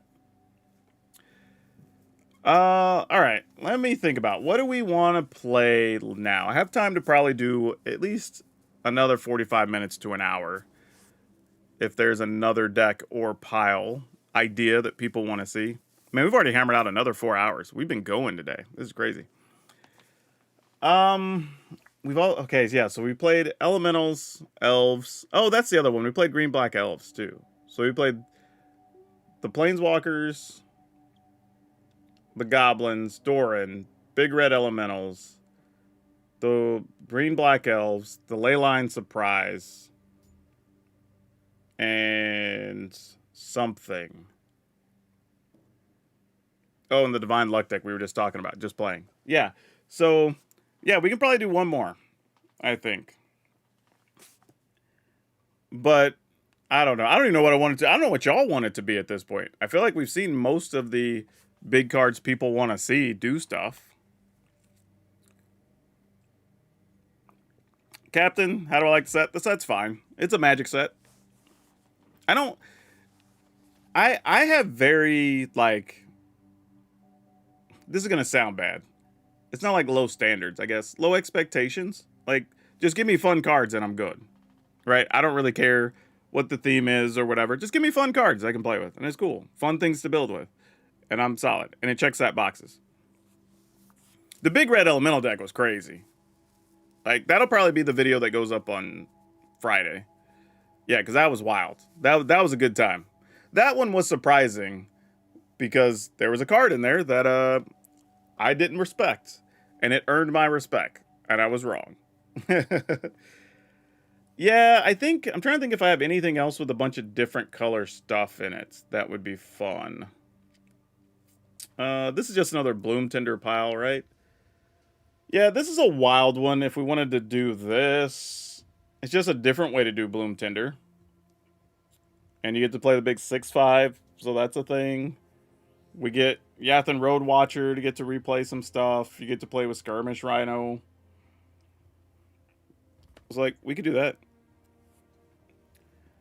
I'll be honest. I don't think Spider-Man was a flop. I'll tell you what. I think Spider-Man still has a lot of cards we're playing and we're going to keep playing. I think that's fine. I think the conversation around Spider-Man got bigger than the issue actually was.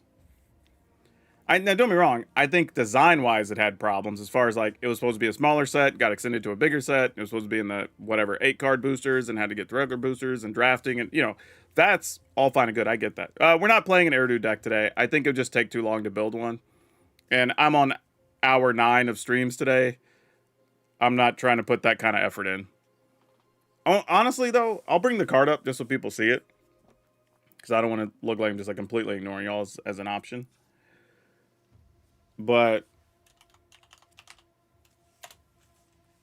yeah, this is the card. The thing is about the card is you have to, I think you can't just throw this in a deck. I think you have to figure out what exactly the deck is you want it to do.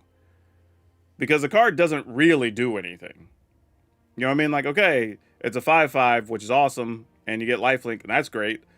But then it's like, all your stuff has Convoke. What do I have left to cast after I played the 5/5? You know what I mean? So you have to figure out what that looks like. Then the backside is everything having persist is cool because then you could just, I guess, sweep the board. And then you get all your stuff back. So the backside might have more real value than the front side. But it's a neat card. I'll probably play it at some point. Just not today because I'm getting to the back of my mental energy as far as what we're doing here. I'm late. What's been your favorite build so far? Haven't had a favorite. Lots of fun cards, though. But yeah, my issue with Spider-Man is, like I said, I think it's just the stuff around Spider-Man was difficult, but I was one of the people, I don't think the set was that. But we had a bunch of fun cards in set. We saw cards being played even in the most recent big tournaments that came from Spider-Man. Right? They were playing Spider Senses, stuff like that, you know, the 2/2 spider that untaps and whatever. So like a lot of cards made their way into decks. So if the cards were good enough to make the decks, we can't say the set was a flop. Right? Because it could be argued, and this is crazy. This is wild. But if you look at the most recent Spotlight series, there weren't all that many Final Fantasy cards that got played. So for as exciting as the set was, and everybody loved it, and we played a lot of the cards, and I still like the set, it made less of an impact on the most recent tournament environment than Spider-Man did. Which is crazy. Like, to even say that sounds a little nutty, but yeah, Mono White Angel Spacecraft, that makes sense. So yeah, other than Eridu, is there something particular that sticks out that y'all want to see that you haven't gotten to see anybody play today? I think I'll ask that because I think that's kind of a thing. So is there anything particular that y'all haven't gotten to see yet? How about Kirol on Firebender Ascension or Boros Manufacturing Shell? That's asking a lot, but Kirol I haven't put into a deck yet. It'll probably show up sometime in the first couple of weeks after sets live. I'll probably play it. You like the cards in Spider-Man 2, but many rares, you couldn't collect it. That's fair. That's fair. Sometimes some of these sets have a lot. Hell, Lorwyn has a lot of rares and mythics. So I feel that. Tarfire? What is Tarfire? I definitely have not learned the names to all the cards in this set. I thought I learned all the important ones, but what is Tarfire? Talking about lashing Tarfire? At the beginning of your step, if you put a counter on a creature this turn, this enchantment deals 2 damage.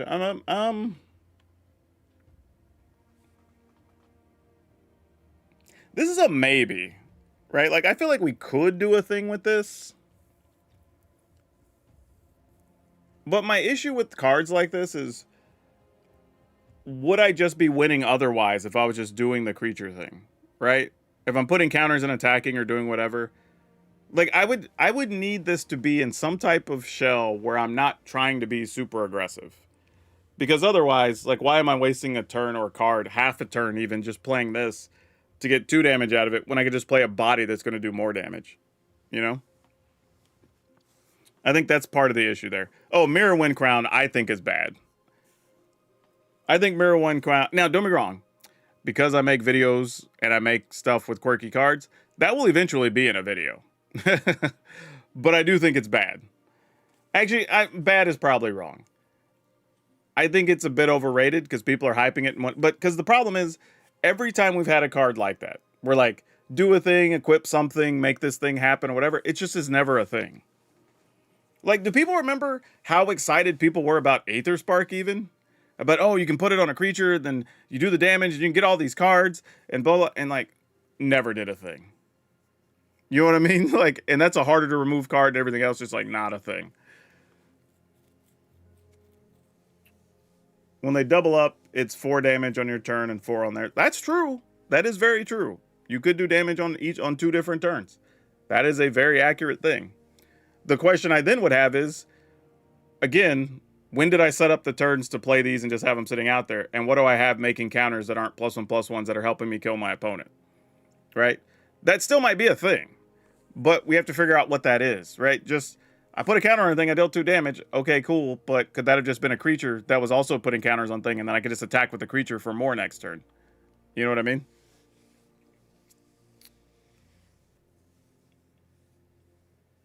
Oh, no, I agree. That's what I'm saying. If we figure out, yeah, it doesn't have to be a creature we control, but I'm just saying we would have to figure out what that looks like, right? Are we playing a bunch of stuff? And then that becomes the problem, too. If you build it where you're just putting blight counters on opponent stuff, and then you don't have any creatures of your own, then you're just, all right, you're sitting around hoping for them to do something. If they're playing some Planeswalker control whatever thing, then that just feels bad.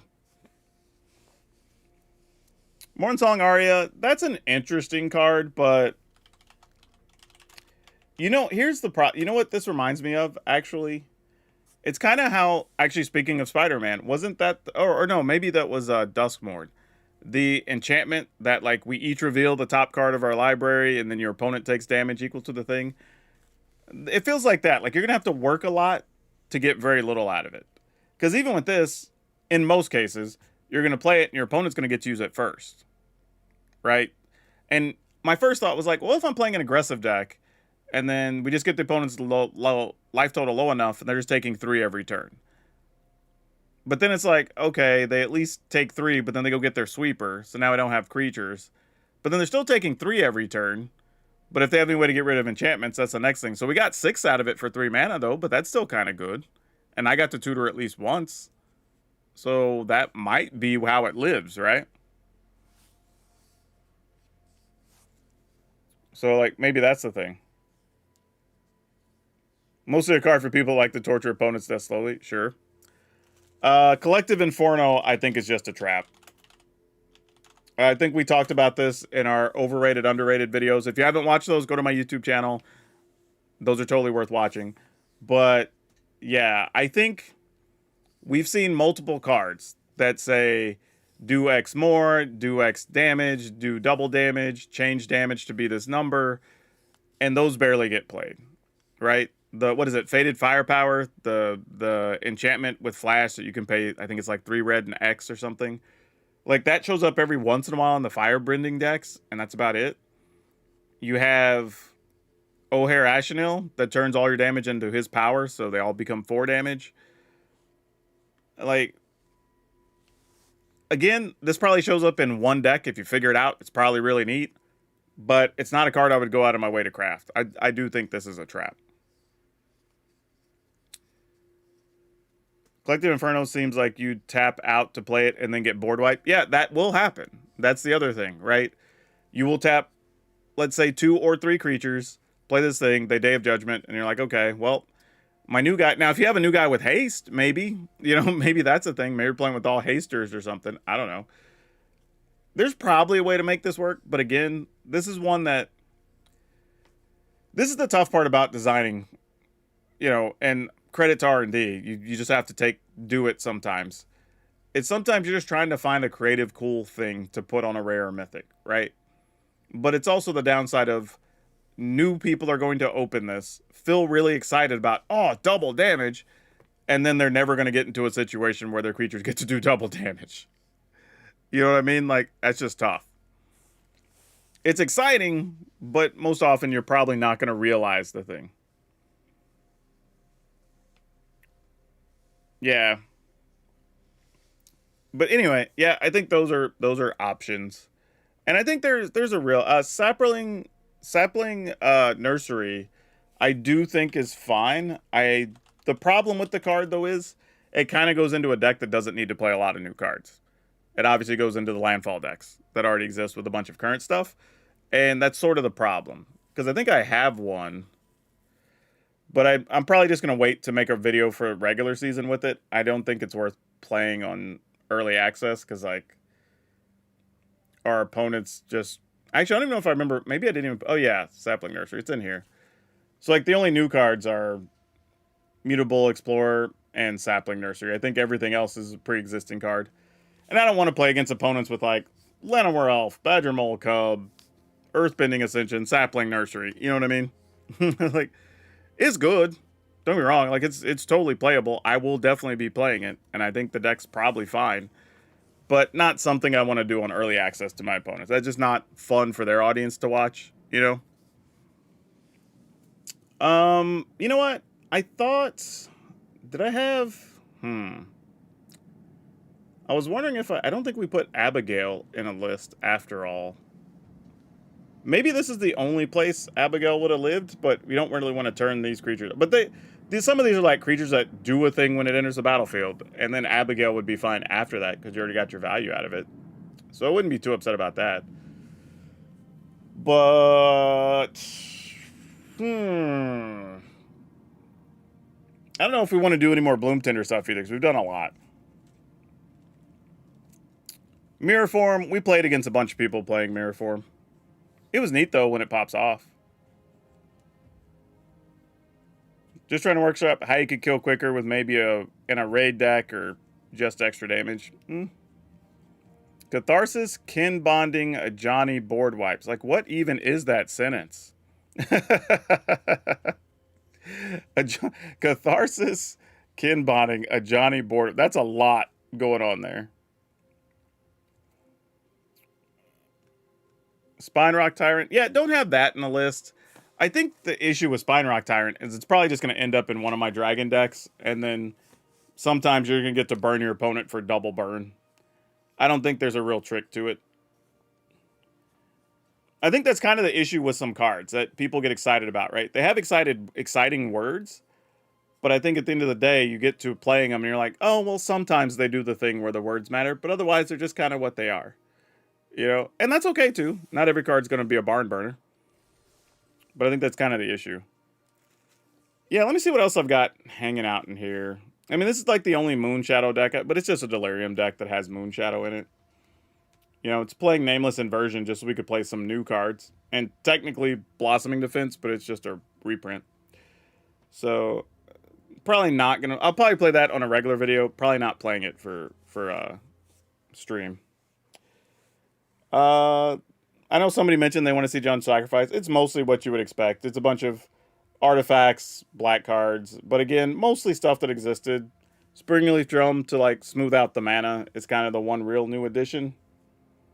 The rest is just typical, so nothing too surprising there. Also, why it's probably not going to get played on stream. I have it in here just so when the season goes live, I still have the decks already in and I don't have to worry about it too much.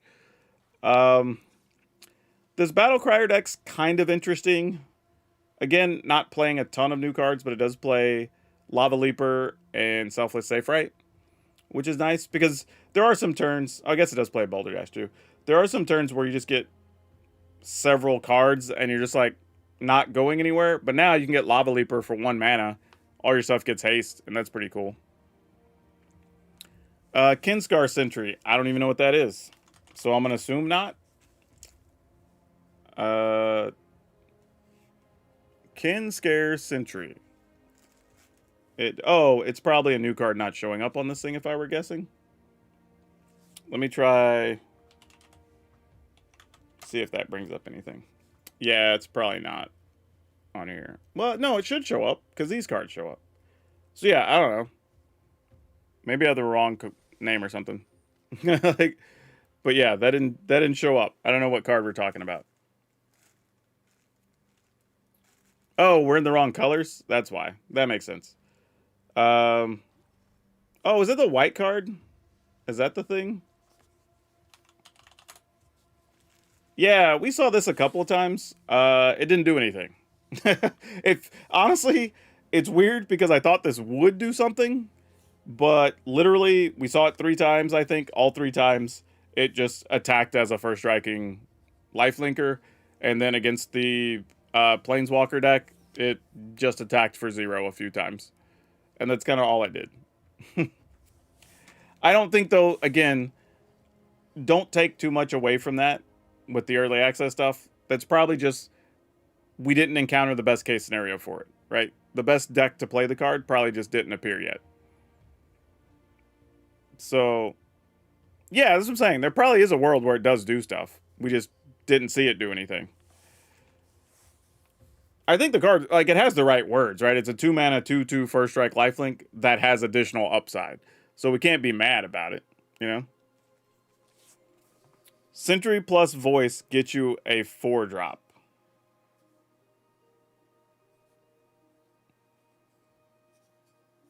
I don't understand. How does it get me a 4-drop? Like, you play the Sentry, you attack, you put Voice into play, and then you have a 2/2 and a 1/3.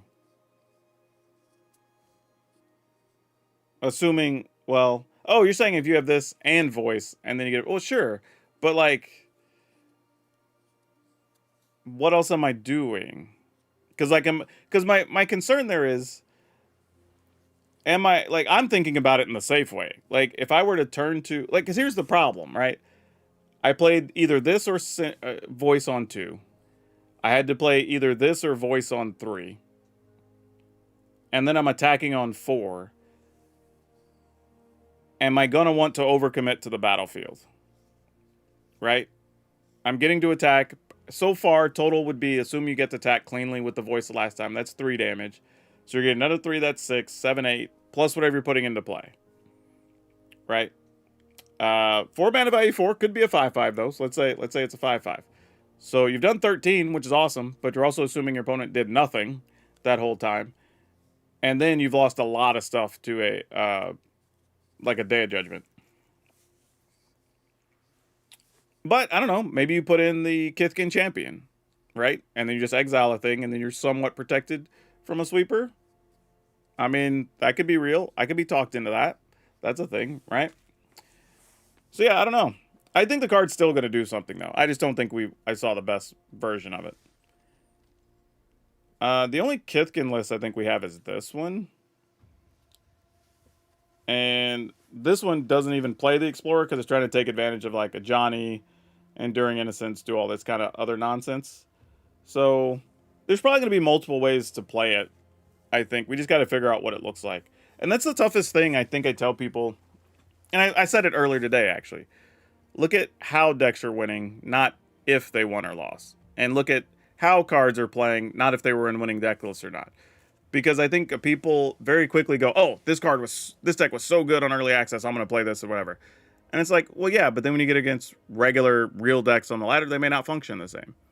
Or cards might look really bad, but it's like, okay, but once we get into a world where there's more things that do enchantment and artifact things, maybe the card looks great, you know?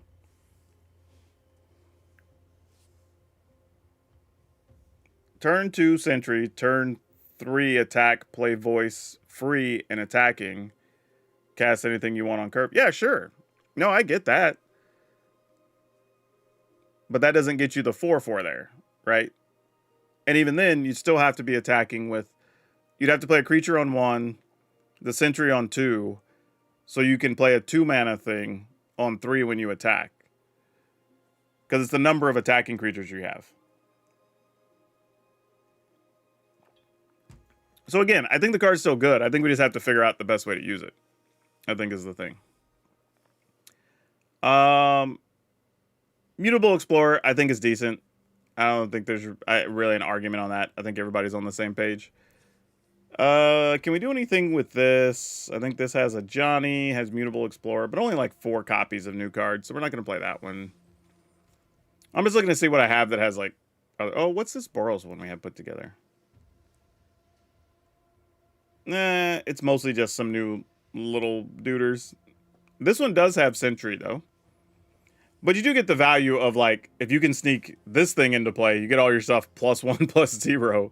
And that's actually pretty good. So there's some value there for sure. Is there enough new cards to justify playing this? There's 12 new ones. We can come back to this. Maybe we play the Boros thing. I'm just trying to find something with like lots of new cards to justify playing it. Let's see. Dinos. I think this is all the typical stuff. Just some removal and Mutable Explorer in here. Because it counts as a dinosaur. You know, that you can ramp into. It's like, fine. Nothing too crazy there. Again, some of these we'll just play as regular videos later in the season. Maybe we go for this Bloom Tender pile. But actually, other than Bloom Tender, what else are we playing? Oh, we are playing several new cards. We have this guy in here. We've got the Pummeler. We got a few things going on here. So maybe we'll come back to that. Maybe that gets played. And then I think other than that, we have 3 color elementals. But this is kind of like the elementals everybody's playing, which isn't a big surprise. It's just what's your combination of mana creatures and then some number of incarnations. I think I had more fun playing the mono. This is the Oculus deck, though, which is kind of neat. Again, not a lot of new cards.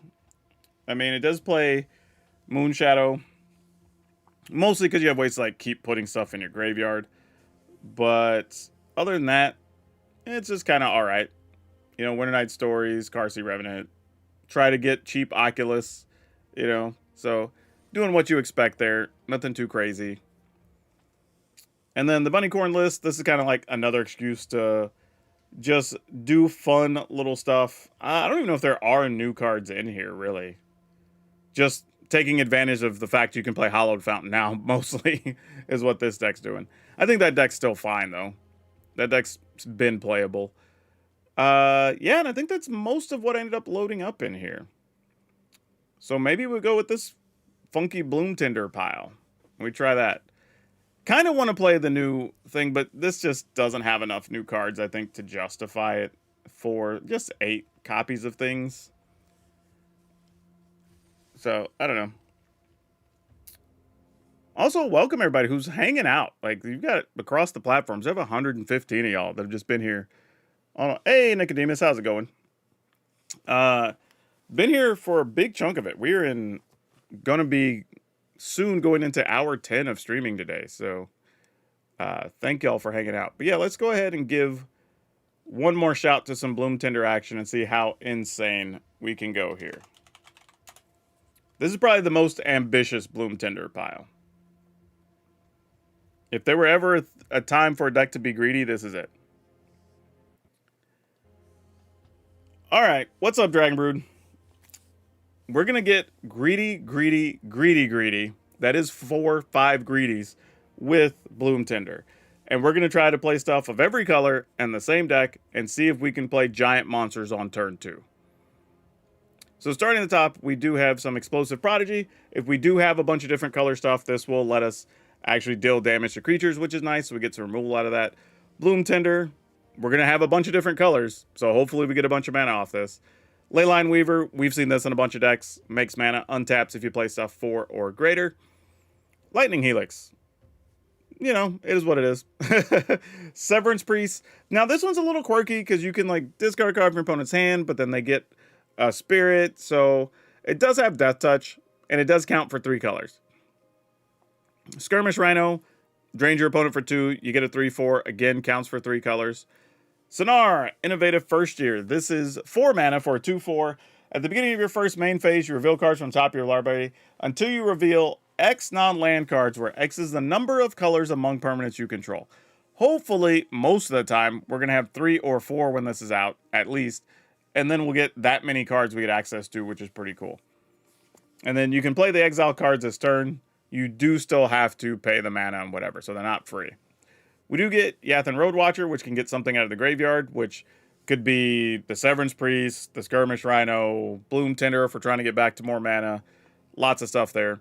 Of course, Leyline of the Guild Pack, because, well, if we can get this in our opener, it unlocks stuff like Wildvine Pummeler, that technically, if we have all 5 colors on turn 2, which we could with the Leyline, then we get to play this for just 2 mana, and we get a 6/5 Reach Trampler, which is kind of awesome.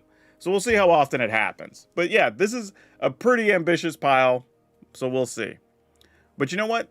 If you don't want to be greedy, you can save yourself some money. You can go over to Tales of Adventure. It's toamagic.com. You can use my code DRAGON, DRAGN, and it'll save you 5%. It's awesome. It's that simple. But all right, let's go see if being greedy is good.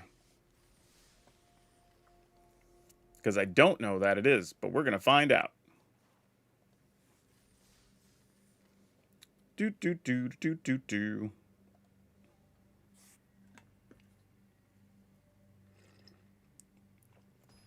we did Aurora Awakening earlier.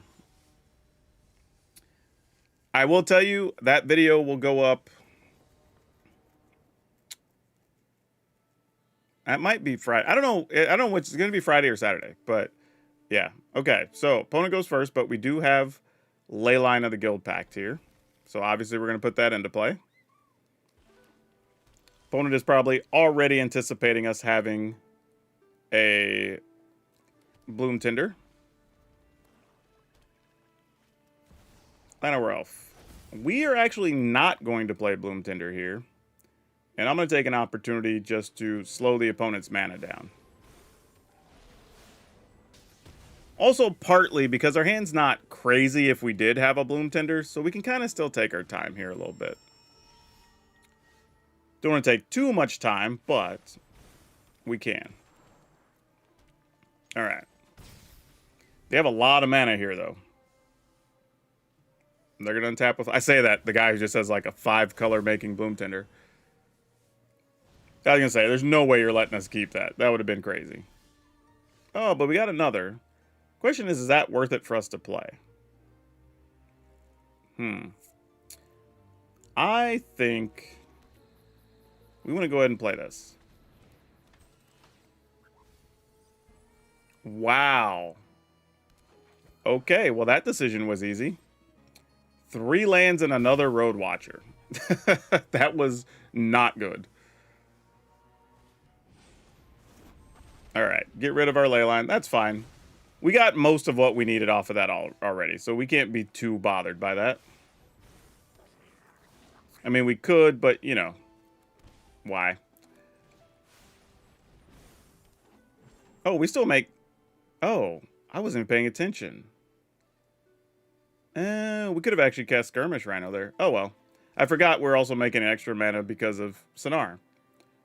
But alright, sure. Right, opponent blocking. That seems reasonable. They might also be planning to sweep the board here. We'll see. Sucks that we milled another Road Watcher, though. That could be good later. Oh, poor Sonar. You're not going to make it, are you? No. We're not going to get to see cards with him. Yep. Deadly cover-up.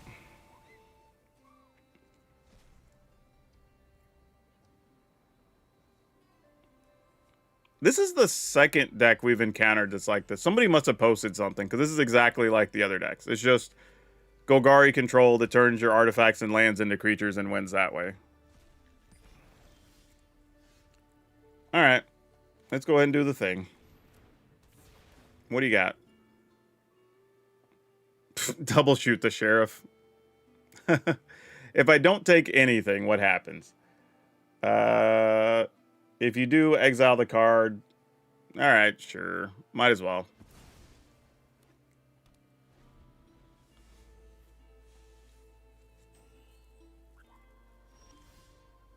And another Severance Priest.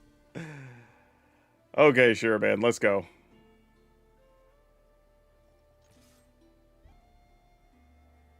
I'm assuming... Yeah, we're going to shoot the sheriff. I don't know why we wouldn't. You get a 2-2? We will play the other one. Have another?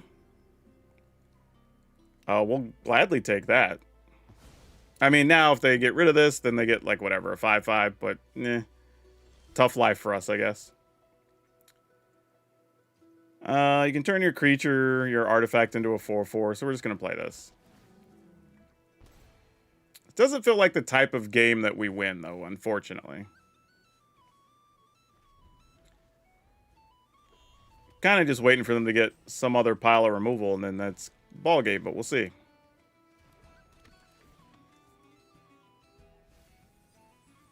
No, we lost one of our big dudes.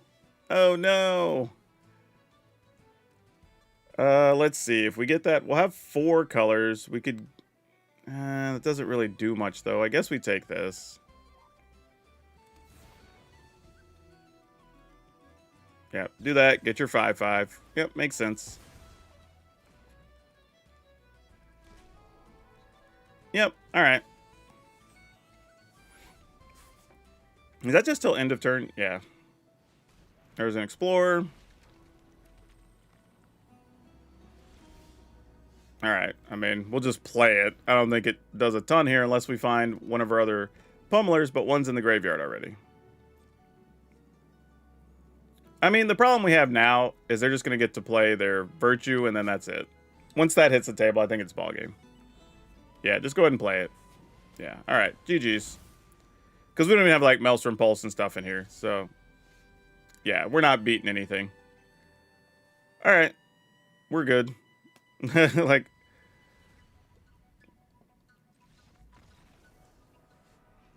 Is there a new ECL card that makes said cards creatures? What are said cards? I mean, you said a statement that had a referential word that doesn't have the point of reference. I don't know what it is. What cards are we referencing? Okay, lands and artifacts. No. There's the card that makes things into copies of, well, non-land things into copies of non-aura cards. But that's about it. That's the closest thing. We don't have anything that turns lands and artifacts into stuff.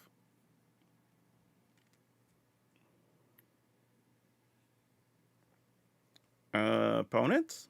Opponents? This is a part of the night, though, where it's going to be hard finding people, I think.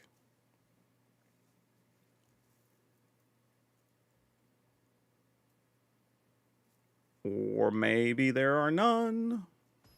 Okay, here we go. Hopefully find some of the international folks.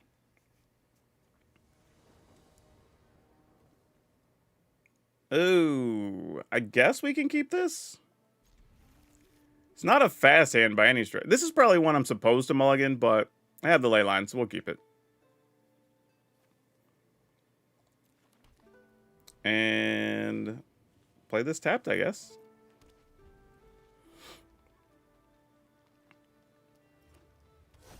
Fairies. Okay. Not a surprise to see fairies. Just a matter of what are we going to get to shoot with the Helix? If anything, is the question. Oh, they're not doing anything. All right, let's see if we can get rid of this. Hey, thanks for that. Are you going to flash in your... Oh, it's Gloom-like Verge. So it's just blue right now?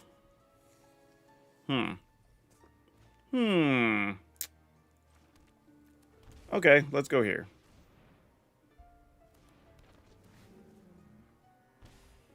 And flash in...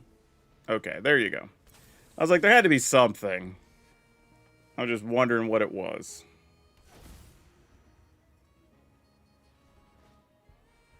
Sure, you have a cursed fairy. I think we're just going to attack here.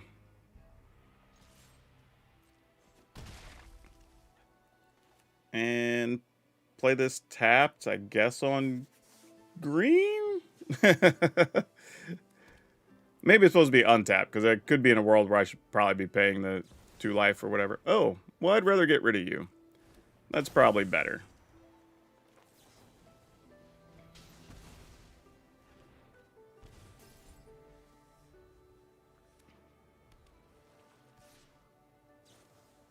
All right, Curiosity, you got it.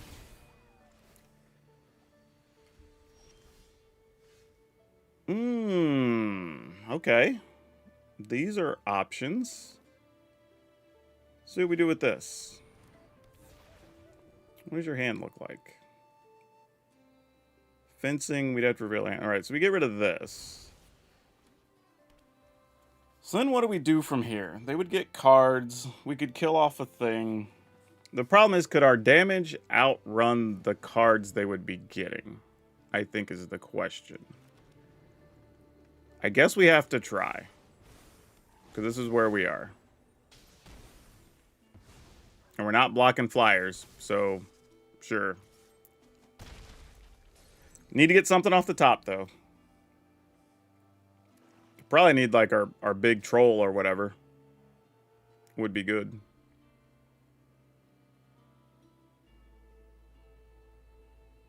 Play another... Oh, did you pick up another Enduring Curiosity? Oh, no, it's Kaito. Alright, that's still good. Yeah. That you didn't expect to see me here. Gonna tap down something?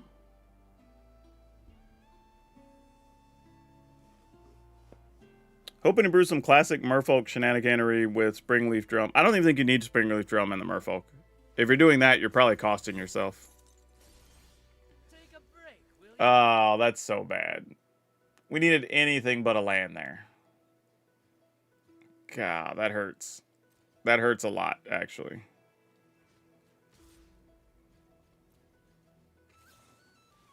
Yeah. You got it. Ugh. Man, that sucks. That is super hurtful.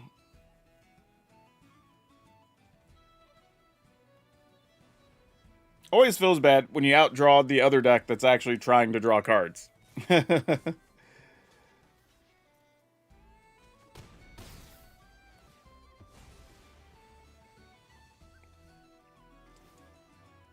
All right. Information is its own weapon. Yeah, I think the issue here is this deck just doesn't have big bodies outside of one card. So I think that makes it the weaker of the decks that we've played with Bloom Tinder. Because from here, I don't like... Yeah, exactly. Because we top deck a Bloom Tinder, but then what? You know what I mean? Yeah, we'll just attack it. They'll block, but then, like, nothing really happens here. Sure. You trade, get a thing.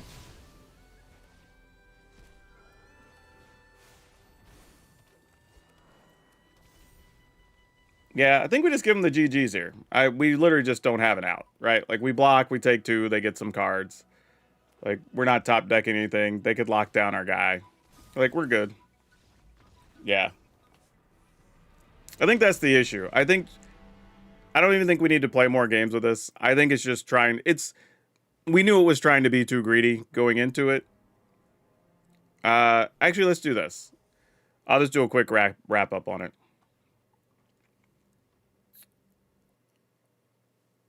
Let's see. Bloom Tender here. All right. But yeah, let me sort these out so they're a little more visually appealing. But yeah, I think the issue here is, you know, we don't need to play a lot of games with it. I think this is one that it's interesting, it's fun. If it pops off, it's cool. But the reality is, it's too greedy. Unnecessarily, almost, right? And I get trying to play all the other colors so you don't have to necessarily lean on the ley line so much. But even this is like, sometimes if we're doing 3 damage with it, 4 damage with it, that's cool. But then you kind of just have a 1/1. You know what I mean? I think it needs more payoffs for the mana. Because even if we get Sonar, it's kind of like, well, what are we doing, right? Unless we get exactly the pummeler, we're like, oh, all right, we can drain you for 2, and then we have a 3/4 that's kind of sitting here and probably getting chump blocked by some type of tokens. It does trample, so there's that. But it's not like the biggest thing. We don't have anything pumping our creatures. We don't have anything giving them flying. We don't have any planeswalkers, right? So the deck doesn't have a great way to deal with sweepers even. Like, don't be wrong, if you get this, maybe you could draw into some cards. Maybe you could get a skirmish Rhino back with Road Watcher. But I think, historically, when I've played decks like this, I'd probably want to be playing Felithar, some things I could sacrifice, you know, whatever, and just taking more advantage of it. And I don't think we really need the other red stuff going on in here. So I'd probably just make the deck look different. And we did play some Bloom Tender stuff, and I think Bloom Tender's still viable, even with or without the ley line. But I think this is a weaker Bloom Tender deck because of the possibilities. I wouldn't even say of inconsistencies, just of not having individual card power that some of the other, or card value that some of the other decks are going to have. Right? It's not bad. It does some things, but I just think you're going to be behind a lot of even the basic stuff a lot of other decks are doing. Again, unless specifically we get like early pummeler that doesn't get dealt with, and then we get like a skirmisher, and you know, so you will have draws where you pop off, but if you don't, it's a rough one. But yeah, links, Moxfield, y'all know the drill. Host your stuff there because they support the channel. Really appreciate it. That's all of you for now. We'll see you next time. So yeah, that's one. I don't even know if I'll make a video. I'll probably make the videos so people just see it, do some stuff. But it's okay. It's all right. But I don't think that's where you want to be with Bloom Tenders necessarily. Let me cancel. Let me mark this one. I'll put the double asterisk. I think that's the only one so far that I would kind of say like, nah, we probably can do better. But again, we played against some versions of this, and we also did very well against them. So that should be my indicator as well, right? That we played it, wasn't that exciting. played against it, wasn't that exciting. Probably not the best thing you should be doing with Bloom Tinder. You know, it's kind of that simple. It's a very simple equation, right? We saw it, didn't fear it, played it, opponents didn't fear it. Probably means you don't need to worry about it. Don't need to overthink it sometimes. And again, I'll still say it is early access. Maybe we just didn't have the best builds of that version, and maybe there's something better. Quite possible. The Sapling Nursery, again, I think we don't have enough new cards. We just have 6 new cards in here.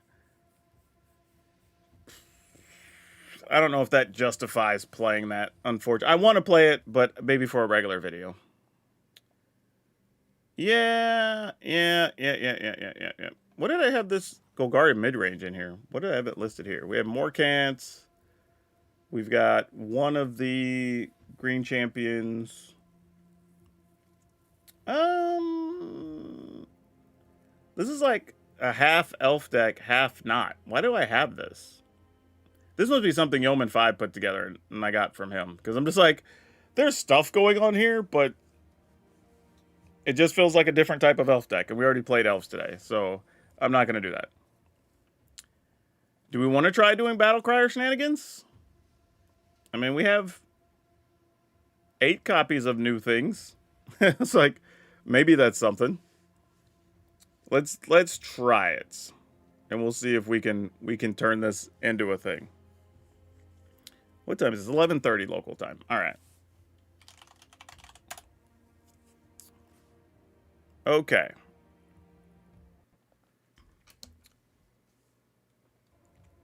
All right, what's up, Dragon Brood? It's that time. We got some Lorwyn cards, but there's a lot of stuff that fits really well into the Teamer Battle Crier deck. So we're going to see if this makes the deck any more interesting, because I think it does. So, of course, Llanowar Elf, not a surprise, still playing it, still good. Boulder Dash, this is finding its way into a lot of decks, and not a real surprise. I mean, you get to pick off 2 things, especially if your opponent plays a Badger Mole Cub. It's pretty strong. Couple of Bloom Tinders, because we are playing 3 colors, so maybe you get some value out of it. Leyline Weavers, probably the best thing we want, though, most times. Let you untap as well. Outcaster Trailblazer to kind of help us mid-combo, along with the Teamer Battle Crier that lets us get all of our stuff cheaper. One of the new cards here as well, other than just Bloom Tinder, is Lava Leaper.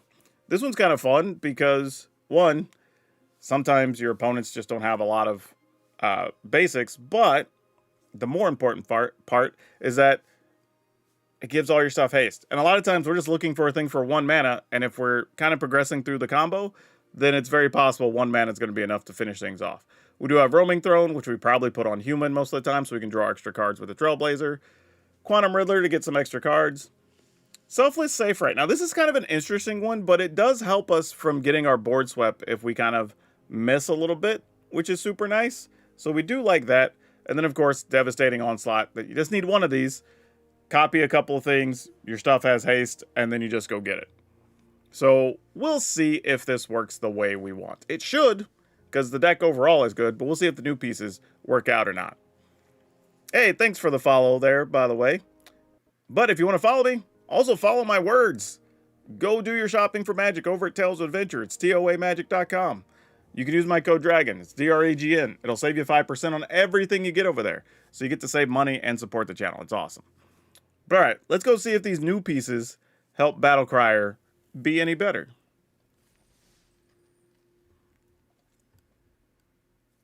I do kind of like the Battle Crier decks, if I'm being honest. They're kind of fun. I think they're fun just because there's a bit of a, like, strategic gambling element, you know, where you end up having to plot, okay, what does next turn look like? If I lose my creatures, can I still combo in the middle of all this stuff happening? You know, I think that's kind of fun. Spoon Man, how's it going? Yeah, also, thanks for everybody hanging out. We got a lot of people still here later on the West Coast. It is about 25 minutes to midnight. Still have what look to be about 90 people across all platforms still hanging out. Much appreciated. While we have a moment, if you haven't yet, don't forget to like, subscribe, follow, you know, do all the stuff you need to do on the platform where you're at. Really, really appreciate it. That always helps. Especially if you like streams when they're up, because I'll recommend them to more people if people are having a good time and hitting the like button. So that's always helpful if you're on YouTube. Of course, follow if you're on Facebook or on Twitch. Those are both very helpful. But yeah, this is a lot. We're wrapping up hour 9 of streaming and about to hit hour 10. Okay, this is not good. We're gonna mulligan. If we don't have anything on 1 or 2, oh, this is like the same hand but worse. All right, we'll see what happens. Llanowar Elves, you got it. Probably just drawing cards next turn. I should have played this tapped, actually. I mean, nothing's gonna matter. We're just gonna get run over with this hand. Oh, and there's a mana creature late. That's tough. All right.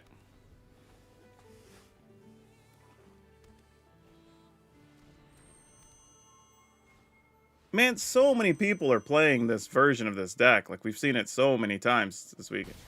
It's just Golgari control, basically, is what the whole deck is. Let's just go ahead and put this off to the side. We did get the Lava Leaper. I have green, blue, red, blue. Have another red, blue in hand. If I put this on green, it might actually need to be on blue, actually. So that we could... No, I'll have 2 blue. Yeah, alright. This could go on green, I guess. Blue might still be the right answer, but we're here now. Alright, another Mutable Explorer. Makes sense. Question is, do they have... Okay, well, no removal in hand, it looks like. So can we find a way to combo here? If we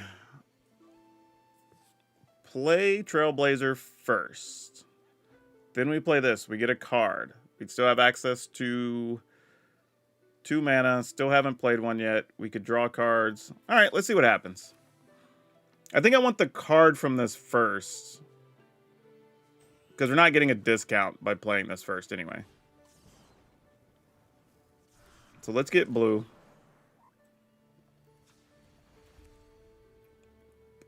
Play this. Get a card. Oh, that's interesting. Huh. Dang, this is close. So if I play this, we would get a card. Then I could play this, that would have haste. Or we could play this. This costs 1, but then we can't do anything. The worst part is we're going to do all this, and they're just going to sweep the board anyway on their turn. So it's like, all right, I guess. All right. So if we leyline, I'm just trying to figure out like the best way we get the most out of this. We're probably just supposed to Riddler here, I think. Yeah, let's just... Oh, wait. Riddler's also cheaper. Riddler would only cost 1 if we did that. Hold on.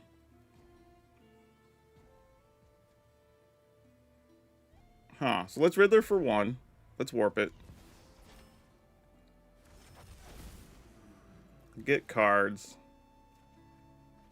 Okay, that's not bad. Now we have a little bit of extra stuff we could do here. Let's go ahead and... I mean, pick off that and that, I guess.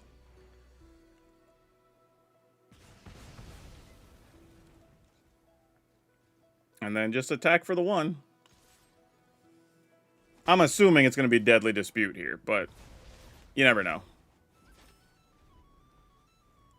It would make sense. And then they're probably taking a Battle Crier, which we have 1 in hand already. Which I guess I shouldn't have put stuff in their graveyard. But they don't have enough there to take all of them. So they just get rid of what's on the battlefield.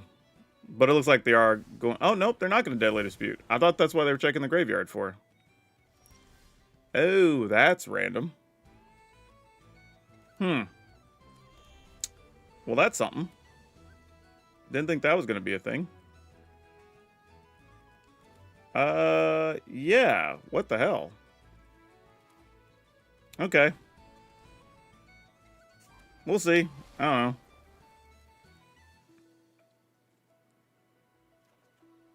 know. Another Riddler. Sure.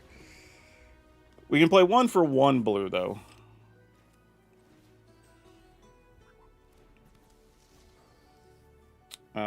Let's cast this one for a single blue. Or we could play that, untap this. Yeah, I just don't think we're still going to get there. I think I've played this in the wrong order from the previous turn.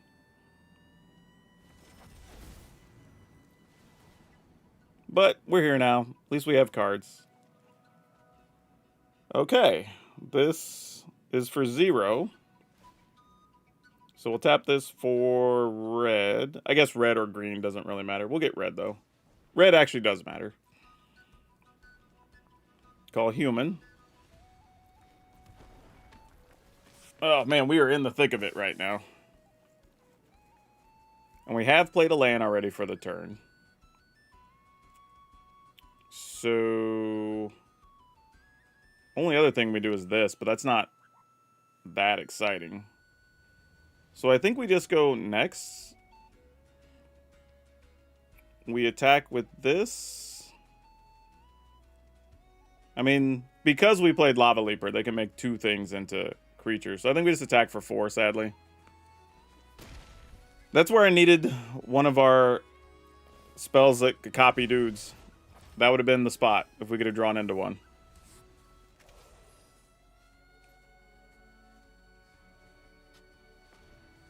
Alright, they have all the mana they need.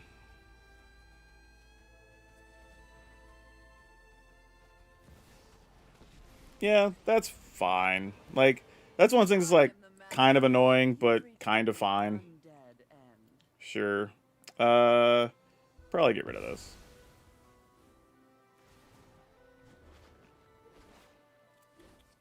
I mean, I'm sure they're just looking for a sweeper here, and they had the extra black mana, so... Oh, they didn't. They found a Shoot the Sheriff. That works. And an elf. Alright. That wasn't that bad, all things considered. So we do this. We still have 2 blue up. We get to draw 2 cards. Now I think we can just get there. Famous last word. Well, this actually could be just a haster, so that's fine. So we do this for 1 blue. Actually, if we do this, that's just free mana. Right, because we can get green. Play this for a blue.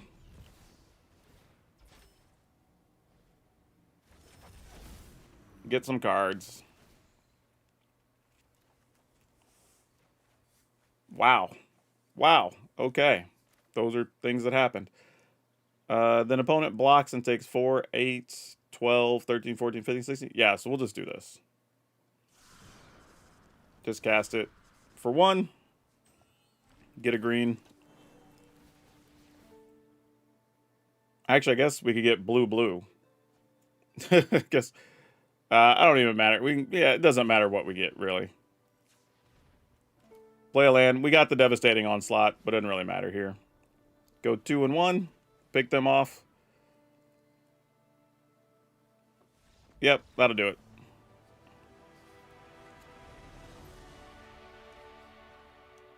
What new standard deck we're going to make in real life? I don't know. That's a personal choice. I don't get to make that decision for you.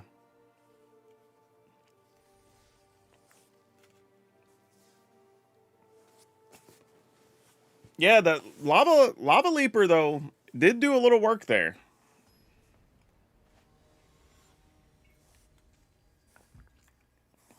The other thing about Lava Leaper, too, is after a sweeper, you could just go, like, Battle Crier, something, Lava Leaper, attack for a bunch. You know, that's also possible. Alright, let's keep it. Let's go with probably just Bloom Tinder next turn. If it resolves.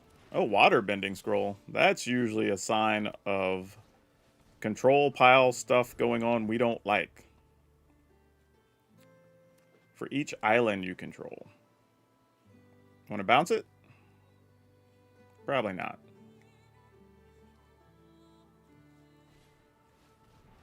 Hey, they're doing good old-fashioned real magic there. Just playing Tempest Gin. This has to be all the same color, right?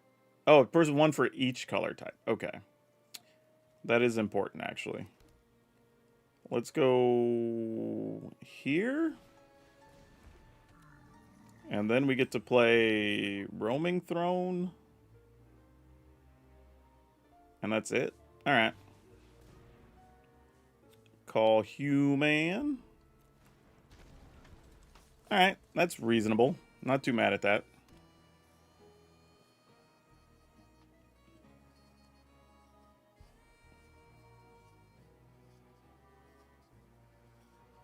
Also have to be careful here, because these types of decks are the type that are playing like Aetherize and, you know, that type of stuff.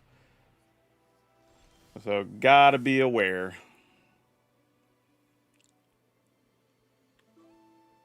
Let's go ahead and play this as is.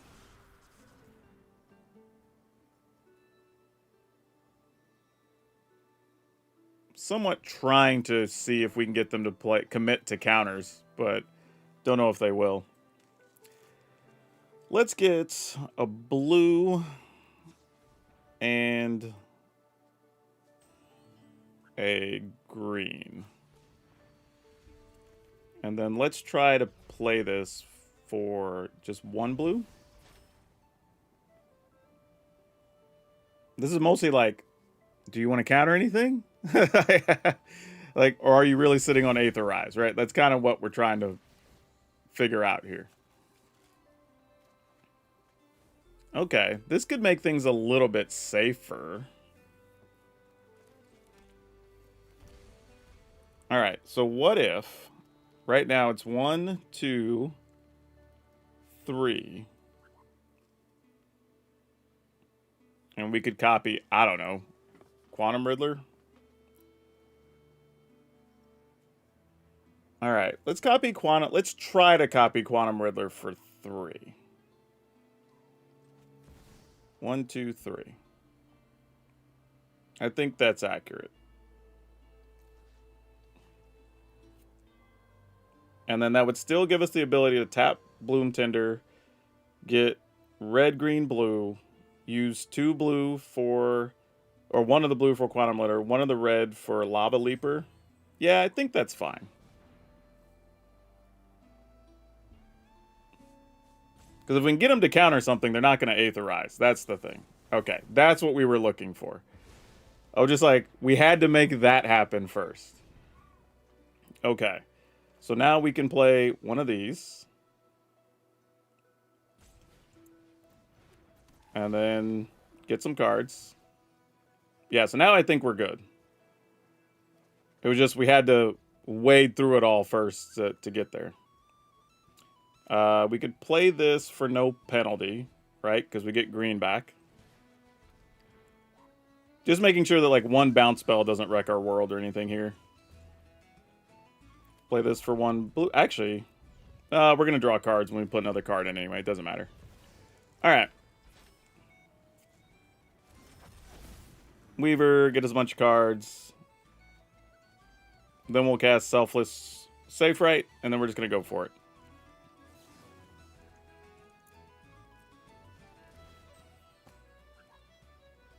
All right. And then I'm going to cast a Lava Leaper just in case. Because if we go to the attack step and they turn haste off, that would suck. So we're going to use the Weaver to make sure we have at least 2 things giving us haste. Because they do have 2 mana technically. Technically, I guess 3 now because of Lava Leaper, but... Alright. How many cards do we have left? I don't want to get too crazy. 37? Yeah, we're good. Now we're at the, like, play with our food phase, sadly. Alright. That's fine, whatever. billion cards, go attacking. That should be more than enough. All right, let's go. Well, we also had devastating onslaught if we needed it there. All right, good stuff.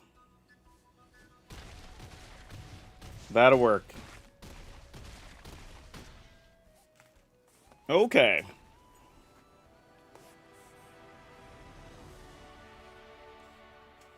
What are we copying with Throne? We don't copy anything with Throne. We just call humans so we could draw a lot more cards and make more mana. Yeah, like you just call that so mid combo, if you find another, like here, we found another outcast, you could play it, trigger it 3 times, so now you have more mana that you can just keep going if you need to. Or, in that scenario, I already had one out, so you're just able to draw extra cards and do whatever you need to do.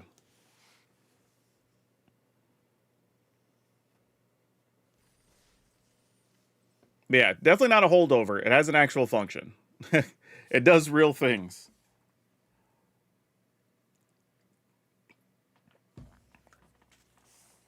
The thing about the Battlecry deck, though, is if you're patient, a lot of times, kind of like there, you're just looking for one opening, right? Before you try to go for it. But we also put the opponent in a situation where if they didn't counter something, all right, we'll just attack with a couple of things, see if you have Aetherize. Then we'll start replaying our stuff or whatever, you know? What is... Hey, you can be bored, Spoon Man. You are welcome to find a stream where we are not boring. Like, that is okay. Not everybody's going to like every deck. Same way that some people probably want to watch a control deck during early access. We're not going to play those on our channel. Same thing with like Reanimator decks. We're not going to play those on our channel. But if you're into that, there's probably somebody that, actually, we know there are people that are because we ran into them. You know? So we know those exist. Those are out there. For sure.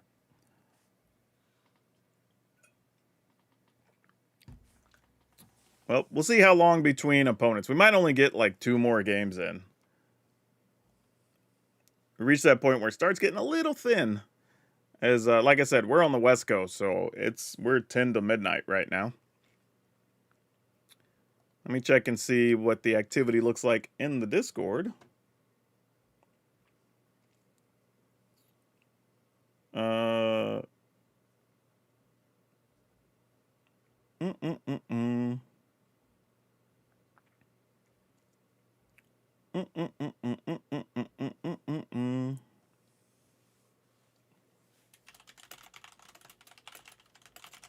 Only in the best of 1 queues.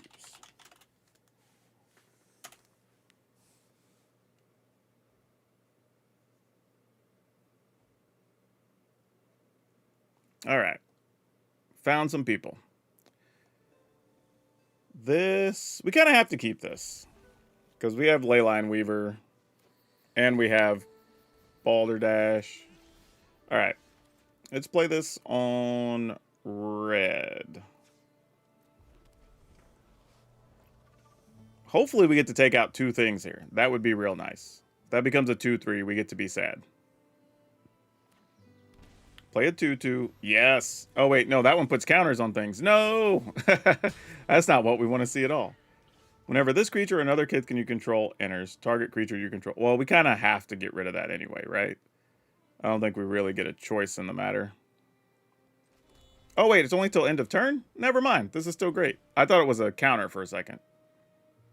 Awesome. We get a 2-fer. Love that.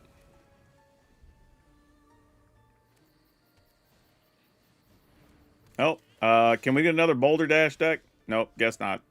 Fair enough. Can't complain. Okay, can we... If we play this next turn and we have this, we make one... That's not enough to do anything with. Alright. Play this tapped on green, I think. Go ahead and play this. I don't think this is going to do much, unfortunately. But we'll see.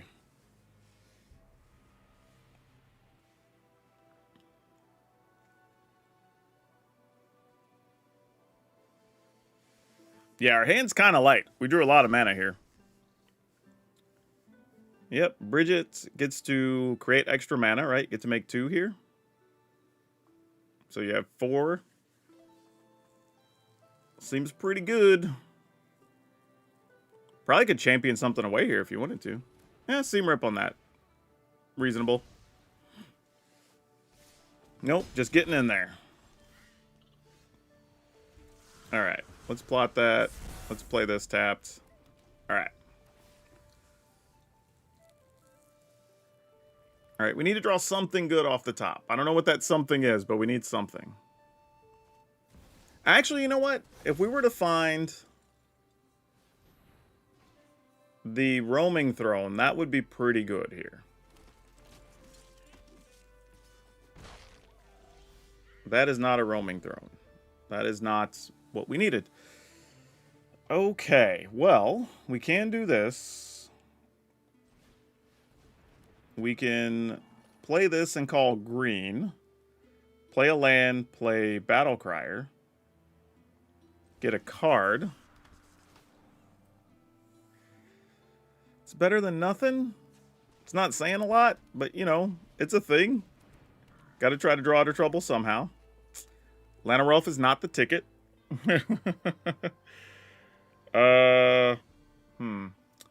We do get to convoke this now for free, basically. I think I'm willing to do it, because I'm more likely to block with this than I am with the Battle Crier. Or either of those, really. Just call human. Doesn't matter, it's only till end of turn anyway. Alright. Here's hoping. I mean, we could at least play land, elf, Quantum Riddler be down to 1 card, so we get 2. So that's something. Bridge is giving them a lot of mana right now, though. We could get Crater Hoofed. I mean, if we get hoofed, we get hoofed.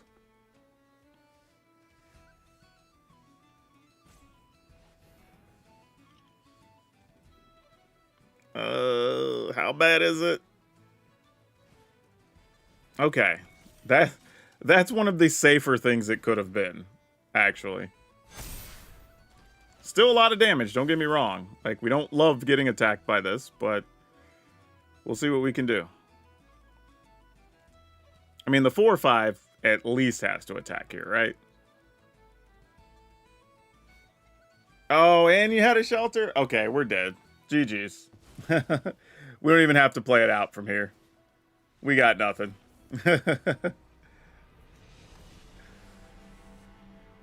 Oh, so sad.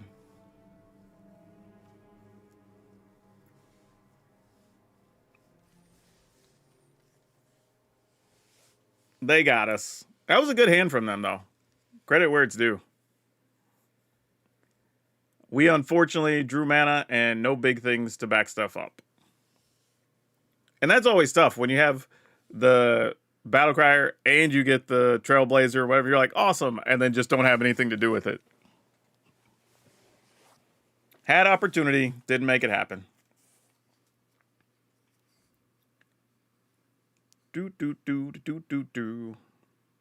Yeah, Boulder Dash to answer Badger Mole Cub. Yeah.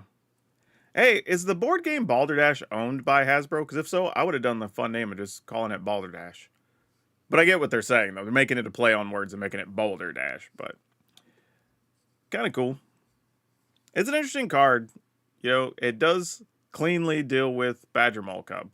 You know, deal 2 to it, deal 1 to a land. But you can also, like, deal 2 to opponent, pick off a Llanowar Elf, or ping their Planeswalker and ping a creature. Like, there's a bunch of stuff you can do when you can split damage like that. There'll be way more situations where I think it's going to be more relevant to be able to split 3 damage than it is to deal 3 damage to one thing. The downside is it's a sorcery. You know, it's not an instant. So you kind of got to deal with that. All right. Ooh, sure. Not, I mean, okay.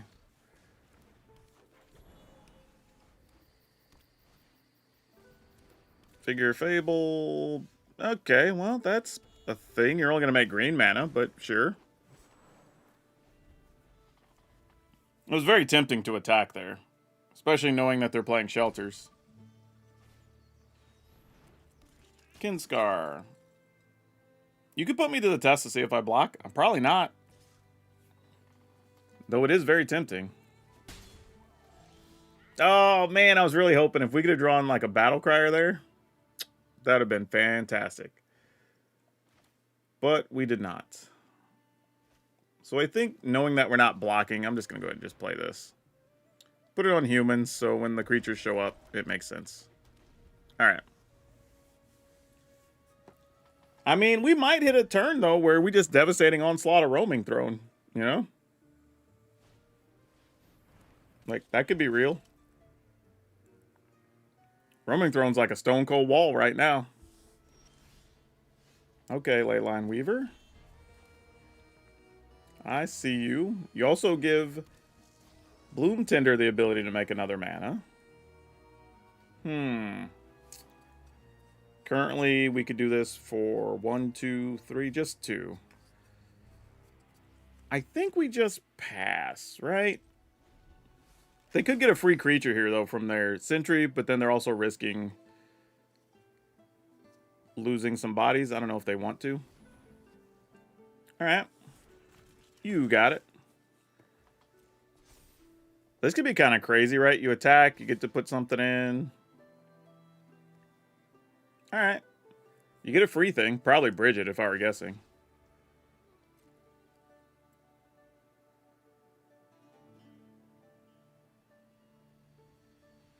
What do we got going on here? Oh, it's a Suki. Yeah, sure. The other one resolves. Putting in. There's the Bridget. That's what I thought. Okay. So here's the plan for me. I think we convoke this in.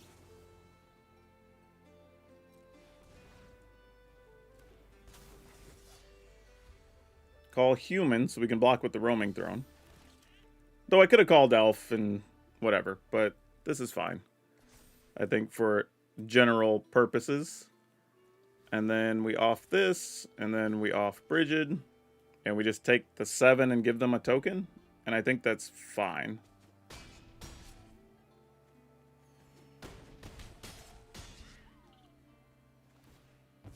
Okay. Dang it. I mean, at least we get a mana back here. So there is that. So let's play this. Get 2 mana. Probably need 1 to be blue, 1 to be red, I guess. Doesn't really matter all that much. What's the best way to go about this? All right, so we have access to 3, 4, 5, 6, 7. So we can do this for 3, copy either Roaming Throne or I think we can copy Trailblazer. I think that's got it. Well, we could end up with... It doesn't really matter, actually. Yeah, alright. So we're going to get 2, 1. Oh, no, we can only do it... Oh, because we get Weaver, too, right? So it's 1, 2, 3, 4, 5, 6. So we do it for 3, call Trailblazer. Yeah, that's our plan here. Let's go 3. Target this. Because we need the mana, is the thing.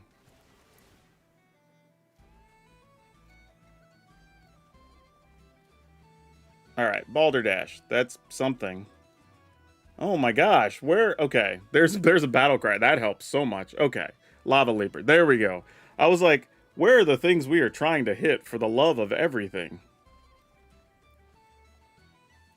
Okay, let's get... Oh my gosh, how many cards do I have left? 31. Let's go red, green, blue, red, green. Oh, and this also is making stuff? I guess. Red? Yeah, we have to risk, like, not decking ourselves here, actually.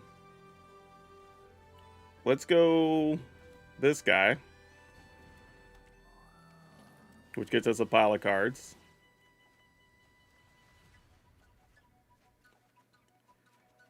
We have 26 cards left. I'm going to play this and call, like, Elf, because we don't need to copy anything else here.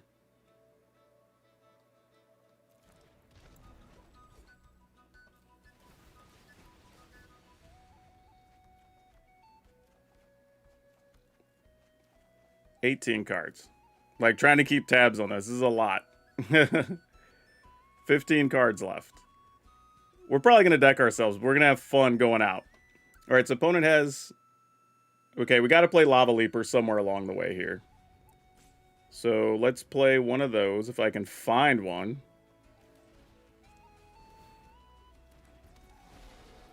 And then we're going to play Balderdash, I think. And that should get us there.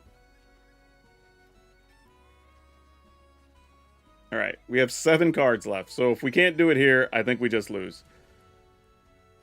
And that's 1, 2, 3, 4, 5, 6, 7, 8. That's 24, 25, 26. Oh, that's like exactly enough. That's not good. Where's my Balderdash? There we go. Let's shoot this and this. Oh, we can also hit them for a couple of points if we need to. So that's a thing. And these also cost less.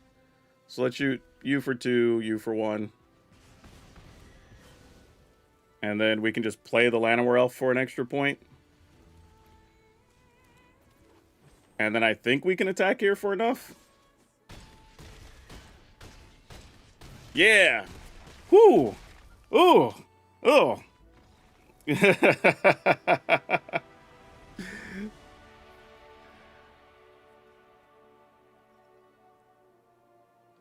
I don't know how many. I was going to have to discard 29 cards. Like that. And we only had 7 left. Granted, if something were to happen, our hand was big enough that we could have gotten into a way to get out of trouble. But man, those 2 Boulder Dashes were clutch there at the end. Like, we definitely could not have won without those. That's something. Yeah, this deck's wild, man. And Lava Leaper showing its value here for sure. Because we could have possibly done it with just the Onslaught as well. So, who knows? But yeah, Lava Leaper came in clutch there. Not mad at it, I'll tell you that.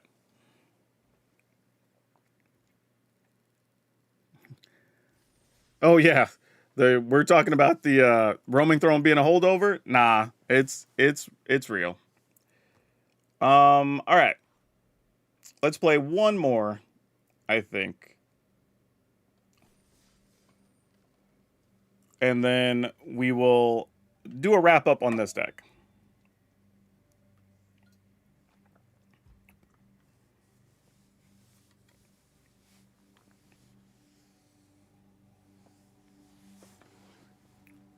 Yeah, like, could we have tapped Weaver and got more? Yeah, but we were... At that point, mana wasn't the issue. We weren't going to get caught on mana. Like, that was fine. We had plenty.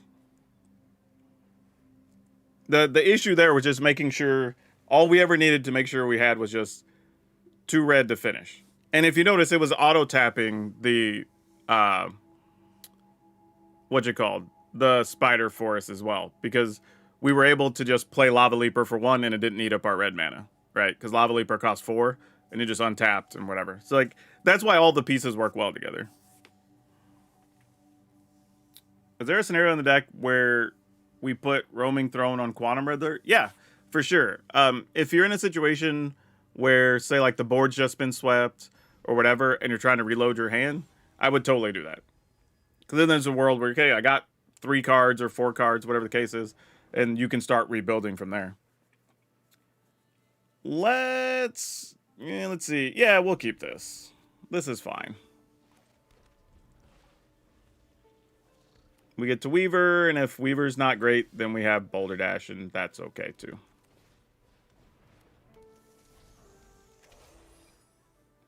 I need to find the opponents with all the non-basics so I could do some lava leaping. Ooh, Roaming Throne. Don't hate you. All right. All right.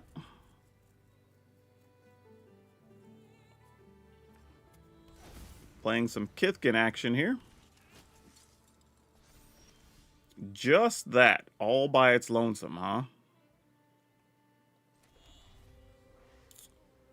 Alright, well, I'm going to just get some cards here, I think. We play this, get a red mana, play Roaming Throne, have 1 mana up. Don't think we can do anything with it. I mean, I guess we could get... I guess depending on what we leave up is important. Because we could leave a red-green land available.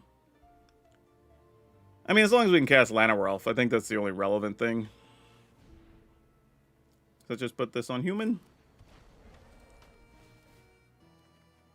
Oh, there we go. There we go. Now we're talking. Oh, we have potential to get so much value this turn. Because they have to tap out to take our Roaming Throne. And the best part is, when we kill their creature, we get the Roaming Throne back. So, if we do this first, this makes this cost 1, but we still have to pay 3, right? Yeah, can't do it that way. Darn it. Oh well. 2 to that. Yep, I'm sure. And 1 to the opponent.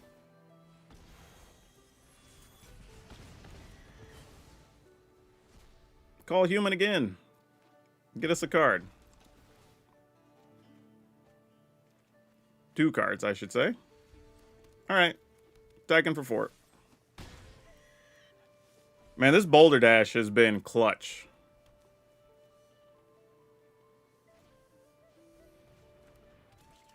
Don't tell me you have another shelter. Alright. Hopefully for them, they have a... Oh, wait, actually... If we do this for 4, we get that back, make a... that doesn't do anything. I was thinking if I do this first, then this costs 1, and we play a land, and we get that. I mean, I guess we could try. Sure, why not?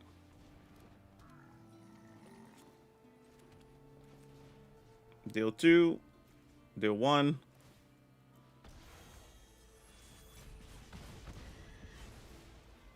Then we can get a blue. Yeah, that's going to do it.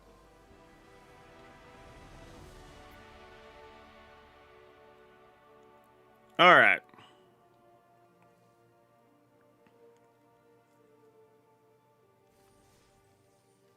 Super late to the party. Hope your draft has been going well. I don't draft at all. We're just playing constructed piles.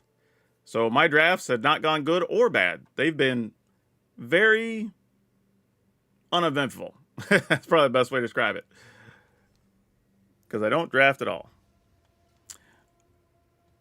Matter of fact, here's the thing that always upsets people when they see me hovering over my stuff. I have 32 draft tokens, 2 sealed tokens, and 9 jump-in tokens right now. I have not drafted on this client since the week, I think, maybe the second week after human drafts went live, like years ago. That was the last time I drafted on here.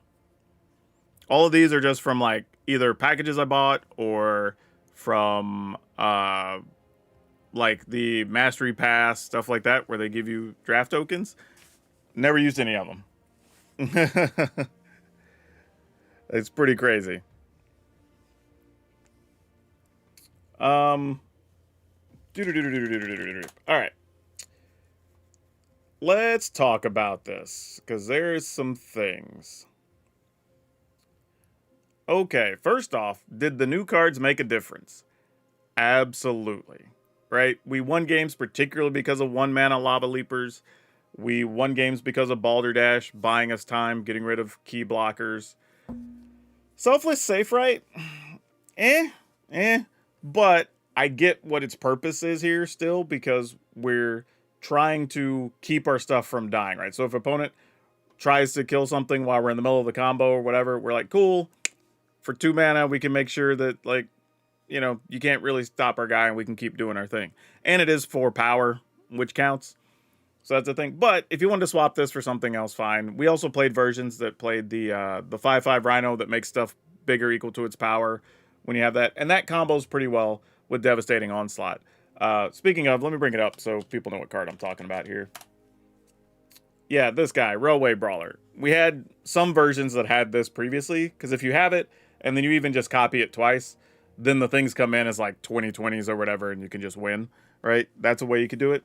So there's a few different options you could still go for here. So if you don't want to spend too many new wild cards, I would say Lava Leaper for sure if you want to update this. Boulder Dash, legit was good. I would consider still, these are uncommon, so they should be pretty easy to craft.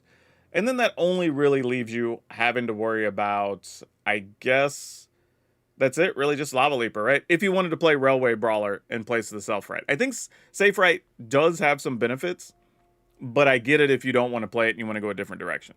Totally understandable.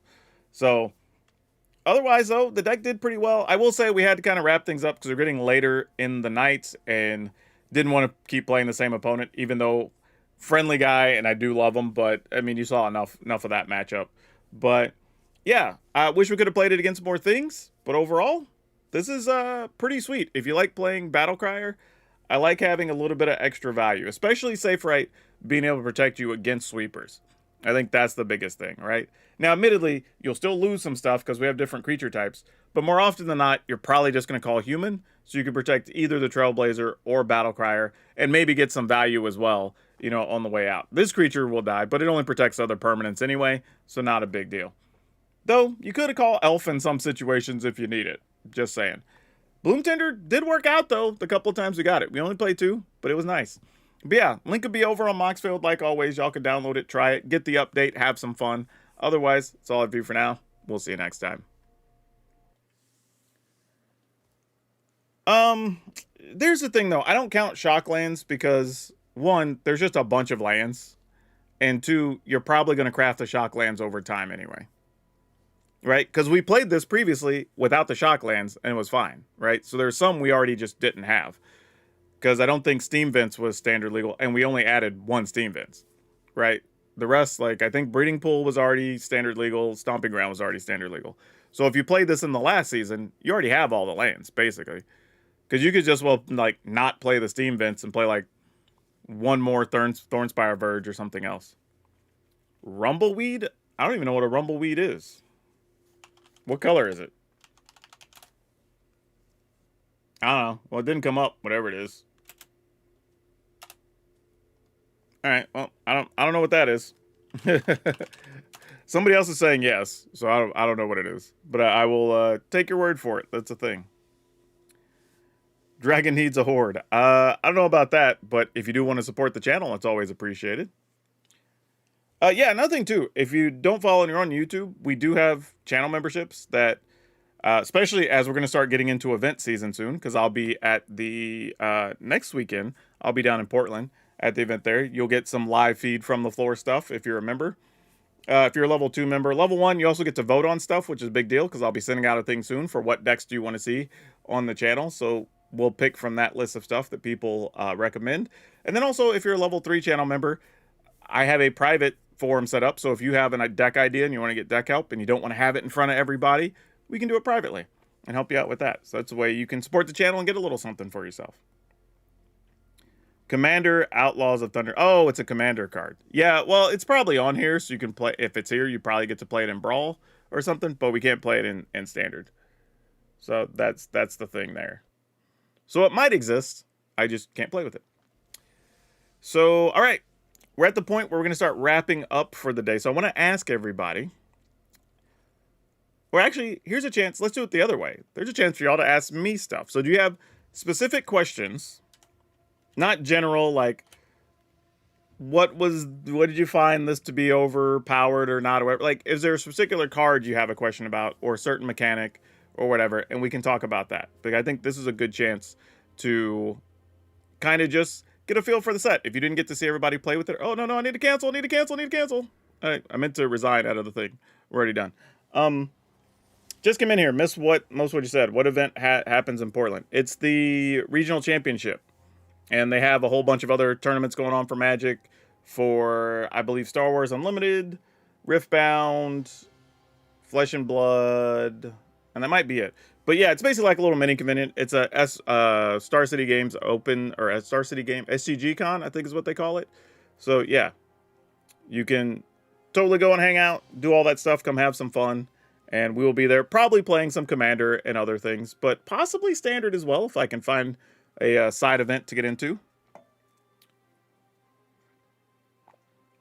How many cards from the new set do you think might fit into Standard? A fair amount. I think the same as usual. I would say I don't think there's a number. I just think as decks develop and people figure out what they want to do, a lot of cards are going to find their way into decks. Some are just going to be removal cards, like Boulder Dash, right? It's not going to be crazy, just functional. People are going to play it. You're going to find rares like Ajani that are going to find their way into decks, or mythics, I should say.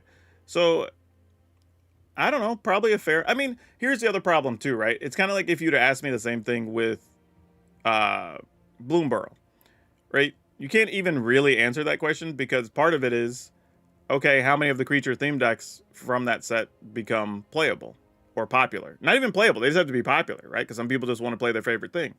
So, in the case of Bloomburrow, it's like, well, all the bats, all the mice, like so a big chunk of the set made its way into Standard. Like, same thing here, right? We could say, I don't know, 30 cards, but it could also be all the elves, or a big chunk of the elves, obviously. Like, elves could be a thing, merfolk could be a thing, elementals could be a thing. And then you start talking about, okay, well, this spot removal card probably finds its way in. And then this counterspell probably finds its way in. And a couple of planeswalkers, that sort of thing. So I don't think there's a hard number, realistically. It's going to be too hard to tell. But I think there will be quite a few. Lava Leaper is really good. I agree. I have to say I didn't respect Lava Leaper's game, and I was wrong. I found 2 uses for it today. Did you get to loop Loyalist black-green signpost with Tristan's command? No. Seeing as how I wasn't even thinking about that combo, absolutely did not. Let's see. RPT111 says, I'm so let down there is no MagicCon Chicago this year. I actually had a thought about that I actually kind of like the idea of conventions moving around. Because, now, I get why they don't, right, in some cases. Because, if you do San Diego Comic-Con, they have like a, 40-year relationship with that convention center. They have all the stuff set up. They probably get a discount for booking like 3-4 years in advance, all that. So it makes sense that sometimes conventions don't move. But I do like knowing that different parts of the country, or other countries for that matter, can get exposed to the convention, right? That, all right, we were putting one in Atlanta. It's going to be in Atlanta for a couple of years. And then if they put one in, Milwaukee, it's in Milwaukee or wherever, right? I don't think that's necessarily a bad thing, truthfully. I get it, though, if you're a local to the area and you're just like, man, we got used to having one every year. Now you don't have one. And that sucks. But I also kind of get the upside, too. Vegas makes sense, though, because you can schedule it almost all year. The convention center is gigantic. The stuff around it's good. Everybody wants to travel to Vegas. Your attendance is always going to be good, so you're going to get your money back, right? So I get why people schedule a lot of things in Vegas, too. Thanks, Dragon. Was a good day of Magic. You're welcome. Chicago sells out every year. I just don't understand why you want to have one there that sells out. It's not just that, though. Some of it is also, company costs, right? Like, how much does it cost to travel there versus travel into Vegas, especially when you're already on the West Coast, right? Then you have time zones. And then is the convention center more expensive or not? Do they do a multi-year deal or not? I don't know these questions, but there's a lot you have to answer with each convention center, depending on what you're going to do. Also, are the spaces you want booked up? That's the other thing, right? If you want certain ones and it's like, we have these other ones available, but it's too big. And that's like twice the cost. Because they have some huge spaces you can use that are made for I think one of the ones I saw was for a dental convention. That looked like a damn carnival because they had neon lights and machines and stuff they wanted people to see and sample. And they're trying to sell you, $100,000 machines or whatever, probably. So that's also a thing too. Right. And I don't know the specifics. I'm not sitting in those meetings. I can't vouch for them. So I totally get it. But also the other issue is you're only going to get so many a year. Right. And some of it could also be WotC seeing numbers and going, hey, when we went to Atlanta, we saw literally a lot of brand new, not even first to MagicCon, first to a game convention people. Like I said in multiple panels, and when people ask, who's your first time at a MagicCon? Who's your first time at a game convention of any kind? And someone said, not even game convention, someone said it was their first convention ever, right? So there's a lot of value there, especially for your vendors even, because these people never go out to things where they get to go buy stuff or whatever. So that could be part of it too. I don't know that. I'm just saying that's just like one more thing to consider in the discussion. And I get it too, because I have the same thing where I'm up in the Northwest, right? I'm near the Seattle area where WotC is. So it would be nice if, say, like WotC decided, hey, we're just going to do the World Championships in our backyard every year. And like, that'd be awesome. I can go see the World Championships. I can go to whatever big event they have here. It'd be fantastic. But they don't, and they let it travel around and they take it to different conventions or whatever. So there is that. But I also get putting it at MagicCons or whatever too, because you already have your staff there and blah, blah, blah, right? So I'm the same way, right? But I'm also spoiled because we get a lot of conventions up here. We get Emerald City Comic Con, we get PAX West, we get, like we're in a nerd mecca, so we get a lot of stuff as it is. Same thing in Chicago. You get a lot of events there. You get a lot of events in Atlanta and Vegas. You get a few in Atlanta, but the ones in Atlanta aren't hugely big except for Dragon Con. Dragon Con's like the big one that they get, and it's one of the larger nerd conventions in the country. I need one to come to Yakima. That's probably never going to happen. Does Yakima, I need to look it up. Does Yakima even have a convention center? I actually don't even know that answer. I got to Google it. Does Yakima have a convention center? Because I, for real, don't know. That's a funny thing to even ask. I'm going to just put in Yakima Convention Center. It does have a convention center. Oh, sweet. What's their capacity? I've never been to an event in Yakima. That's hilarious. Well, it's not big. It's 18,000 square feet. Oh, no, it says 18,000 square foot addition. So I don't know. It's a decent little 89K square feet. All right. That's not big, but it's good for Yakima. Probably couldn't hold a MagicCon though. 89,000 square feet isn't that big when you're talking about convention stuff, but you would literally use that whole convention and probably still be light on space. Your cons get crazy, I believe, because they have O'Hare Airport. Yeah, that's the other big thing too. I don't think people talk about that with conventions enough. Is a lot of people say, hey, why won't they come to our city or why won't they do this? There's a couple of factors. One is how many people are within driving distance of where you are, right? If you look at a map and you take a compass and you make a circle around it, how many people are inside that like 4 to 6 hour driving radius, right? Some people will drive 8 or 10 hours, but realistically 4 to 6, right? How many people are within that radius? That's one decision, right? Then it's how many hotels are available near the event centers, because there are some cities that, like Waco, Texas, as an example. I ran a bunch of stuff down there, but there is a limit to if you were to like pack out the convention center with a big thing, people would have to be driving 35, 40 minutes, whatever, for hotels, because you would be maxing out the space that's available there, right? No way you could do something the size of a MagicCon. So that's a really big one. The other is, what's the capacity of the airport, and do they have one, just enough regular domestic flights, and what's their situation on international flights? That's something else as well, because that can affect attendance and travel for people, or even for your own staff, right? Because there's some airlines that only fly, say like for Wizards, Seattle to whatever the city is, like twice in a day, right? So you have to know, hey, we need flights all throughout the day because people are going to be doing extra stuff, filming some things. Some people are going to be leaving the office, whatever. You got to have convenience for travel for your staff as well. So there's a lot of things. I think people just look at cities and go, why don't they put it here? But there's a laundry list of things. I've helped run events before. There's so much that you have to consider. Would be cool if they did Toronto. Toronto's probably feasible. I could see Toronto getting one day. I don't think that's crazy. I mean, like Vancouver also could get one, being just north of Washington State where Wizards of the Coast is. I could see that as well. But those are both reasonable. They have good convention centers, good international flights, so I could see that. Let's see. For a fun side gig, I used to do convention coverage in Chicago. It was fun, and they gave me press passes. I got to talk lots. Oh yeah, I bet you got to see all kinds of stuff. That was the other thing too. I've gotten to meet so many people working events that you don't even think about it. And the funny thing is, when I would tell that to people, they would often ask like, "Oh, did you ask them about this thing?" And it's usually something related to their job. And I was like, "No, they've been answering and taking pictures and autographs and hearing stories about their stuff for the last like 10 hours." You know, like all they asked me about was like, "Hey, do you know a place we could get a good steak? And are they showing the ball game somewhere?" And I gave them, and we went and hung out, right? Showed them where the ball game is, helped them get a steak, and we're good. And that's it. But it's so funny because you kind of just get used to it after a while if you just do so many events. But yeah, Frank Miller, I hear, is actually pretty cool. I have not gotten to meet him, but I know a lot of people that were into comic books that have had many conversations with him.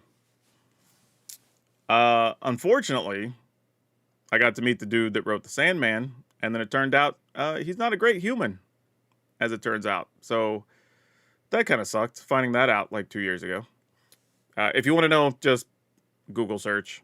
There's a lot of stories out there about it. Nah, it's okay to go into chat mode. It's fine. We're just chilling here. Yeah, but okay. So for everybody watching, let's do a wrap up. Like, what questions do you have about the set or about what we saw today or about a particular deck that you like or about a mechanic? And let's try to get those answered before we get out of here so we can help you out. Yeah, what's funny...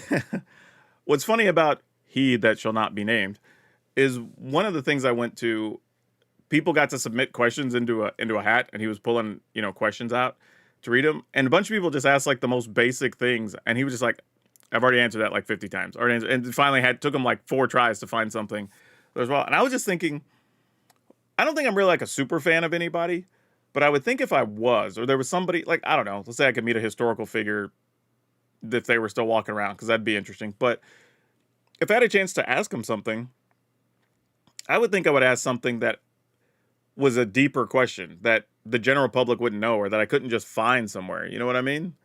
But it's always surprising to me how people will just ask like the most basic things sometimes. Hey, thanks for that. All I have to say about the set is that I'm hyped for it, and I feel like a return to what Magic is to me. That's the interesting thing, right? I think historically, when you ask players what their favorite sets are, when they enjoyed Magic, it's often when they started playing.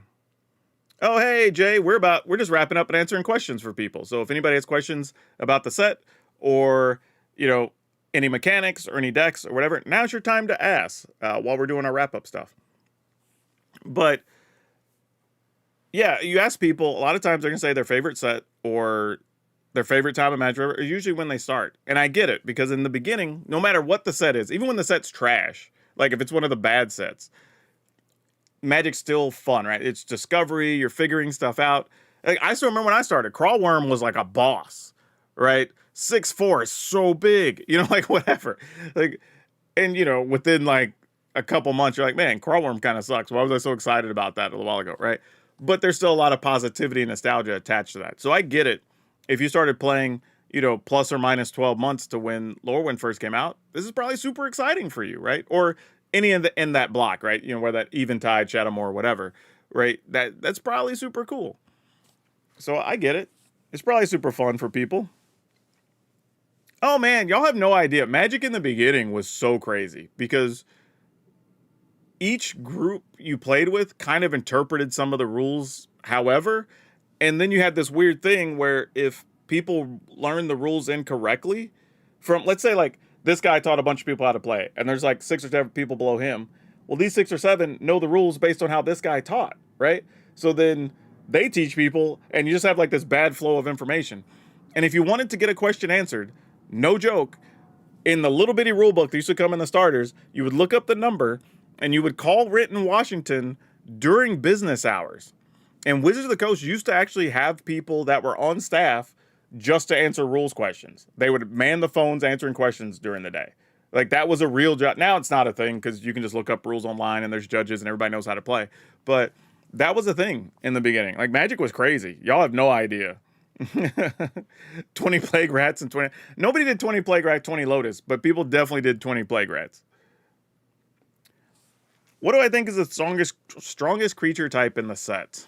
Oh, boy. I don't know if they're really... I feel like they balanced them pretty well, to be honest. I think... And I don't think we've seen the best version of all of them, because we saw some elemental decks that were pretty sweet, and you get to play the incarnations, which are really powerful. But there were a lot of fun interactions with Merfolk, and if you can get a decent start with a few counters backed up, and you could say the same thing about fairies, that's pretty good too. We also played a black-green elf deck that I think we went like 5-1, and we were just beasting people, so I think I don't know if I can make that call, honestly, because I don't even know if we've seen the best version of each of them yet. I do think they're all at least somewhat competitive and can hang.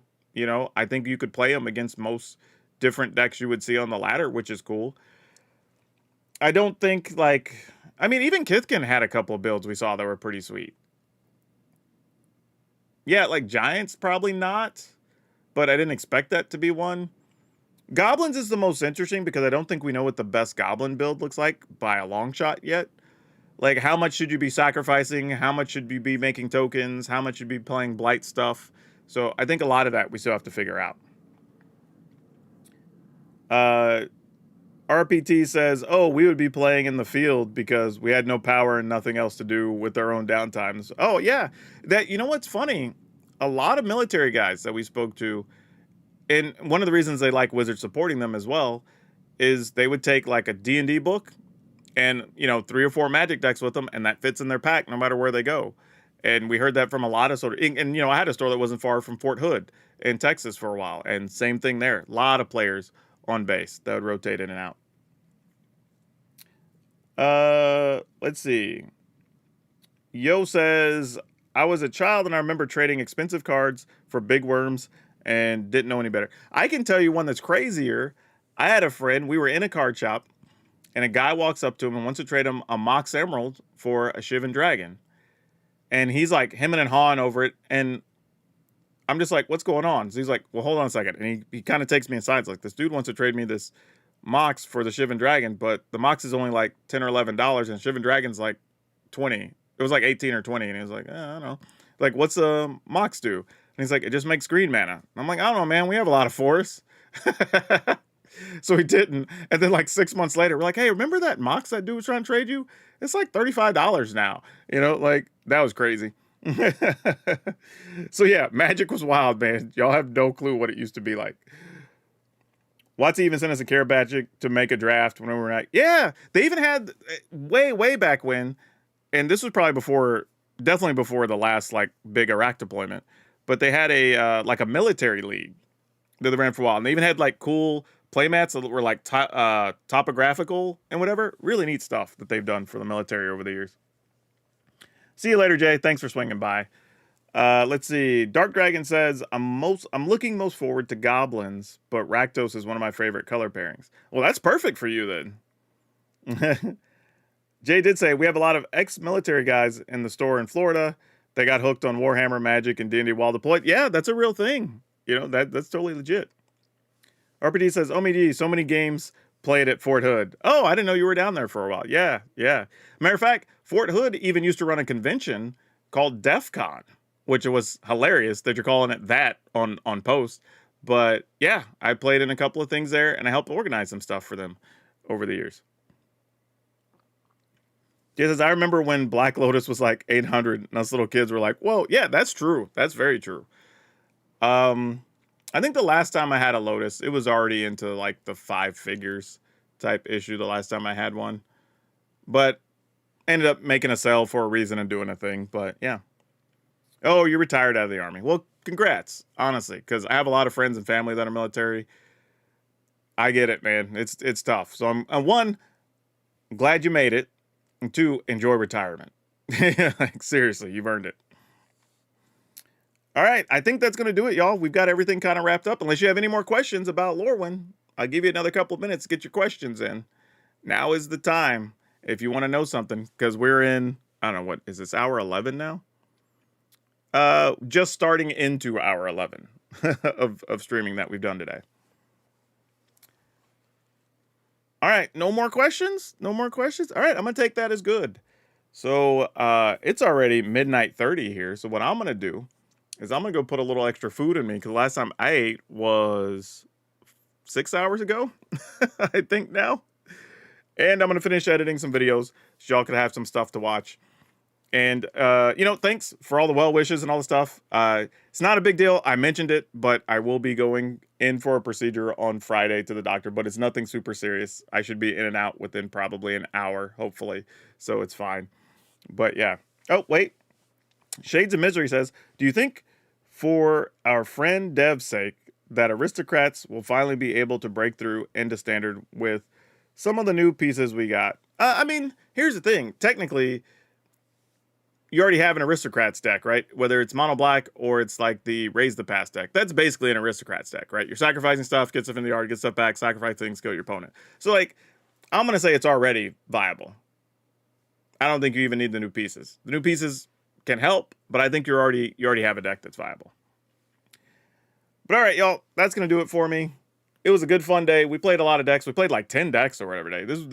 We got through more decks than we normally do on a lot of these. Had a lot of good conversations. Learned some things about some cards, which is always good. And yeah, you'll have a lot of videos coming up over the next couple of days. And don't forget, if you haven't subscribed on YouTube, do so, because I will still be doing my cards you should be crafting, cards you shouldn't craft. Basically cards that are overperforming, underperforming. After we get to review all the different gameplay footage from different creators, and we go to local stores, see what people are buying, all that stuff, and we make a cool little video about it that y'all get to get some extra information before you start using your wild cards or spending your cash. It's just something we do every season to try to help people out. But as always, wherever you are watching, good morning, good afternoon, good evening, and good night, because I don't know what time of day it is for all y'all, because it's already almost 1 o'clock a.m. here on the West Coast. But remember to take care of yourselves and your family. Remember to be awesome. And most importantly right now, especially with all the crap going on in the world, be awesome to each other.